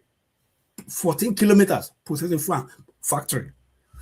So, but like there was a Chinese company that wanted to buy them. That's like mainland China wanted to buy them. Once when they wanted to come into the Thailand, what he did was he partnered with this company. Not instead of coming and then start all your things from free. That's what's supposed to happen in Nigeria. We have seen a lot of feed manufacturing companies in Nigeria. Other like vaccine manufacturing, people that do this, what they call those small chicken, those small chickens, people use to raise. There are some companies in Nigeria, especially in Western Nigeria, that do all those things. So they establish, but once this Chinese company come, they will just get out of business. So it's not supposed to. They should have let them Chinese company come and invest in all these companies and then make them bigger. Yeah. Then but Nigeria doesn't work as a country should work. A lot of people will suffer. A lot of people will suffer because you find that it's possible that Chinese will be making egg in China and be bringing it in Nigeria. Just they make the egg instead of like having chicken raise the egg. So a lot of companies will suffer. People who invested there. So many people because there's some channels I follow what they do. The people who are into pottery. They invested so much. And even in Nigeria, I know in Anambra, because a Bariam farm settlement used to be a farm settlement. This guy built he built a farm settlement. So, but all those farm settlements now, nobody is using a whole lot of them. So there was a friend of mine who was telling me, let's take this, poultry part of it. Like I was like, I don't have that kind of money. But you see, a lot of evil over in Nigeria. You see some of these farms, they're empty. Nobody's using them. So what are we going, instead of inviting Chinese, when you have local, why don't you just invest in the local companies, bring people from China, whatever, to train them, so that, Nigerian thing, that's we are sabotaging ourselves now. We know that now. Like, was it not somebody that mentioned that after the war, there was a lot of inventions that Nigerians destroyed? Was it not Buhari that did this thing that supported Nigerian farmers? Tinubu, what did it go and do? You flooded the Nigerian market with Chinese products again, rice and grains. So it's like we go one step forward, our people destroy it again. We go. There's no stability in just focusing on growth. And this Chinese company, they will come and then I mean, I don't know if you've heard this somewhere else. Because I used to follow a lot of Chinese, follow their parliament. There was one guy, I used to follow, who analyzed their parliament. There was a time they made they had a debate in their parliament that they would send 1 million Chinese to Africa, and they've been doing that. Yeah, they've been doing that. They say some of these companies in China, I mean in Africa. In Africa, you see some of these Chinese that come to Nigeria, other African countries. They are not. They are people on parole from prison. They are about to be released, and they send them to Africa. So they'll be making money, and the government will be taking the money, paying them some of it. Wow. What they our people, they allow nonsense. You go to Liberia, you see Chinese. They run Chinese madam. They run the what they call prostitute place. What do you call Motels. Brothel. They run they are the madam and the black black people, black Liberians are the the people doing the work, the workers. The Chinese women, they are collecting the money. What is the difference between motel and brothel? Is it who controls it, or what is it all about? No, brothel is for sex work. Motel is regular cheap short-term stay. Yeah. So that's interesting. Yeah. So you go to Ghana, you see Chinese, they what you call this machine, the slot machine. You draw and it will be ringing and money will come out or whatever if you win something. Chinese they make small ones and we invaded Ghana with those in villages in the morning. In the morning, kids will just stand before the thing and they will go to school. The thing about China is that they will flood your market if you let them flood your market. They don't generally force their way in, at least in the countries that we have seen like Japan, UK. I think there was a case where I think it was Spain. Spain wanted to reject some contract that they signed with China, and they've already agreed though, and they've been working in that arrangement. Then they called the Chinese and said, no, we don't agree with this anymore. The Chinese was like, okay, what do you want? And whatever they demanded, the Chinese just give it to them. Okay, let's carry on.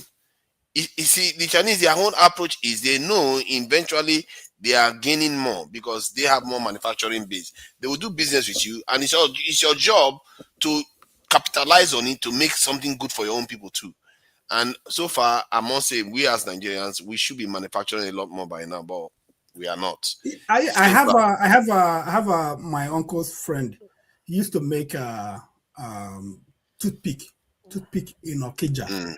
He closed that factory because he couldn't compete with the imported toothpick. You can't. The Chinese government subsidize it. What chance have you got? They will subsidize their workers to produce it cheap, and they will just flood your country with it. And then they give them. I think they decrease it now, but it used to be. I think it's 17% now. But I'm not sure about it. I remember when it was used to be 19 for to help our people to support people to export. If you ship something worth $100 in China to a foreign company, government will match will give you $19. So they used to do that. I think they decreased it to 17. So Nigeria, they have export processing council, whatever. But you go to export processing council because I've talked to export processing council people there. You find out, you can't get anywhere. So what they tell you, okay, Nigeria, they think then Nigeria was matching like 13%. But you know what they tell you? They tell you that, they will give you the money, but they will only give you 2%. They will share it, the remaining. Imagine that. You see, that kind of attitude, you are killing the potential of the country to start producing goods. Man, Nigeria is a case study. The civil service Nigeria need to be like, fire everybody. The civil service. But there are some things that are actually being made in Nigeria. It's like you see it's like bowls, plastic stuff. You tend to see that they make certain things in Nigeria, but at the base of it, you find out that like some of the raw pellets that they're using, you find out that they brought it from China again, or the people that are making zinc to shape the zinc into certain shapes. The actual zinc itself is made from China. It's like on and on and on and on and on. There is nothing that is at the base that Nigeria is manufacturing. The only thing we are doing now is Dangote refinery. Thank goodness, Dangote refinery is started. It started. The fact that the refinery can work, it tells us that it's not totally impossible. Dangote refinery is full of American oil.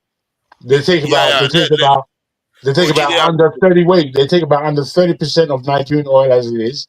The Nigerian NNPC is selling the majority of its crude now outside of Nigeria, and they're getting dollars, and that dollars right now is being used to pay off the debt.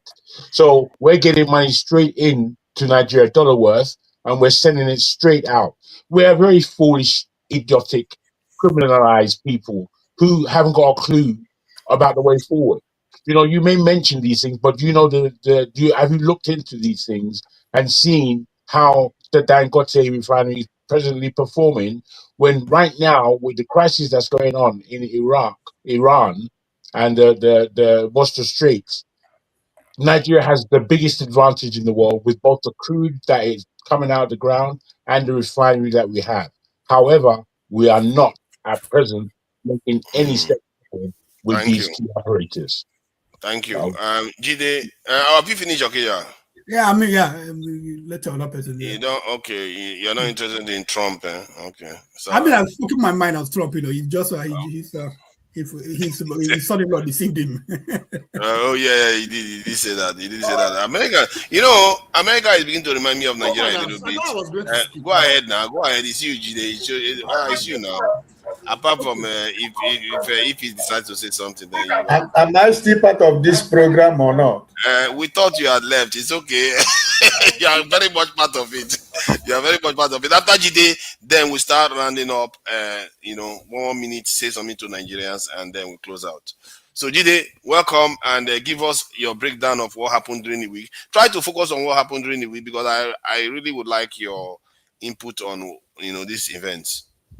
Yeah, I will start with Ghana, and Ghana showed that all their narrative about Pan-African liberation, anti-imperialism is all slogan. They made a case for, which was great, they made a case for the transatlantic slave trade being the crime against humanity. And clearly we could see that the United States, Israel, and I think Argentina voted against it. And earlier in the show, I explained the reasoning, the historical context into why these countries cannot afford to support such movements or such resolution. So, I mean, I don't want to go back talking about it, but I've had so many things that are disturbing, because when you see, one thing I've noticed about some of our people is like I said, I always respect people's opinion. When we come and talk about issues, we always try to deflect, to try to evade what is really going on, because we like the oppressor. So we're talking about the transatlantic slave trade today, and some people are actually trying to now evade that conversation and move to the trans-Saharan slave trade. Now, looking at the two slave trade, the trans-Saharan slave trade was also evil. It was very evil.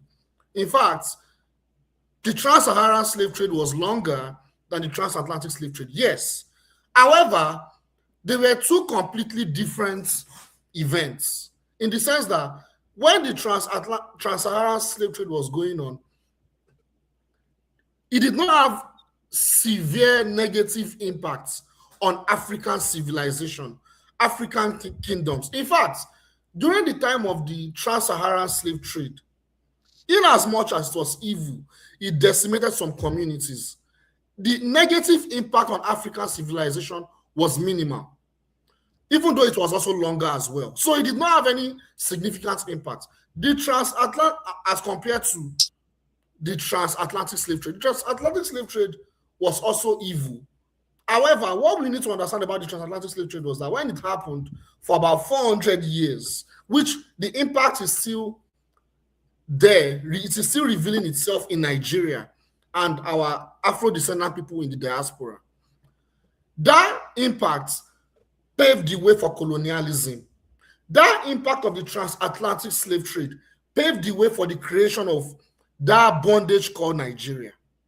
The bondage called Nigeria was created as a justification to stop the slave trade. Maybe we don't understand how much of an impact the transatlantic slave trade was. You see, the transatlantic slave trade was so evil, but the remnants of African culture can still be seen in so many parts of Latin America, right? In the Caribbean as well. But if you look at the trans-Saharan slave trade, regurgitating everything I said, just move on, Jealous. Just move on and talk about something else. Regurgitating everything. I already said all this. Let's move on. But when we look you at see how it feels now. It was more puritanical, assimilating like the victims into Islamic and Arab-like culture. So there was no trace of African culture. Now, having said that, talking about that, now I need to focus on. Besides, Africans could easily come back to Africa from the Arab world. There's no real barrier, is there? I don't know. That's not the issue. If you cannot make it back to Africa from the Middle East, maybe Carry on. Before I go and say something I will regret. But yeah, as I was saying earlier, right? Like, what was I saying? Yeah, so I have had this meet so many times. And I know because Zamaji said that he's going to have a different show for this. Because I think there's so much to know about that slave trade, the transatlantic slave trade. There's so much to know. And I believe not all of us, but a lot of our people are still uninformed, like completely informed about what really happened. I'm not just talking about Africans, even African Americans. Because like I said, I said it before on the show, that if you look at what's going on right now among black people, there is an agenda by the white supremacists, by the imperialists, to ensure that we keep being divided across all lines. So that even the African diaspora cannot unite with Africans. And we can see it play out in the US. There's always tension between African Americans and Africans socially, you know. Now you have splinter groups like FBA, ADOS. I don't want to digress. But there is this narrative I've been hearing online. And I've been hearing that narrative so many times that we were the ones that enslaved African Americans. That we were the ones that captured them and took them. That's not true. I've heard that story. When I talk to African Americans, I try to debunk that myth. Another dangerous myth I've had, because that myth is to blame Africans for the transatlantic slave trade, which is also part of the divisive. Jide, are you two truths can exist together. Are you debunking the fact that there was an internal slave economy within Africa? What do you mean? There was an internal slave economy. It's well known that the Madam Tinubu from Lagos was a slave dealer, built her wealth on slave. Even the Empire was involved in all these things. Your empire, yes, so you're right. My point is this: let's not, as we try to tell a truth, we don't have to minimize. We just have to tell the whole truth. Yes, okay? That's exactly the point. So there's a difference between half truths and full truths. What you said is right, but there's a more complicated picture to the story of the slave trade. Like there's a more, like I hear that thing a lot, and it's a very dangerous myth because it spills hatred towards Africans. It spills trauma, the trauma they have, they put it on Africans. Because I've heard that thing so many times. It's not actually a full truth. So I'll give an example. There were slaves that were captured, even in Nigeria. There were slaves that were captured, taken to the New World, and they were even given condition that for them to be free, they should come back to Africa and capture other slaves. So they will give them repatriation to come back to Africa. That will free you, but you will come and capture other people. I'm not making this up. These are things that are documented historically. Like African people will be enslaved. They will bring them to the New World. There will be some of them, they are probably maybe children of kings or something. They have so much influence in the previous kingdom in Africa. Maybe they are educated. A lot of these people, I don't want to sound controversial. Some of them were Muslims because they were coming from powerful kingdoms. They were even associated with kings. Because a lot of the African Muslims at that time, they were part of like the top hierarchy. Like they were the kings, they were a lot of the Muslims, even in the Oyo Empire. That depends on where they came from. What you're trying to say can be put into one clean sentence, which is this: the issue between African Americans who are FBA and the diaspora of Africans who have traveled there is simply an issue of ignorance and of bad language. When they say Africans, they're correct. The only thing is, there is not just one African. So that terminology needs to be further understood. But continue. I mean, we don't want to go through this now. It was actually the question I was going to put to. And one of the things. Actually, the question I was going to put to BBR, and I thought it was a question that would have been thrown out, would have been expanded by him if I was to ask him. It's okay. Don't expand on it. You see what I'm saying? You said my man's going to end now, and then you're going to take 5 minutes. You're going to take 5 minutes and speak. And then the next one going to end, and you're going to take 5 minutes and speak, taking away everybody's time. Even if it's unfair, you're tragic. You're tragic. take it easy. Yes, I'm easy, but you need to take it easy. Let So me you spend highlight. 1 hour, Can at the beginning of the show, you and leave you it, spend please? 5 minutes after everybody has spoken. So you know how much you have spoken. It's your show. See, you can speak 200 times. It makes no difference in terms of the fact that you still have had a say. So you've had your say. What does that So mean? What does that mean? That no, goes nowhere near what that means is fairness. that That goes nowhere near balance. acting That as goes if nowhere if you near don't have to understanding say who something is you going have on the to platform and who you can give some level can of you grace leave to. it? Can you leave it, Jagun? Leave it I for now. can't leave it because you're spectacular. Leave it for now. Jide, the point you kept making You're about the spectacular, man. trans-Saharan slave trade, we forget. I think that one goes on for longer. It went But longer, similar, yes. it goes on for longer. Yes. But has similar amount of people in total. So what that Yes. tells you is that there was a lot more impact with transatlantic one. Exactly. That's what I'm A saying. lot more people Yes. for a short period of time. Mhm. So, and also they took them away from the. I don't think that analysis is very good. I think that's a short-term analysis that does not speak about the Hold on. depth and breadth of pain. I know. We know the depth of pain is even worse. Sorry, Why are you pushing me away? I'm just saying what I'm saying. I have a question. Jide, is it possible that the lack of Hold on. Don't ask him any question because I just no, stopped. it's for you. Just a consideration. Is it possible that the lack of proper documentation of the Saharan slave trade has given us a very limited information to know the atrocities? Example, Egypt was not a white nation.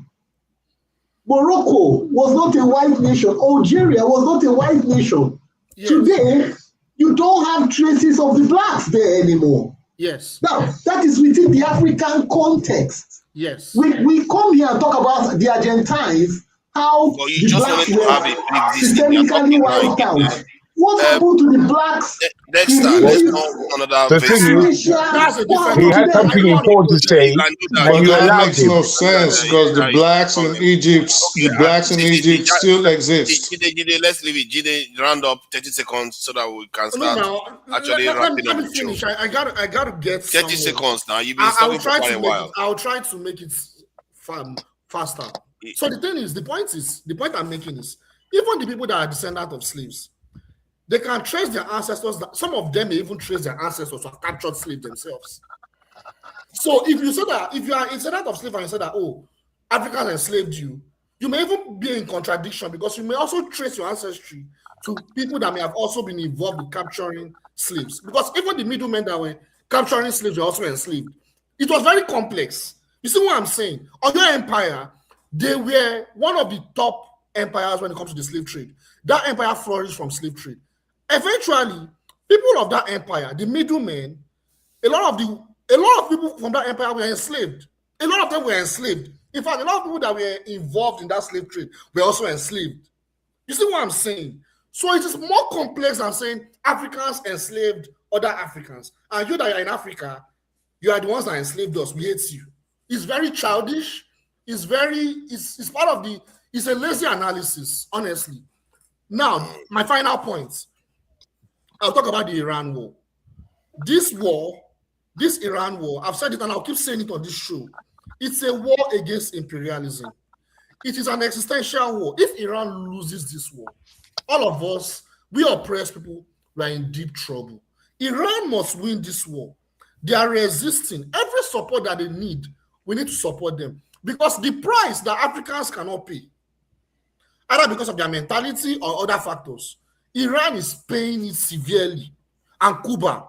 And they must win this war. Because if they win this war, the world will not remain the same again. This world is full of evil, injustice, exploitation, oppression. It will be a game changer. And Iran will be an embodiment for the liberation of oppressed people. You guys are not giving me a lot of time to talk about. Thank you. Thank you. Thank you for that. Thank God we have finished with everybody has spoken today apart from Ife. I didn't speak. I didn't speak in this round. It wasn't. That's the first time Jide is speaking. It's not a round. Everybody No. has just been Jide has already said he spoke before. I didn't hear it. Because spoke once. I never spoke. wait. This was the first time. I spoke once. Everybody spoke once. He spoke for once. 3 hours. So then you spoke the rest of the time. Yeah, he spoke once. Yeah, you said. Let's bring Jide. Jide, I don't know Jide. I mean, sorry. If have you got something to say about Nigeria and the only thing I was very mad about what happened this week. I think it was this week. The MC Olomo judgment against him, and he said that nobody's gonna get him out of that place except Tinubu. I mean, you see, we have a long way to go. His audacity to go against what the judge. So that's why I say we don't even have a government and we don't have judiciary. How dare him? One of his daughters is a nurse here, works in the same hospital I work. Can he come to this country and, just run common red light? But a whole judge gave a judgment against him. He said that he will not obey it, except if Tinubu is the only person that will remove him there. That is the country we have. Imagine if it's me, imagine if it's you. And he even brought army with him. They came with him. So, I mean, when we come here every day and talk about what is happening in our country, it just surprises me how bad we have deteriorated that country. Who is MC Olomo? If he's not able, tell me what he is. It's not Aguero. What is he? Do you know how MC addressed Tinubu? Do you know what he calls Tinubu? He calls him Daddy me. My dad. Forget to. I'm not justifying what they do, but MC Oluomo sees himself as Tinubu's son. And Tinubu sees him as a son, a useful tool. He calls him Daddy me. That's the way he addresses him for years. It's a hopeless one. That one. They've taken Agberoism to Abuja, what they've never seen, now they are saying. That's why I came back to talk on this one that you said. No, thank you.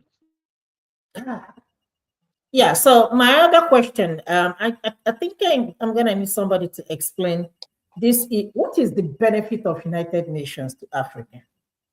What are we even doing there? What are we doing there? Mm-hmm. Because I don't understand when you people say like 5 superpower, the China, US, and Russia, and UK and France. I have never seen of any benefit this organization to Nigeria, to Africa. Can I explain what United Nations is and why it is useless? Okay, so please tell me, because I mean I don't even understand why we still have our name. Yeah, can you tell me? Keep it brief, you use your time. Yeah, I'll make it very simple. So like you have weak nations, you have strong nations. And you can have a bully in a house and you have a child that does not have power. So what United Nations does is it makes everyone to be at the same table.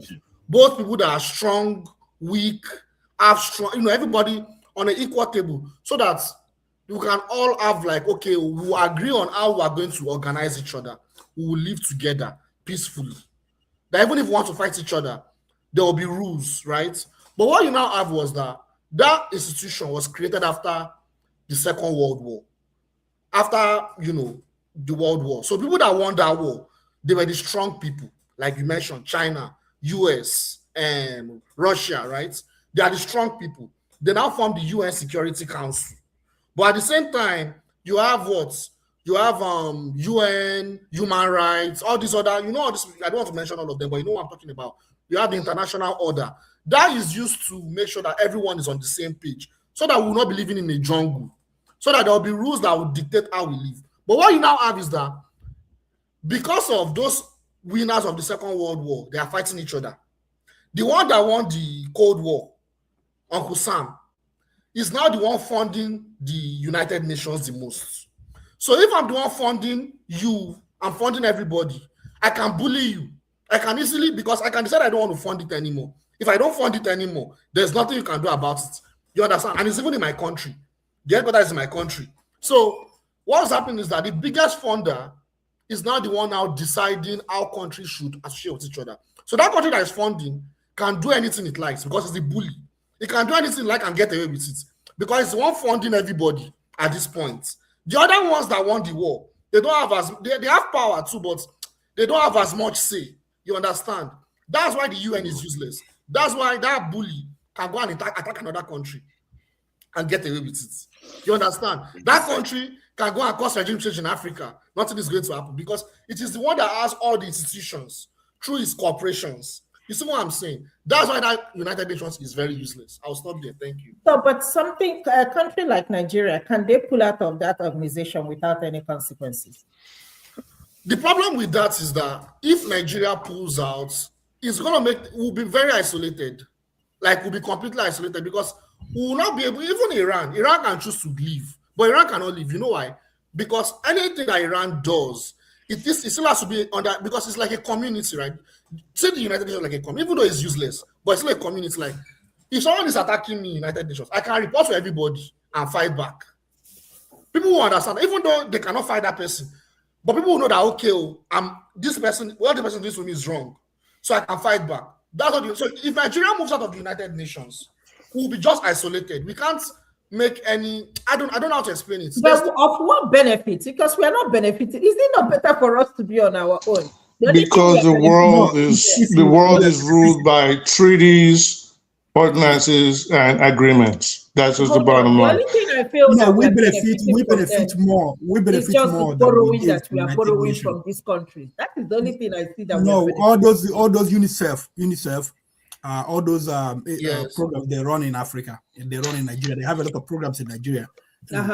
We get that money from United Nations. Where are you getting the money? That's what she says. Where is the benefit of the money? Can you see I know some communities, like I know about UNICEF. I know, like I have someone that worked for UNICEF.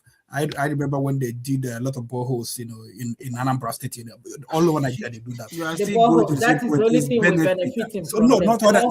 Immunization, all those things, that's United Nations benefits. Always benefits.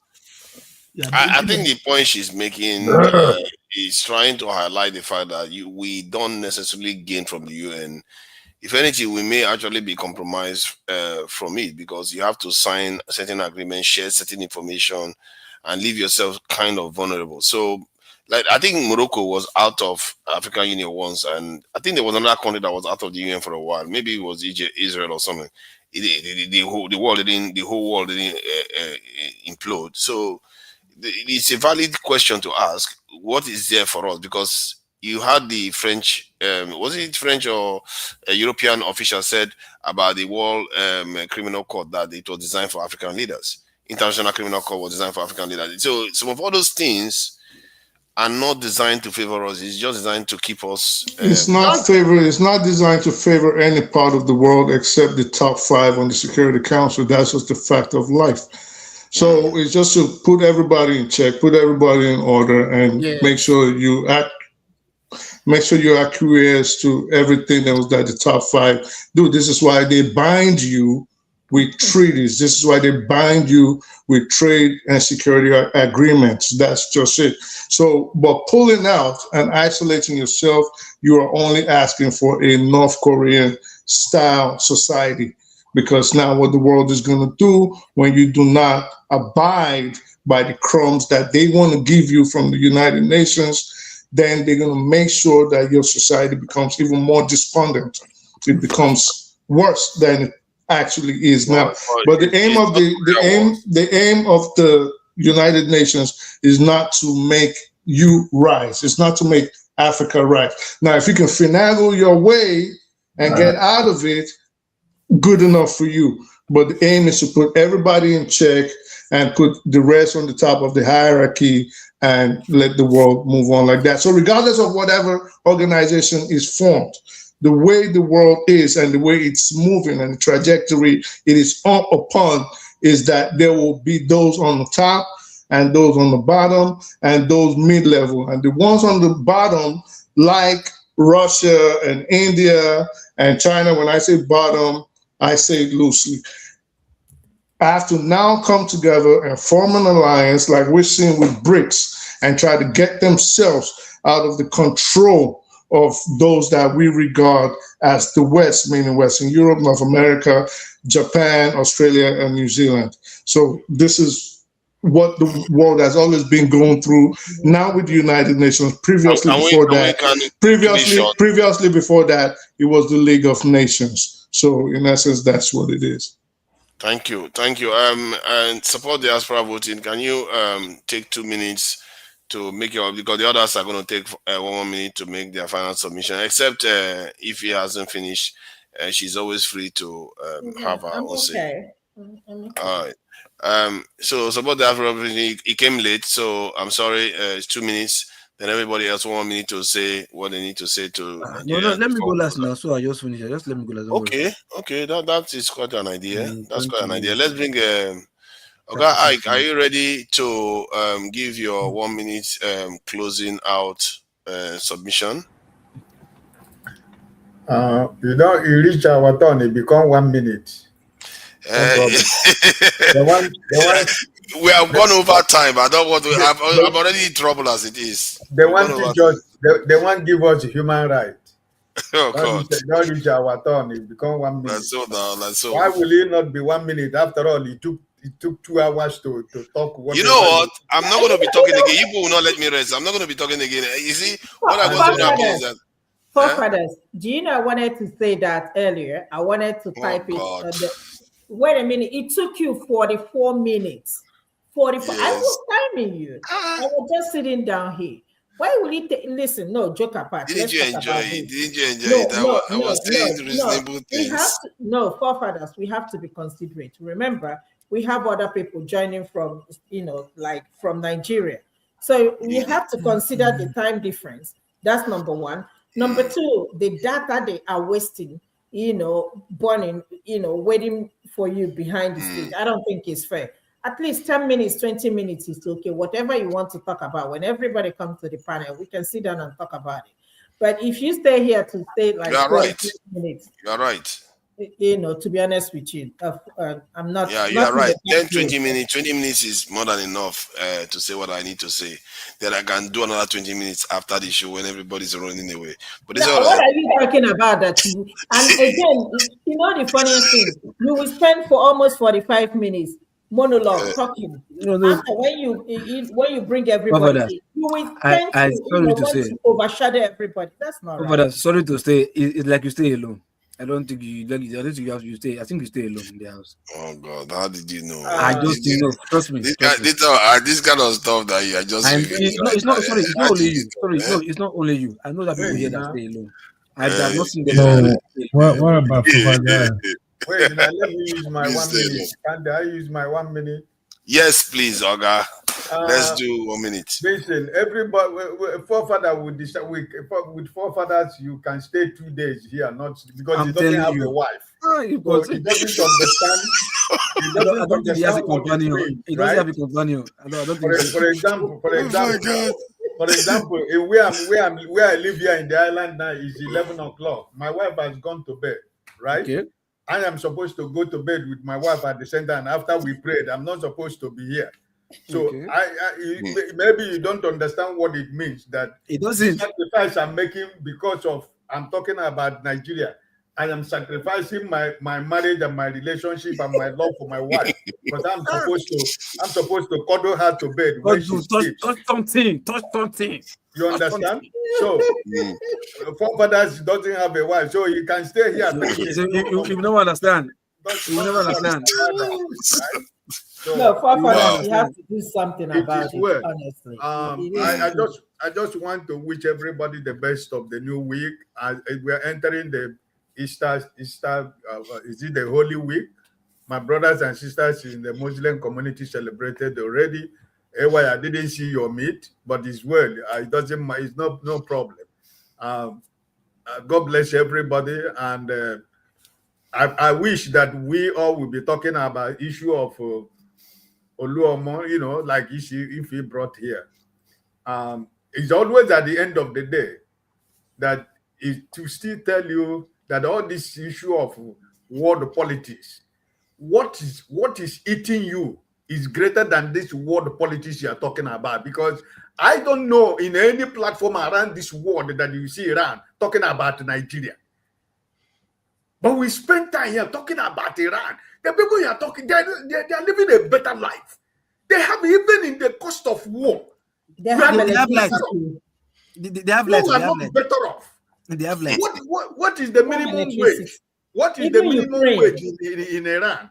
Even Ukraine that has been fighting for almost 4 years now, they still have power.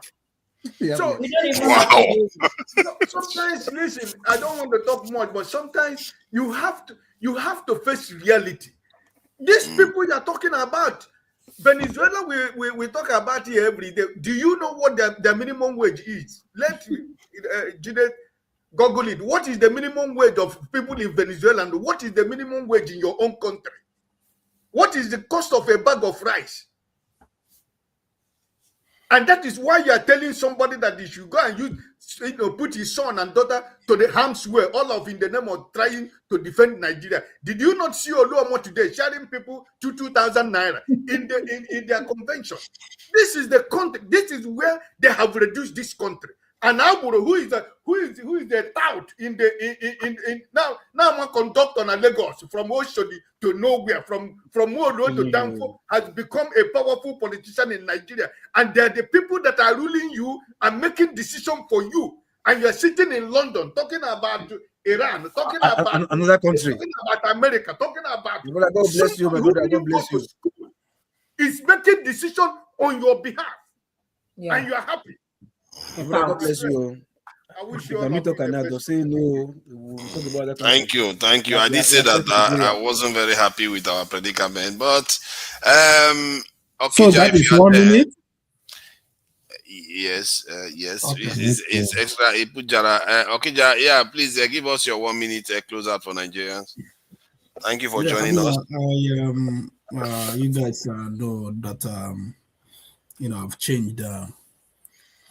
Nigeria needs to be, dismembered, so that everybody, should just go home, and I'll still be friends with some of you who can still come together and talk about issues. Like Ike, saying, I was thinking about it this morning, and why is it that it seems that we were raised, the same all the time? We're interested in news. World affair, we listen to, maybe like me, I listen to BBC while in Nigeria, BBC Voice of America, Radio Germany, but that's Radio Deshawel also, whatever. Radio France, we stepped into all these things, and then we carry it over. We're becoming old men, and we're still, we get into other people's affairs, but then our country, and we don't take time to debate what is going on, because I feel for Palestinians, I feel for Iranians, but just like Ike said, you can't find them. When we had what do you call it, NSAS, movement, people were killed. They were unconcerned. They were doing their own stuff. We have to find a way. If people, for people who want to Nigeria to work, spend a lot of time talking about Nigeria. Not only talking about Nigeria, but doing things. But me, I don't retire. I don't.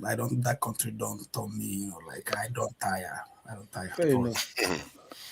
Thank you. When I went to Nigeria recently, I have to be honest, I wasn't very keen on leaving the country. That's the truth of the situation. But so it tells you that it's not everything that is bad. I was going to London, but I wasn't that keen on leaving. Keep quiet. Stay there for 1 month. Look at that. I stayed there for 5 weeks. What do you mean 1 month? Nigeria is a sweet place. Trust me, yeah. But don't tell me say he doesn't want to leave. Stay there for 1 month. You see. I stayed more than 1 month. I stayed more than 1 month this time. Nah, that is. But you see the rubbish that is happening there. You'll be angry. Not that you tell me. I saw the rubbish. Believe me, I saw them. But it still didn't make any difference to the way I felt when I was leaving. Oh, come on. Even at the airport, the lady that was flagging people through some of the points, and she was saying something. I was like, when she was talking to me, I was feeling like man, what is the point going back to this place and all that? That Nigeria, it's not going wait for Nigeria. Nigeria too sweet. What kind of see? I was just saying, the lady at the airport was talking to me. I was about to go past, and I felt that it was actually Nigeria is a good place to be if things were working right. There were things because I don't have to go to school anymore, so I don't worry about school. The only thing I worry about in Nigeria is the health, bad roads, insecurity, no power supply, all those things. Those are but if you remove those ones, Nigeria is fine. If you remove those ones, Nigeria is fine. Perfectly fine. What do you think we are claiming for? It's not just basic amenities. What is Nigeria looking for? It's not basic amenities. So what else? You think we care about making the money or this and that, building mansions? No. Now building people having to offer. That the ones looking for mansions. Okay, let me carry on this thing. Jagun. The Jagun. You see, I'm down to 0% again. So my voice is probably exactly. What I'm going to do is that the next Am time I being clear? Post, I'll have a conversation. No, it's not very clear. It's choppy. I'm going to have a conversation about the best. Yeah, you chop my time now. We need to now you chop time. That have come in. I told you I was on 7 seconds earlier. Jagon, let me say this. If we limit the number of people that come in, we can have the people that come in make more contribution and have fuller say about, because then they can go round and round on the topics. So whether it's best to limit it, because if everybody keep coming in, it leads to frustration. People will be here for 3 hours, they will speak only once. You see what I mean? So maybe it's good to limit the number of people that comes in so that we can circle around. I don't know. It's something that I have to. You think that's a problem? I'm not saying it's a problem. I'm saying it's an option. We have to discuss it. But Jago, please go ahead. I have a question before we start. How do you? I know when you said something, because honestly, I don't like the way you moderate sometimes, but it's okay. But you said something that when there was a flare up between I and the other guy there, the guy you said that he was better than me. How do you evaluate who is better on the part? I don't understand, because when you say things like that, it's divisive. How do you mean? Did I say he's better than you? Yeah, you said that, but it's okay. But there's another thing. Hold on. There's another thing. Who are you referring to? Sorry. Who are you referring to? I don't know his name. He's there. He puts different things on his. I don't know his name. Okay. Oh, no, I never said he was better than you. Wait. Not just that. At least that's not what I meant. I've noticed something that you do. So if someone is there, you didn't mean you don't talk. No, it's not but you, if I now respond, no, it's not you now. It's not you. if I now respond, that's when you now react. Sometimes it comes across like that. But it's not. You see what I'm saying? Maybe because I feel like it's easier to stop you, that you are going to understand. Yeah. Like AY is very understanding. AY hasn't said anything for a while, apart from when he snipes at me from the. So sometimes some people are more understanding than others. Yeah, some people are more understanding. Okay, now you're acting like the forefathers. Now you're acting like the United States, right? Hey, how can you say? Wait, no. Hear me out. How can you say? How can you say you're stopping someone that is defending themselves? I didn't talk to this guy. Hey, God. So relax. When you attack someone, when you attack someone, hold on. You let him talk. Why can't I speak? No, please. Everybody cannot be speaking. Diago will not have it. That's cool, but you can't attack someone all the time. You know what I mean? We have to understand that Diago makes a lot of sacrifices to come here. Diago makes a lot of sacrifices to come here.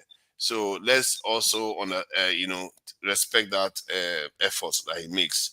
He doesn't have to be here. He could have just listened in the background, and he chooses to come on and say, make his contribution. Jago, but wait, look at him crying about him thinking you said I was better. Why would I? I'm not in competition with you today. CEO, what is wrong with you? CEO, leave it, please. Leave it. I'm trying to. Jago, thank you for joining us. What do you have to say, based on the conversation and to Nigerians? 1 minute, please. I had a lot to say, but I won't be saying it now because I'm on 0%. I'm about to shut down. I know I'm on 0%. I don't come through very well audibly. So you chop all my time from 7 seconds till now. And that's me. Oh, sorry. Next time, I don't know what I can make about that. I'll see what I can do about that. CEO, 1 minute to Nigerians, and you to yourself, whatever you want to say, really. Listen, can you hear me? Yes, we can hear you. Why is this thing all dark all of a sudden? Oh shit! Hold on 1 second. Let me turn this shit up real quick. 1 second. Pardon me for cursing. You know, everything is perfect on this side, though. Everything is perfect on this side. We can see. It's not, well, that's perfect for you. That's perfect for you, not perfect for me, because I've been dealing with both of y'all for a long time. And with you, I can stand because on some level, I still look at you like, even though you come at me, but I can still understand where you're coming from. I've always faced this where people think you are not deserving of maybe a certain knowledge or certain aspects of life, and they try to look down on you. I've faced it a lot with Nigerians. So when I see the envy and when I see the jealousy, I get it. For example, look, he's crying here talking about you said I was better. I'm not in competition with you. And to be fair, even if we were in a competition, you couldn't lace my boots. So, and I say that with all disrespect. I mean, what is there? No. What is there? You are saying it and not saying it at the same time. Yeah. So what is there to compete with you? You always come on here. You were attacking me. I'm talking about I was talking about the trans-Saharan and transatlantic slave trade, things that happened in 2001 that I experienced here in the United. And I'm explaining these things to you and going further and to explain how the United States, Israel, Argentina, and the rest of these countries vote the way they vote. I juxtapose it, and then I went on to talk about the slaves, and then you here arguing, you start interrupting me, talking about, oh, you're going round and round. But then, in a typical envious manner, envious fashion, what does he do immediately you gave him the mic? He starts talking about the same thing, and he does this all the time. So I'm not here to compete with anybody. I'm here to learn. I'm here to spread knowledge. This is why I do not talk about what I do not know. I'm not in the business of regurgitating what I read or what I saw on YouTube 2 minutes ago, or checking ChatGPT for 10 seconds and thinking I'm an expert on that in that field. That's not my style. And I'm not here talking about my mentors or John Meisherman because I watch him on YouTube. That is not my style, okay? So moving forward, maybe check your envy, check your jealousy, check your inferiority complex, check however you're feeling, and leave me alone. Leave me out of it. I don't talk to you. When you have a tendency, since I met you, to always come at me. You said you just started learning about geopolitics during COVID. You claim you're 30 years old. You have a good 35 years to go. Yeah, I mean, so just leave me alone and back off from me. Just back off. Thank you for that. Thank you for that. I didn't say that you were better than him. I think he probably misunderstood what I was saying. Everybody is good at what they do here in their own ways. Crying. Let me see. Jaguar has his audio is messy. And AY, thank you for joining us. You have been very civil. Apart from when you want to blame me for something, it's all right. I don't like when they try to malign you that you agree with me all the time. AY doesn't agree with me all the time. He disagrees with me on, especially when it comes to Islamic stuff. We have our own disagreement too, but we disagree in a polite manner. Hence, it doesn't look like fight. Yeah, people don't understand how to disagree in a polite manner. Yeah, I don't agree with you there all the time. I'm not sure where I disagree with you fully, but I've not had any major area. But me and AY disagree in some areas. So, AY, what do you make of this discussion so far, especially with this Iran stuff? I hear that Houthis have now decided to join in, and we also see that Nigeria, they are trying to say Nigeria is going to break up if we don't fix insecurity, as if we didn't know that. It just makes sense of everything, and if you want to say something positive to Nigerians, I'm sure they would need it, and not need it to help. Yeah, honestly, where we are here we are with the war. To be honest, it's a mess already. So we just have to deal with it. I would just say people should prepare for the worst. It might really get bad. People in Nigeria are really suffering, especially with the price of gas going up almost every week. The more the price is going up, the more price of stores are going up in Nigeria. Right now, it's really hard for the people. I think instead of this, the government can come in. If Nigeria government really want to subsidize gas, this is the right time to do it. I think they can go into some kind of agreement with Dangote and tell Dangote to seal the price. Then they are going to pay the difference. So you can do this. To be honest, you can benchmark the price at $1,000, at 1,000 naira, and just make agreement with Dangote and supply the gas and make sure, try to manage the system. It's really tough. I really I've been shouting now. I'm really tired because those people supporting the evil Trump is doing. It's sad, but I've been shouting, even as regard to Nigeria, people that want violence, that want war, that want Nigeria to be attacked. I said, if you destabilize Nigeria, we are gonna pay for it. This is what we are not.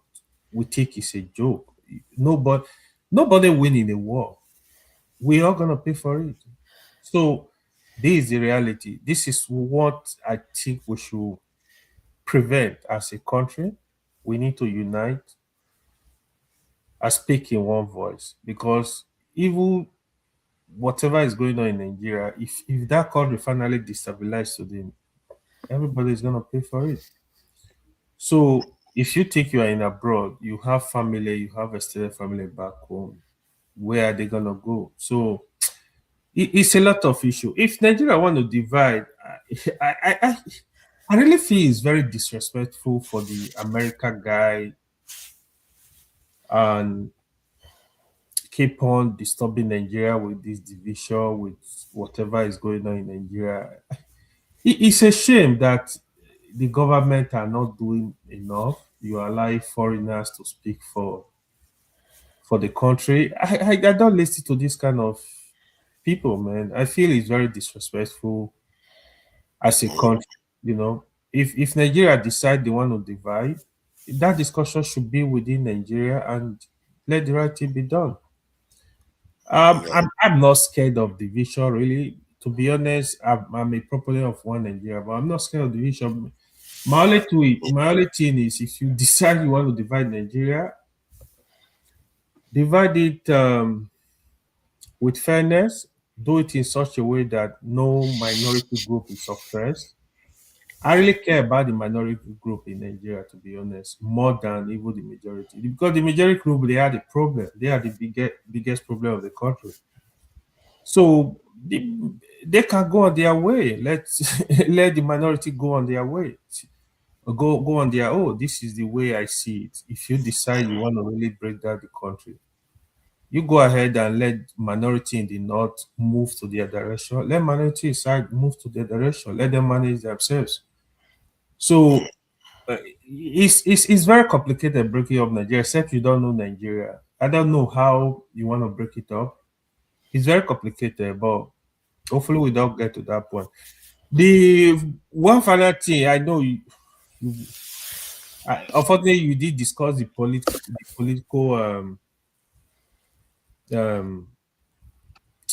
political issues going on in Nigeria currently. I think Konkoso has prepared to decamp to ADC this week. So I think that's a new development. We see what happened. So we're still gonna watch it this space, especially with Atiku and Peter Obi and Konkoso now. You have the likes of Amechi. So I want to see if they'll be able to unite and produce a single candidate. I know that will be difficult. It's going to be very, very difficult.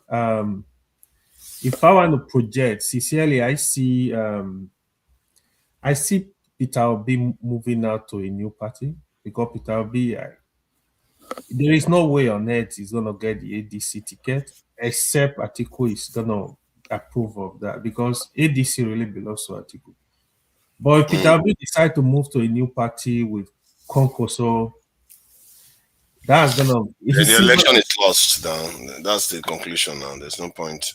It's going to change the dynamics of the whole... because that's splitting the vote in three ways at least. So yeah, but we have more momentum if that happens. It's gonna be interesting. Just watch out. Okay, particle space with Kwankwan. So just watch out for the space. So I think the I mean P2B with Kwankwan so is the most dynamic ticket. Yeah, you're right. Yeah. So APC sincerely they need to sit up. I know in their head they won the election already. Yeah, of course they have the momentum, but things can change very fast with what is going on in Nigeria, with the suffering of the masses. They can be a major revolt. Hopefully, somebody is advising Tinubu correctly, because he might be. They might go into that election with overconfidence, and you have gone well more than your time. What's that now? You are abusing you it. See, you'll be giving everybody like 10 minutes. Nobody get the 10 minutes. You are supposed to take 1 minute to say this thing. You are going for 5 minutes. Okay, that's all I got though. So I wish everybody. Thank you. Well done, AY. Let's see. Like, share, and subscribe, and also subscribe to 2Niger. That's a news channel. I'm going to be doing live streams on that one exclusively in the coming weeks, especially when I start having more time and election is getting closer. I'll be doing more live streams from there. So it's yes. Is it my turn? Have you not spoken? No, I haven't spoken for 1 minute. It's my okay. Your 1 minute. Okay, do your 1 minute then. Do your 1 minute. Okay. Thank you. First of all, I have 1 minute, so I will say something, then I will read something, and that will be the end. Okay, for today. Forefathers, yeah. Look at two of them. First of all. Oh God. Can you stop? First of all, we the Nigerian people, I've always said it before, we need to have, I know me and forefathers have had this conversation before on the panel. We need to have historical responsibility. We need, for any revolution to happen in Nigeria, if we lack historical responsibility, it will never be successful. In fact, there can never be a revolution in Nigeria if the will of the people is to align with the oppressors. And unfortunately, the Nigerian people still align with the oppressors. They align with the oppressors' values. They align with the oppressors in solving their problems. They align with the oppressor to be the one to actually provide for them. They align with the oppressor to lead them. And as a result of that, Nigeria will keep being what it is. Unfortunately and sadly, Nigerian people will keep suffering. It's quite sad, but this is the reality. Unless we change our mindsets, unless we become...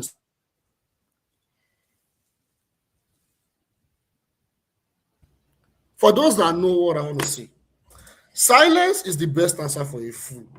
A fool that thinks he knows it all. He flares up when he hears he did that enough. For I cut him off. The diaspora voting. You are. He didn't say anything. He's not calling anything. A fool does not know the meaning of the words. Listen. He's not calling anybody off. No, now somebody ask. Let me finish, please. He's not cutting anybody off. And please, don't be doing that now. You should be doing that. Fathers, yeah. Okay, darling, you shouldn't be doing that now. Darling. Forefathers, yeah. Look at them. You need to stop it. What is the matter with you, man? Forefathers, yeah. Look at them. He's not even talking. Look at them. Favorite. Get your girlfriend out of here and knock him to go look for a girlfriend. Forefathers, yeah. Then starts talking with his whiny voice. Can you leave it? Let me not be encouraging this kind of attitude. Why you both? I should be worried that you both are having a go at each other constantly. I don't know why. You guys I don't even know why, really. You guys doesn't seem to like each other. And you should be aligning because most of you share similar opinions. You have similar opinion in many issues. Maybe wisdom comes when. For let's be real, Can we leave it now? Can we leave that? Let me go to. It's just envy. That's it. It's just envy. It's envy. That's it. Okay, so envy. The last he wishes it was me. That's all. I will be timing it to now that Kene is here because I have to make sure timing because Kene is I won't wait for just a minute. It's a time buster bunker. Yeah. He likes to bust time this restriction. 2 minutes. And you, Kene, I think you're one of those people that support Israel, isn't it? Of course. Yeah, of course. So, are you aware that they voted against black anti-slavery? Hold on now. There was a vote about reparation at the UN. Please hold only on. Only 3 nations voted against it at the UN. United States, Argentina, and Israel voted against reparation. Hold on, so you will talk. They voted against it. Then remember, you take that one, take Israel out of that one. They put it with South Africa. Israel was supporting the South Africa regime. They actually helped them get their nuclear weapon. The South Africa regime, they helped them get it. So, and they are also aligned with India. That is also a caste society. When we're talking about people that Israel has special relationships with, at their worst. So, go ahead. Those 3 nations are one to ask the reparation. Who is going to pay the reparation and to who? It's going to be the people that enslaved people that compensated their slaves. They compensated the people Who are the people? Who are the people that enslaved people, and who are the enslaved? The people that enslaved people. I haven't got to that question yet. Questions to answer right now. Hold on. It's very simple answer, really. The people that enslave people are the Western nations, UK, France, and all the other countries. Yes. Okay. And who were enslaved? Where are Arabs? Yeah, where are the Arabs on there? The one that they are addressing is the transatlantic one. Pardon me?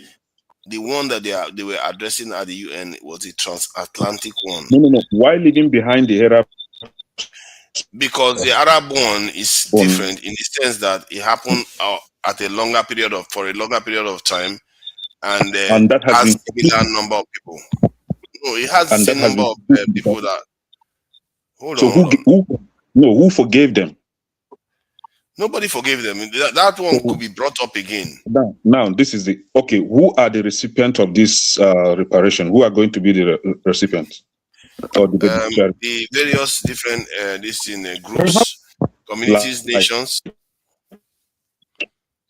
So, Africa, hold on. You are asking the wrong questions.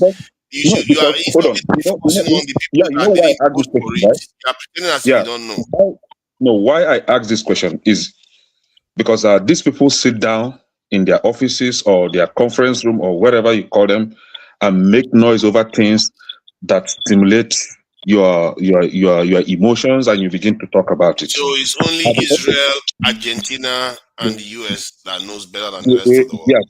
Yes. I support them for doing that. Nobody should pay anybody any reparation. If the Arabs slavery isn't going to be on that group, they should forget about it. And again, who are going to be the beneficiaries? You and I, forefathers, you know that our forefathers also were affected in this slavery of a thing. Yes, are you telling me that at the end of the day? Hold on. Are you trying to say that because of that, the Jews should not have been compensated for the Holocaust? Well, that was Holocaust, right? So their own is different. Our own is not the same. They fought for it. Hold on now. Forefathers, I'm coming. They fought for it. Hold on. No, because this is a very interesting line of questioning. Because let me he's saying that. No, I have to ask you so you give a clear answer. You are saying that the Holocaust is okay for them to get it. Am I mistaken to get compensation for it? No. Hold on. Now, see, for the fact that my people, over 3 million people were killed during the Biafran War, and no compensation was given to my people. I don't think any other person deserved that compensation. You keep quiet. Yeah, hold on. Are you saying that Israel does not deserve it? Hold on. Nobody Jews does not deserve it. Okay. Yeah, that's consistent at least. Okay, see, you see life. If there should be any compensation, hold on. Listen to Kokoli. Listen. Hold on now. It's not your time. No. I want to be the look. Listen. When if there should be compensation for that, every victim should be on that list. And if they feel that they have to be simultaneously. Simple. Every victim should be on that list, and the discussion over should be discussed simultaneously. You don't discuss one. Hold on, please. Hold on now. This is the support diaspora voting. Hold on.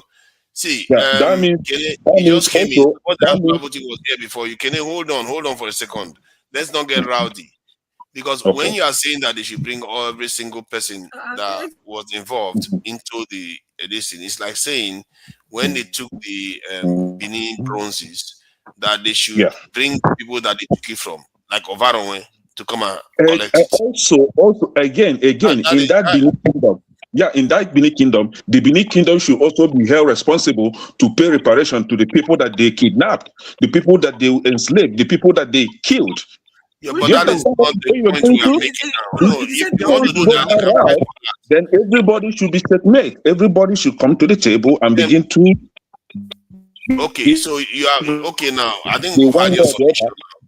So your submission is that the Holocaust, the people that suffered Holocaust should not be compensated.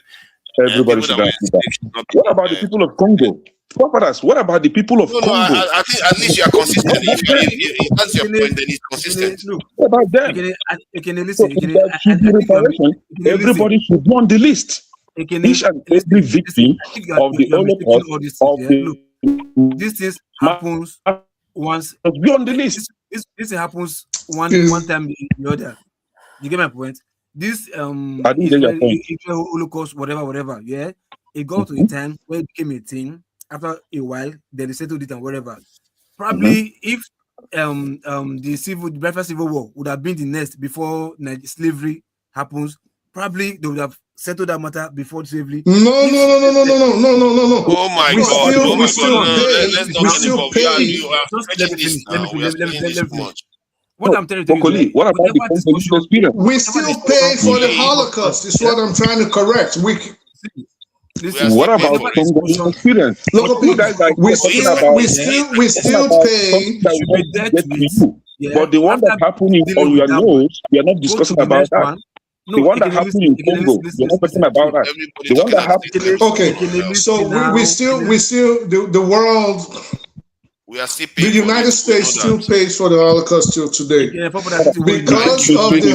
Let's leave that. We know that you have said it now.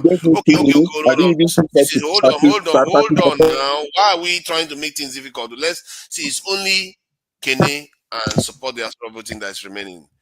I really I have to have time to say thank you to all those people. Yeah, but okay, take 1 minute to summarize. And no, I didn't even speak up to 30 seconds. Of course you did. Now you've been talking for the last 3 minutes. You're saying all this while you into my time. You came late. My summary is, let me just summarize. My summary is everybody should go and sit down. Nobody is compensating anybody. As far as Biafra is not on that list, they are all talking nonsense. What we should be talking about right now is how to disintegrate that country, divide Nigeria so that there will be peace among us. Thank you. Foreigners in my land. Hold on now. It's not 1 minute now. Then, hold on. We're talking about Anioma State now. Some people are crying. right? It's a done deal that we have 6 states in the southeast. The people of Anioma, I don't know where you come from, AY. I don't know if you are from that side, but I know that Oga Tony is from that side, so he's part of the Southeasterners now. Who again? All right. Let's have someone for this. That is what we're talking about now. Yeah. Forefathers, this is why when I say we have to inform ourselves about certain topics, I don't mean it to insult you, because we have to always call out. There's people listening. And amongst these people, there are kids, and I guarantee you there are kids that want to learn. And there are adults that want to learn. Now, we're on here, we're trying to teach each other and learn from each other. We cannot come on here making spurious claims that are factually incorrect. All right? So to come on here spewing and regurgitating white supremacist trope, you as the moderator should be able to call it out. This man, my guy Kenny right here, is talking about, and I say deceitfully, bringing in Congo while defending the atrocity that we as a nation, when I say nation, we, I mean us as a race, the black people, which we suffered in the hands of Europeans. Why are you on here today trying to defend them or effectively remove them from the crimes that they committed against us? This, it's not even making sense. You're not more well-versed than the intellectuals and the experts and the historians that got involved and indicted the white people for the crimes that they committed against the Africans. You made your point on that. Okay, can we leave that now? Can we leave that? Support the diaspora voting. Take your 2 minutes and give your closing statement. Thank you for joining us. See, first thing first, look, we just saw Fortunisha, like what Bubumri said. Many people just come here and just out of selfishness or out of selfishness. You think it's life revolve only about you and nobody you else. Are African land. Your African nation was go. You think life must just you. If it's not you, you don't care about anybody. You understand? Oh, because my name is not there. Okay. Because me, I did not eat first, then nobody should eat. You understand? Not knowing that other people can eat. Why must I be excluded? At the end of the day, it will still get to your turn. You eat. These things come one at a time. Somebody brought out the gist. Somebody brought out the idea. Other people exclude me on that list. You guys are just talking up and down. And you see your include me on that list. This is where Nigeria cannot go forward. Where they will tell you will go forward. For everybody. My prayer is for Nigeria to never go forward. No, I want Nigeria to be better for me first before any other person. If it's not better for me, no. As if you are not part of everybody. Do you understand? Once one issue is addressed, automatically it addresses every other thing. You understand? Because it's open the kind of wound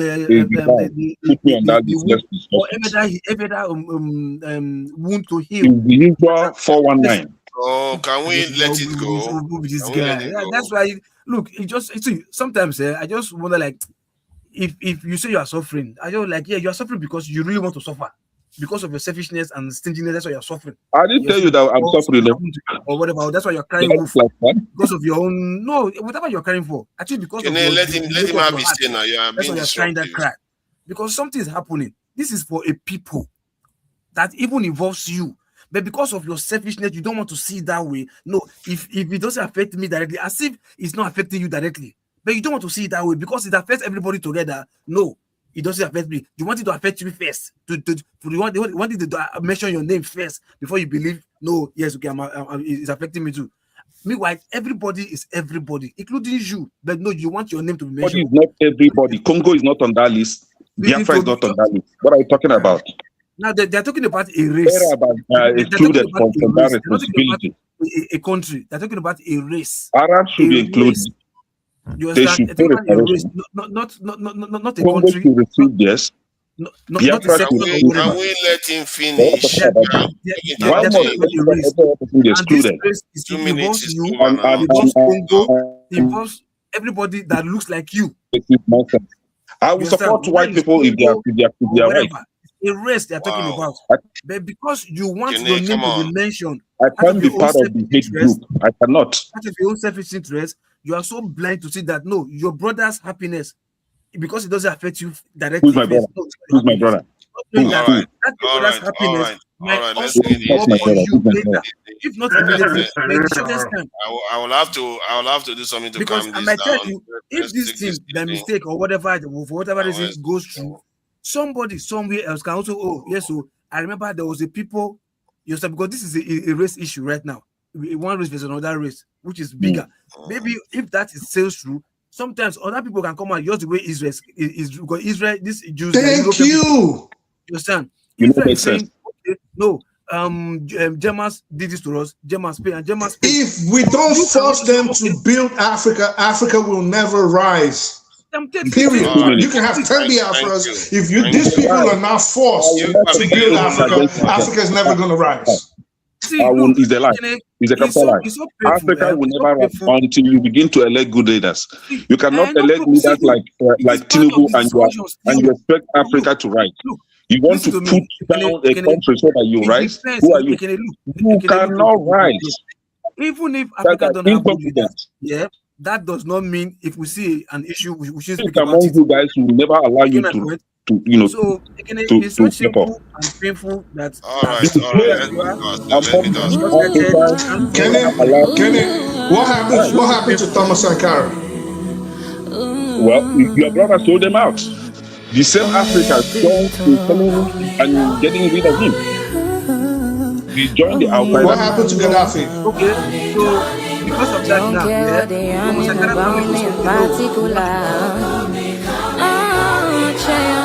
chasing my dream because I know chasing for me. Wanna love like a man from my love. Barakota English my love. Everyone see like Jack on my love. But they find any God in the money I want. They hear what the people you talk. Once again I shall get it to love. That's a life from the one. Go get another one. I go take and do it in a love. Waiting you love.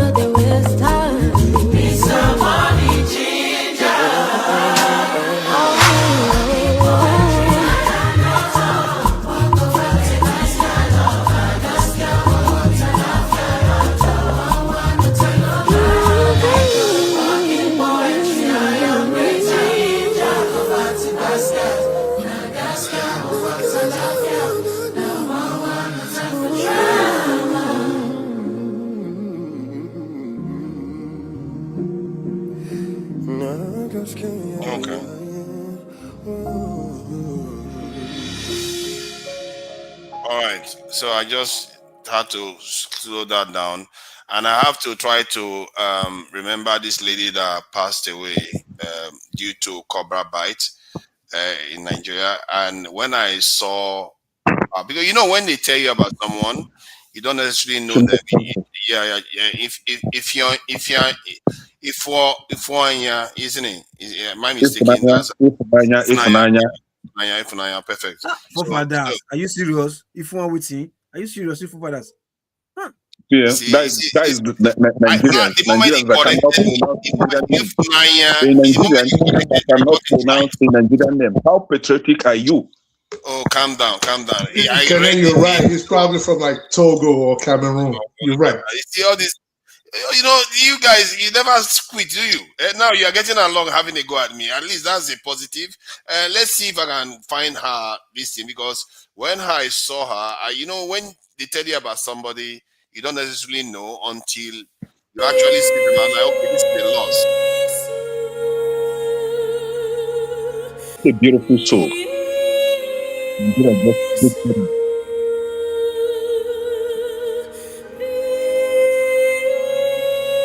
it isn't a Yoruba woman. Now you've not also. I don't care what you have in mind. Just make it.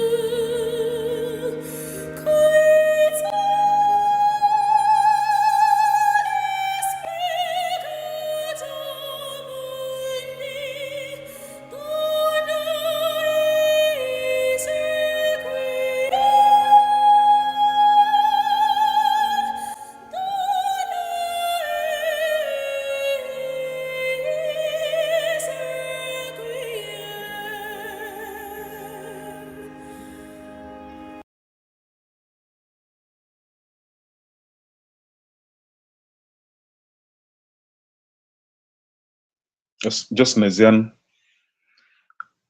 whole nation, no anti-venom or venom or whatever they call it. None. MRI machine, you can't find it more than 12 in Nigeria, in the entire country. Very useless country, but they dole out billions of naira to do unnecessary things. We're not talking about that one. We're talking about reparation. You're not saying anything. I'm talking now. You're right. Sorry, Can maybe not reparations in terms of cash, but Africa, because I wouldn't trust the Hold on. Don't do that. Don't do that. I'm trying to close out and you're trying to carry on the conversation. Don't do that. I'm trying to close out. Don't do that, man. You are being disruptive. It's not nice. And especially when we just played we are talking about somebody we just lost here, and you're just interrupting and started talking about the reparation again. So, and you know, I thought you already closed. Why you can come back? I think you already no, we've not closed that. Sorry about that because my mic was muted. I don't know, you know. So village people, I don't know what they're up to. But let me thank the people in the chat. The people in the chat, Vicarious, who is making all that noise now? Let's have a little bit of decorum here now. Vicarious Philly Dave, I see there. Quinty A, who has unmuted? Okay, that's Jagon there, and yeah. So Quinty A, I see you there too. That person again is making goodness gracious. All right, Quinty A, I see you there. Ken Riba, Boom Boom Ray, you're also on the platform and on the panel and on the chat. Thank you for joining us. Dan Azaya, thank you for joining us too. Obi, I see you there. Femio Luyinka, thank you for joining us. Femio Luyinka, I see you there. Nathan. What's so hard in saying Oluyinka? Like, you see, all these people that are policing language now. It's all right. No wonder we keep winning Nobel Prize in language. All right. Nato J Bulu, Adesina John, Highbury. I see that. I see Highbury 10, the famous Highbury 10. Who else is there that I've not mentioned? JJ Wynn, that's an interesting one. JJ Wynn, I see there. Which other one? Oga, I see there too. Thank you for joining us today. Yeah, I think I've said as much as I can say for now. I'm sure there are others that I didn't mention. And I actually think the conversation, by and large, was relatively positive, and was more engaging than normal. Maybe because, I don't know what it is really. It just was better. I felt like it was better. So thank you all for coming in and for your contributions. I know that you don't just come here, nobody's paying you to come here. And everybody's sharing their true opinion. Nobody's influenced. There's a thing they call data boys now in Nigeria, where they give them money for data. They just come and start spewing garbage out in public. So I don't know. I don't think anybody's a data boy here. Thank you all for joining us. And Ify, I appreciate you for being around. Maybe you are helping keep things going. And I'll take that point you made. We also have political content creators. Yes, they are there too. I'll take the point you made about the 20 minutes. I think it's more than enough time to have your say on anything. So I will take that on board so that people can be able to speak. And I'm sure we'll be doing more and more different shows. So I'll use this time now. Write your questions. Write your questions. Learn the topics you want to discuss. It's not just to come talk. I know. And then from there, you have a better show than this rowdiness. If you really want people to come in one after the other, learn your topics, write your questions, and then you flow from there. See, if I write the questions, I can assure you people are going to get angry because I'll cut them off because they will not be. I will have quite a few questions to go through. You don't have to be rigid. The questions are just to aid you in how you want to steer the conversation. You can look at the question and you can avoid it sometimes, or you can go back and see, okay, this is what I want to talk about. You get what I'm saying? So, all right. Okay, thank you. I will try to take that on board. And everybody, you have ideas. I think some of all these ideas are actually good ones. He's putting I them said in that to practice. you. I said that Oh to my you 2.5 years ago when I God, met you. yeah, Yes, you are yes, enemy I of did. progress. I said it Why to would I you listen to because I you? knew that you weren't writing anything down. I knew that when you're positioning yourself as a go-between, as a compare, it is good to have some kind of guidance for yourself. I told you that 2.5 years ago, but like you didn't listen. You Yeah, thought I was going against you. thank you. Let me play something from the Ibera people to remember them for Ibera in Kogi State.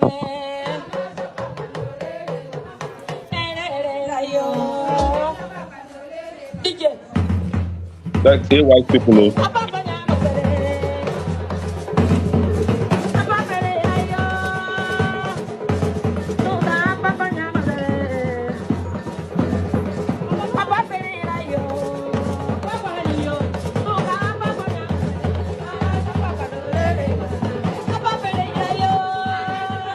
You said KJ. You mean AY.